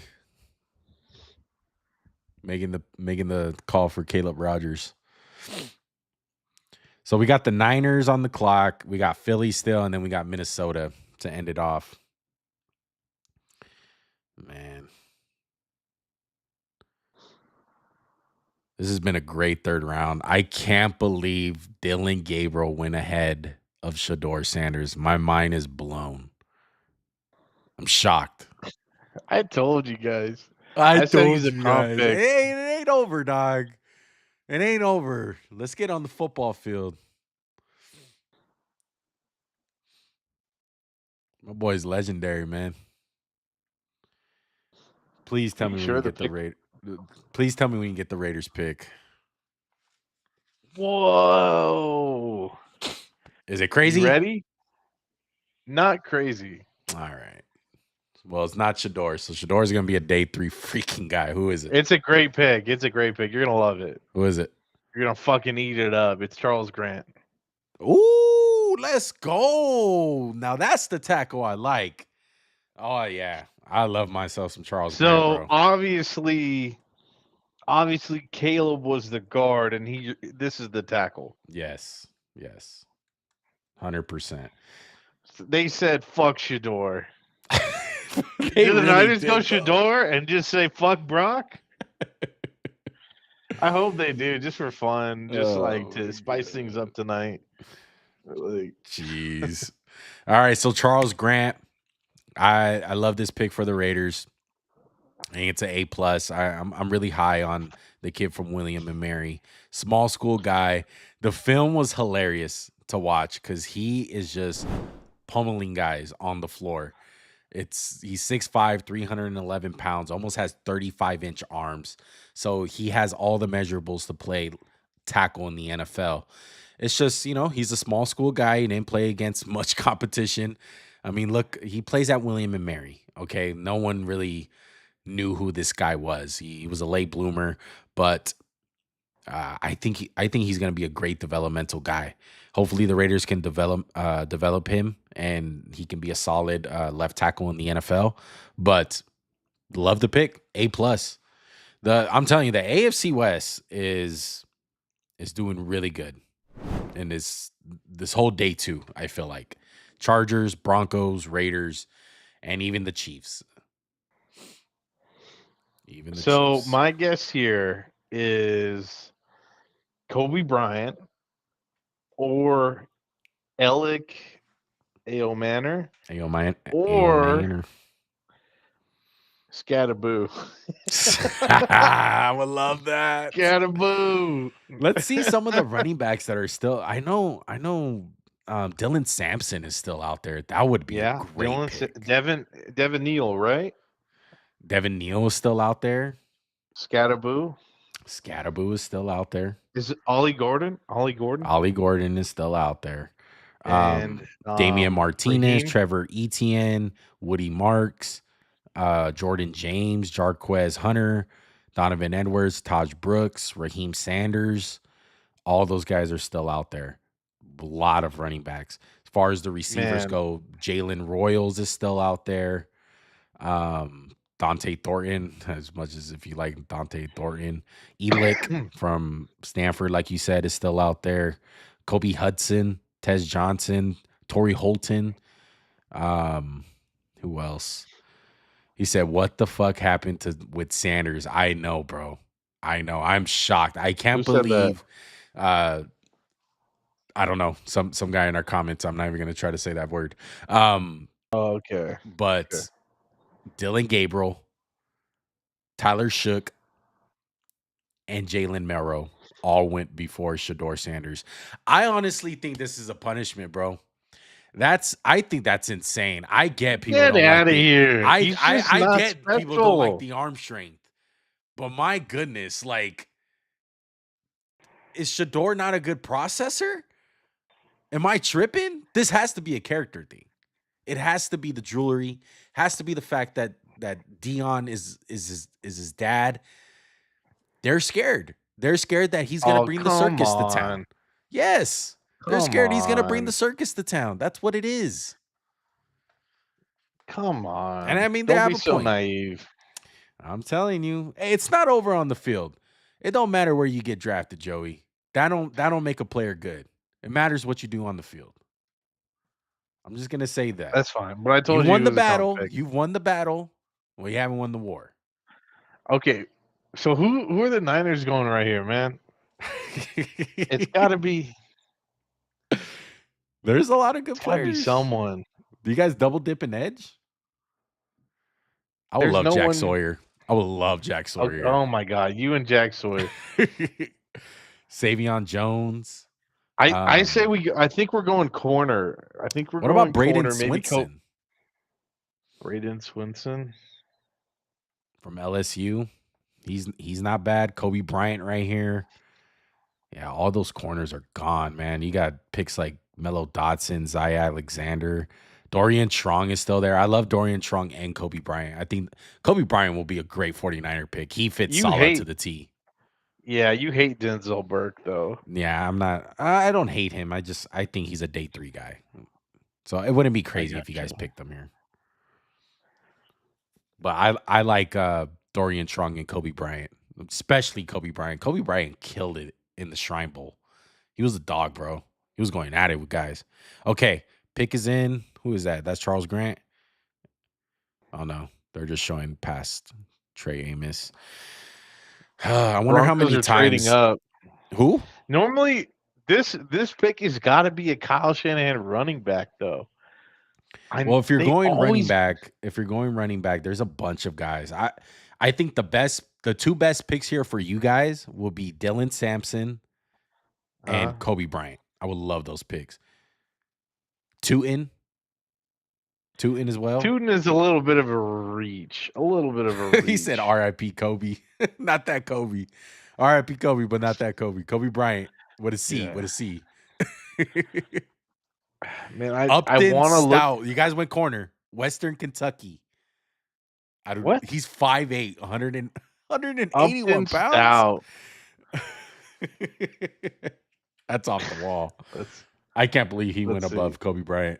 That's insane. Yeah, that's crazy. This We're guy's gonna both have munchkin. Yeah, we're both gonna have to do some film on him. Wow, Western Kentucky. Scout. Well, wasn't none of the guys that we picked. Wow. What do you think? Have you heard of him? I haven't heard of him. I've never. He was a day 3 guy. Wow. So they got Stout, they got Martin. Those last 2 picks. Kobe on the board. Those last 2 picks is kind of rough to me. They must really love those guys to pick them that high. I don't even see Upton right here. Where is he? Here, I'll give you some things about him. Let's see. What's his first name? Upton. So it's Upton. Stout. So he ran a 4.4. Yeah, some small arms, 30-inch arms. Is he a safety or is he a corner? No, he's a corner. He's an undersized corner who spent a lot of. So he's a former wide receiver. Yeah, he's a slot corner.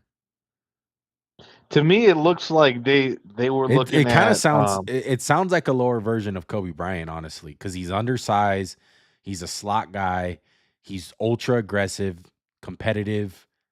He's physical. That sounds a lot like Kobe Bryant. So it's essentially Kobe. So maybe he's better.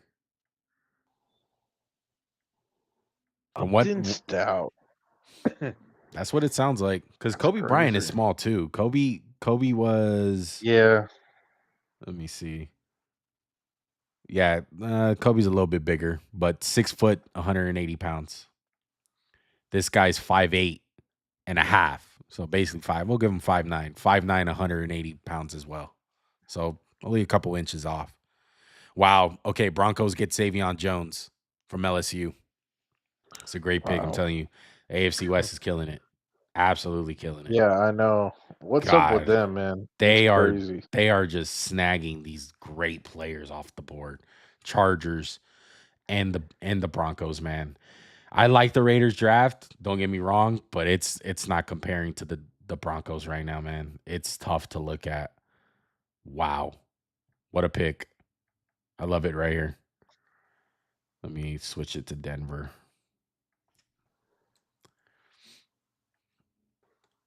All right. Savion. Where's Savion? Yeah, Savion Jones out of LSU. I have him comped to Charles Omenihu. That's who I have. I know a lot of people like Savion Jones, man. Great effort, good instincts, great instincts when it comes to getting in run gaps, pursuit and angles, good set off, good get off, should I say? Good punch, violent with his hands. He's just a really good effort guy. I love his motor. I think you'll like Savion Williams, man, if you watched him. He's a solid player. Yeah. I'm trying to do a little bit more research on Upton Stout because I've not seen Yeah, that's too much about him at all. that's out of left field. The Niners have had 2 picks where it's out of Little left bit, field, yeah. honestly. It's Western Kentucky. Western Kentucky, Upton Stout. He was projected as a 6th to 7th round pick. So this is very rich for him. And the Vikings get the last pick, and it's not Shador Sanders. It is Ty Felton from Maryland. Who, not bad. Wow. This dude's a day 3 pick.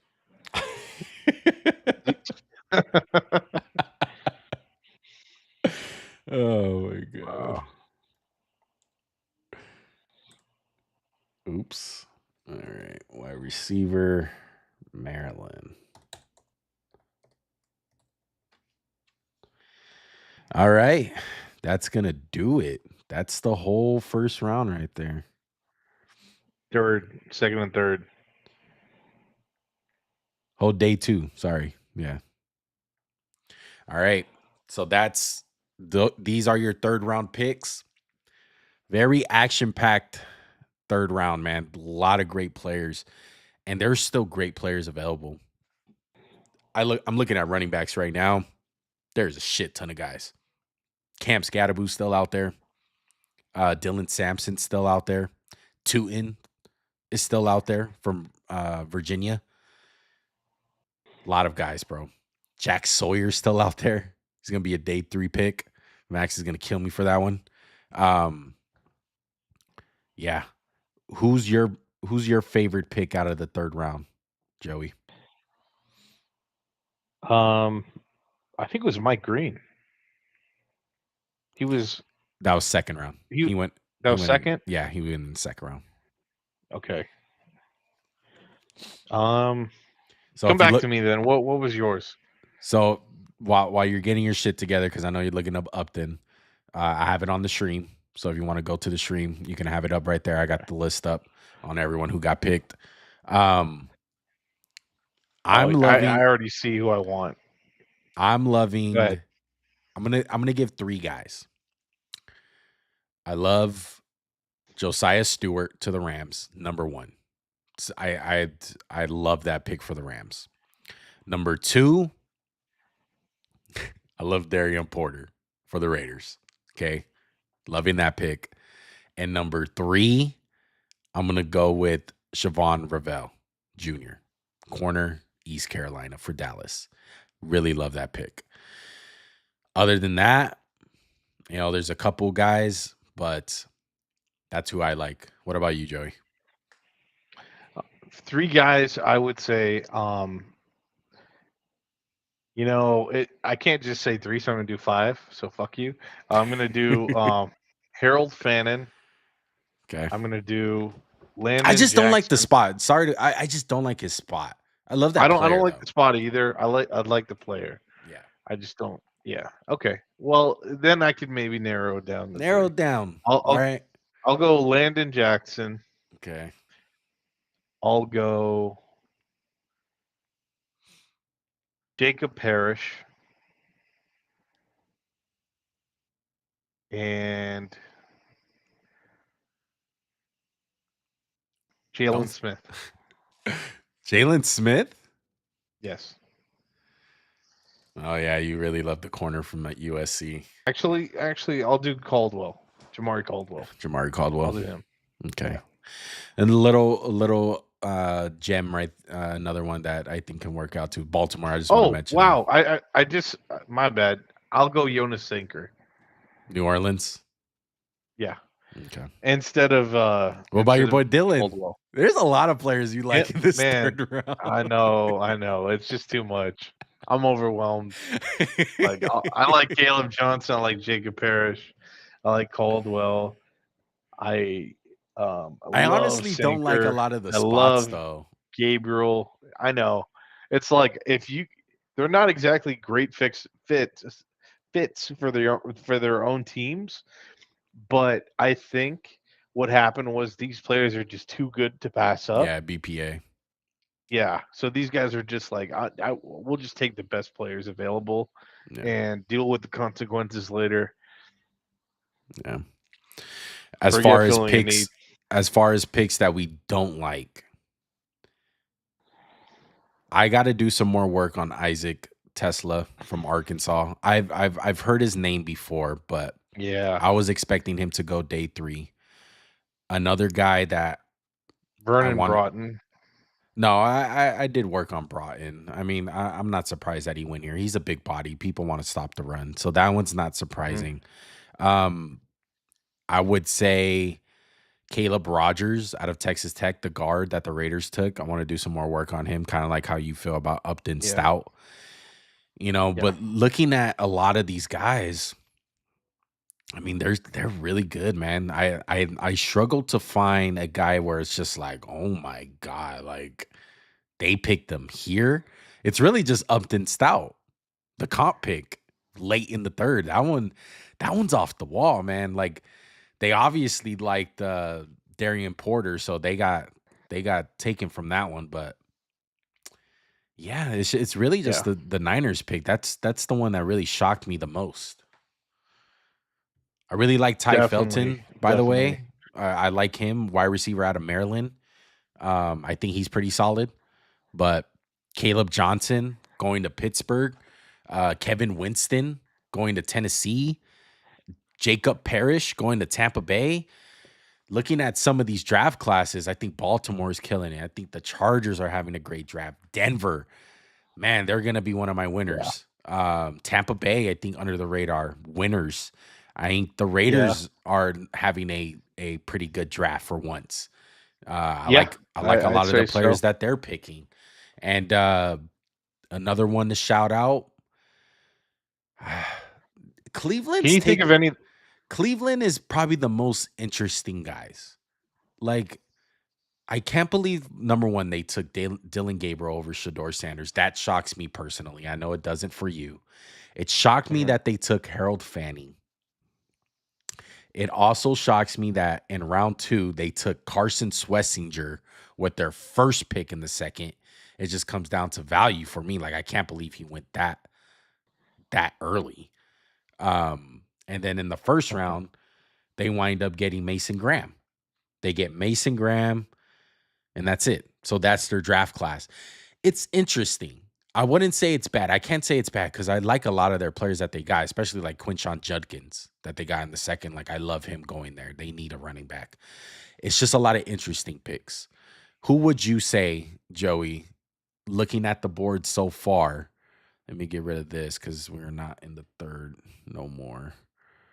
Um, who would you look at that's popping out to you like, man, I really love their draft? It's hard to say so far. I mean, there's a lot of teams that I like certain players, but I don't necessarily. I can't necessarily think of a situation where I've loved every single pick. But if I had to choose, I would say the Eagles and the Ravens have had the two best drafts so far. Eagles and the Ravens? Yes. All right, let's go over the Eagles then. So the Eagles got Jahad Campbell. That's an A+. Great Yep. pick. The Eagles got Andrew Mabuka. That's fantastic. That's an A+. Who else did they get? And then in the third round, I don't think they picked in the third round. Yeah, that's They it. didn't. So they got 2 picks, but they're really good players. You know, Impact players. Yeah. they got impact players, but then again, I look at, they probably feel confident in their edges, but man, I'm kind of shocked that they haven't got an edge yet. And there was some edges on the board. Maybe nobody wanted to give Howie a shot and pick one of those edges, but who was the other winner? You said Baltimore. Baltimore got Malachi Starks in the first. Then they picked Mike Green. Oh my God, you're Green. right. God, they're getting some value, man. And then they get Emory Jones in the third. Yeah. Yeah. And they're not done. Okay, let's look over Denver because I think Denver had a lot of picks. So Denver went. I completely forgot. Yeah, Denver went Savion Jones in the third and Pat Bryant. Those were their third round picks.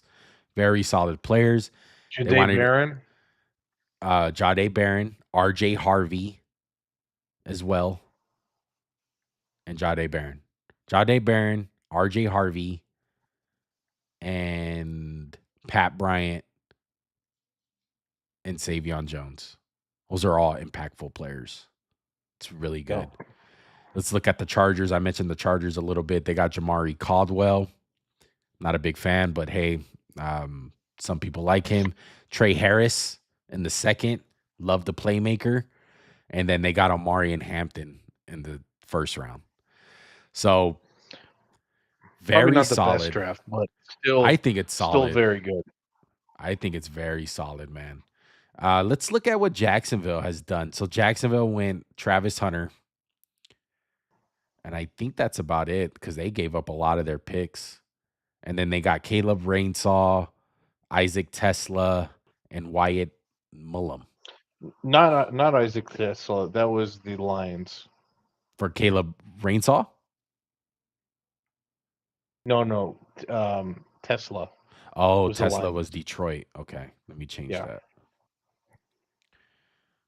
Gotcha. So they went Caleb Rainsaw, Wyatt Millum, and then Justin Hunter. Yeah. And then I like what the Raiders did. They got Charles Grant, Darion Porter. They got Jack Beck. And they got Ashton Genty, night one. Who do you think has had a bad draft so far? Let's see.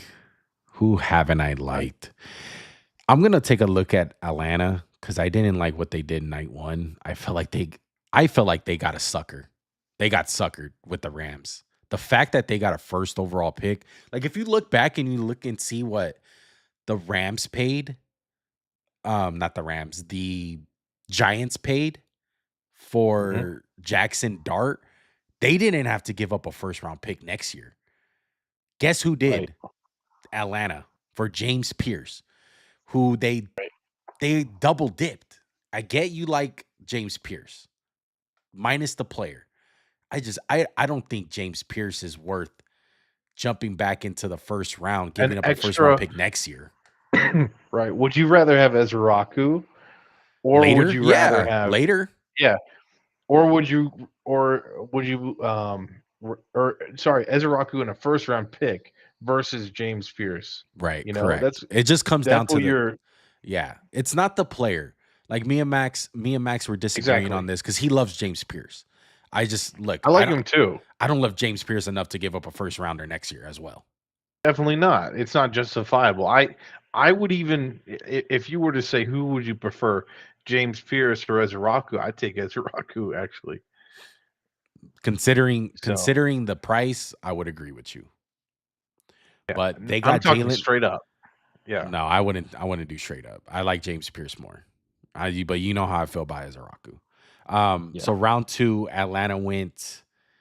I don't think they had a pick. Yeah, because they traded it, so they didn't have no second Yep. round pick. They went Watts, right? They went Watts. So they went Watts, Jalen Walker, and James Pierce. It's not bad, but just considering what they gave up, I feel like you would Yeah. have still said that they had a good draft if they just drafted. Let's see some of these guys that went in the second. Nick A Scoring. better draft, even a better draft. Yeah. They would have had a better draft because next year they won't have a first round pick. Yeah. And unless Michael Penix is a great quarterback, which I don't necessarily think he is right now, it's going to be difficult for them to overcome this. Right. Let's see who else had a I would say the Commanders had a bad draft so far. really. So And they got Josh Connerly in the first. They got Trey Amos in the second, and then they picked. I think that's it. Just those two guys so Yeah. far. yeah. I'm So not 100% sold on those guys. I think there were better players on the board. I'm looking at Detroit. They're kind of just off doing their own thing. You may not love the players at the places that they're taking them, like Tyleek Williams. He went in the first. I love Tyleek Williams, just not in the first I round. do too. That's kind of crazy. I think he was the best nose tackle in this draft. Yeah, straight nose, like a guy that can cause them havoc. Like he's straight run game. It's just question marks in the pass game. But Detroit winds up getting Tate Ratledge, offensive lineman, Georgia. And then they get Isaac Tesla. So kind of some question marks. I'm kind of like, oh, what the hell is Detroit doing over there? So I don't know. I don't see any loser. I really don't. I don't Right. see a big loser in this year's draft. And I think it's a big reason why it's a deep draft, and this is where all the value is. So I'm not Yeah. all that shocked. So with Tyleek, would you say that he's a more athletic Sweat from last year? Because that's who I see. Montez Sweat? Who? No, Devondre Sweat. Lavondre Sweat. Tavondre Sweat. the Oh, Titans Tavondre Sweat. Okay. Yeah. Okay. I think he can move a lot better. He can move a lot better than Tavondre Sweat. I feel like he has a lot more pass rushing potential. I compared Tyleek Williams to Aleem McNeil. So it kind of confirms on what I see. The fact that Detroit drafted him. Because they must see Aleem McNeil again in him. Like, Well, do he's you think Sweat is better than McNeil, or do you think McNeil's better than Sweat? McNeil's better than Sweat. I love Sweat, but Lee McNeil is like an all pro type of like nose tackle. That's how I feel. And he's one of the most Oh, valuable ones in the you league. feel that highly of him? Yes, Lee McNeil is really good. I think it's a reason why Detroit paid him a lot of money. But do you think they just drafted his replacement? No, not at all. I think it's funny. I'm reading my notes right now on Tyleek Williams. I put Mhm. seems more of a DJ Reader guy for floor. Guess who has DJ Reed? The Detroit Lions. Guess who's old in the tooth? DJ Reader. So Right. I think it makes sense as far as that. They want two nose guys. They want two defensive tackles that can eat up space, be great against the run. once DJ Reader, in case he breaks down, because he's a little bit injury prone, and they're probably not going to have him after this year, they'll have Tyreek Williams, kind of planning for the future. So Got it. I guess I think it makes sense. So let's look at some of the guys who are still on the board, and then we'll end the stream. Okay. So I want to look at my big board and see a couple players. A lot of them are going to be running backs.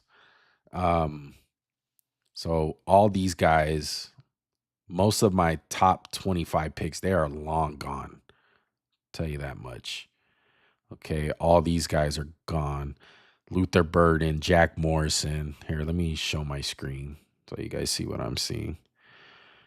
All right. Yeah, Luther Burden, Morrison. My best guy right now is Jack Sawyer. He is still on the board. Darius Alexander, I mean, TJ Sanders. is he better than Shador for you? Yes. I would pick him over Shador. I would have picked him in the first. I love Jack Sawyer. That's just me personally. Who else? Jacob Parrish. All these that he's gone. Jacob Parrish is gone. Yep.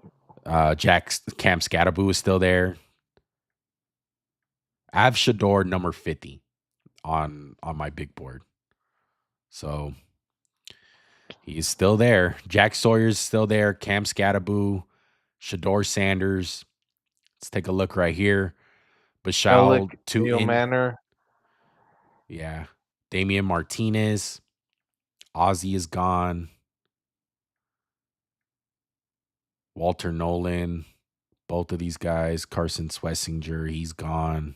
Emory Jones, Caleb Johnson is gone. Not surprised there. RJ Harvey is gone. Devin Neal is still there. Woody Marks is still there. A lot of great running backs still on the board. Wyatt Mullum is off the board. I had him at my 61 big board. Dorian Strong is still out there. I like Dorian Strong. Membo from Purdue, the guard. He's still there. Kobe Bryant is still there. Dylan Sampson is still there. Jared Wilson is still out there, I believe. Jared Wilson. Hunter Wooler, Jalen Reed, Jordan Hancock, the Ohio State. Cameron Williams is still on the board. Denzel Burke, I know you don't like him, but he's still there. Yeah. Billy Kobe Bowman. Bryant. Danny Stuntsman.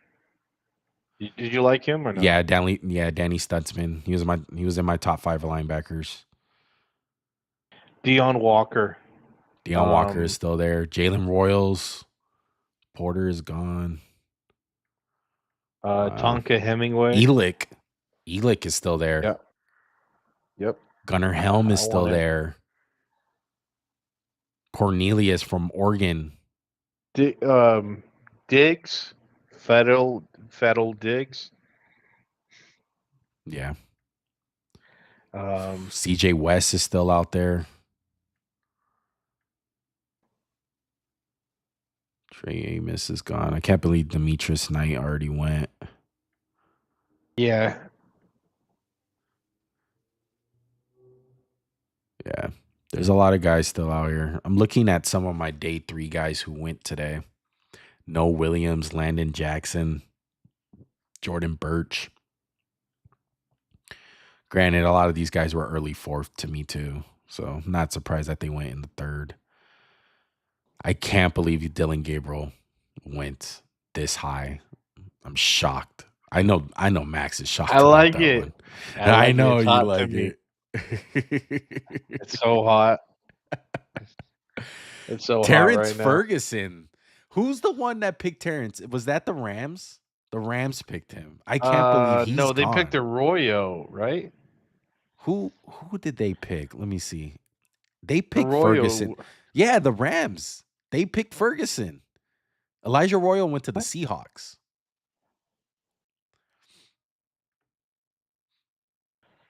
I can't believe he's off the board. Yeah, you're right. Terrence Ferguson. Yep. Honestly, I preferred Arroyo. So looking at, let me look at the Like who picks Shador? We're getting at a point like, does he go undrafted? No, he doesn't go undrafted. Someone's gonna take a flyer on him. At this point, he might go undrafted, bro. But like, what if the Niners just pick him up and just say "fuck you, Brock," and like bounce him out of here? I don't know. I don't know who's gonna pick Shador, but I hope he gets picked, man. Look, as far as my big board goes, as far as my top guys, of course Shador Sanders is still out there. I really think that You Shador. should beg the Raiders. You should. I think they beg the should. I Raiders. think the Raiders are gonna pick him But- because put him Cleveland's on- not gonna pick put him him no on- more. The Giants are not gonna pick him. The Rams Steelers. or the Seahawks are not gonna pick him. The Steelers could still pick him. Steelers and Raiders are the 2 number 1 spots. Those are it. Steelers Where do you and think he Raiders. should go? I think he should go to the Raiders. I think it'll be I think it'll be good. He wants to go to the Raiders. He's talked about it before. Like he wants to be in Vegas. He loves Tom Brady. He worships Tom Brady. And he's worked out with Tom Brady. Like Tom knows him. He's not going to have to start. It's going to be behind a guy in Geno Smith who's going to take him under his wing. Like Geno Smith does not have an ego. He's not going to be like, "Oh, you're going to take my job." I think he'll sit for at least a year. Manifesting it at this point. Yeah, I mean it makes sense. And like I know, look, Joey is not the guy to have on in this particular moment because he does not like Shador Sanders. But I think he is truthful enough to say that it's wild that he didn't even go in the 3rd. Okay, He's going to be a day 4 guy. That's pretty insane. So, okay. Did I say I don't like him? Or did I say I don't like him in the 1st round or 2nd round? I said he was a 3rd round pick. And we're beyond that at this point. We're going So to if day a 3 team- already. Yeah, if a team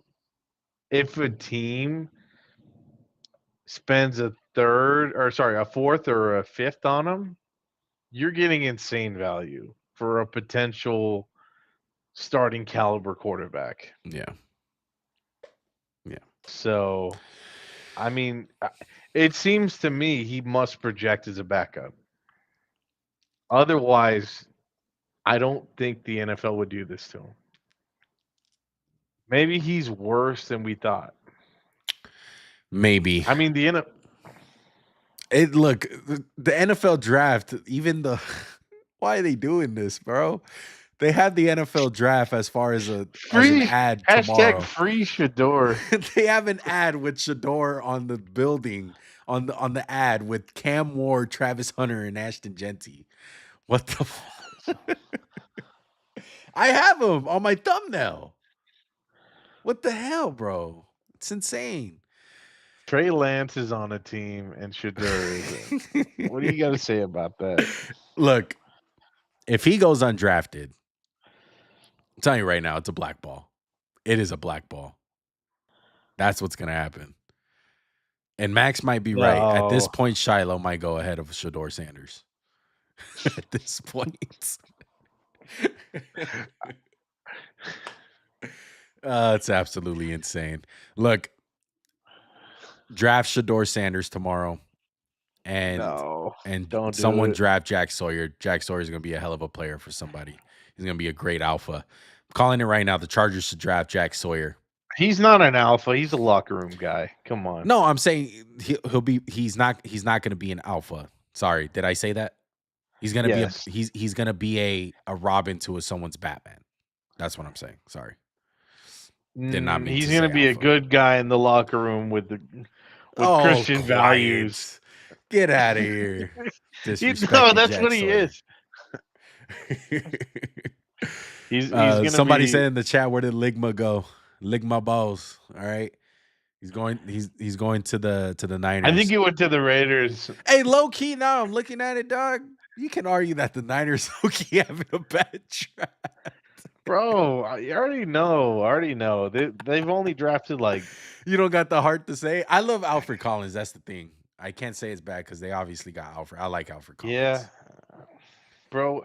e- Every draft I watch of the Niners, and it's like, oh my god, what are you doing? It's like, I don't know. I just don't agree with a lot of their philosophy. Yeah. But Look, have faith. Have faith in Michael Williams. Have some faith in some of the other guys, Nick Martin and shit. I think that's gonna do it, guys. Look, I want to appreciate you, Joey, for riding with me on day 2. I really yeah, appreciate it. Look, if you guys are new to the channel and you guys have been in the stream, thank you guys. Appreciate it. This is the second year in a row that I do day 2. Very exciting this year because I felt like there was a lot of guys where it was great value. It was great talent still out there. There still is great talent out there. Make sure to subscribe to the channel, like the stream, like the video. Follow us on Instagram, Twitter, or X, whatever they call it now. We're also on TikTok, so look us up on there, MJC Sports. But until next time, me and Max will be back for grades. We'll do the draft classes that we like the most after Saturday. I will not be on Saturday. Sorry, I'm not gonna go through rounds 4 through 7. It's way too much. All right, I'm not gonna know half of the guys as well. So we'll see what happens. They'll wrap up the last day of the draft tomorrow, and we will see you guys later on during the week. All right, appreciate you guys rocking with me. I'm out. Peace. Everything ain't what it seems. Glittering gold both ways.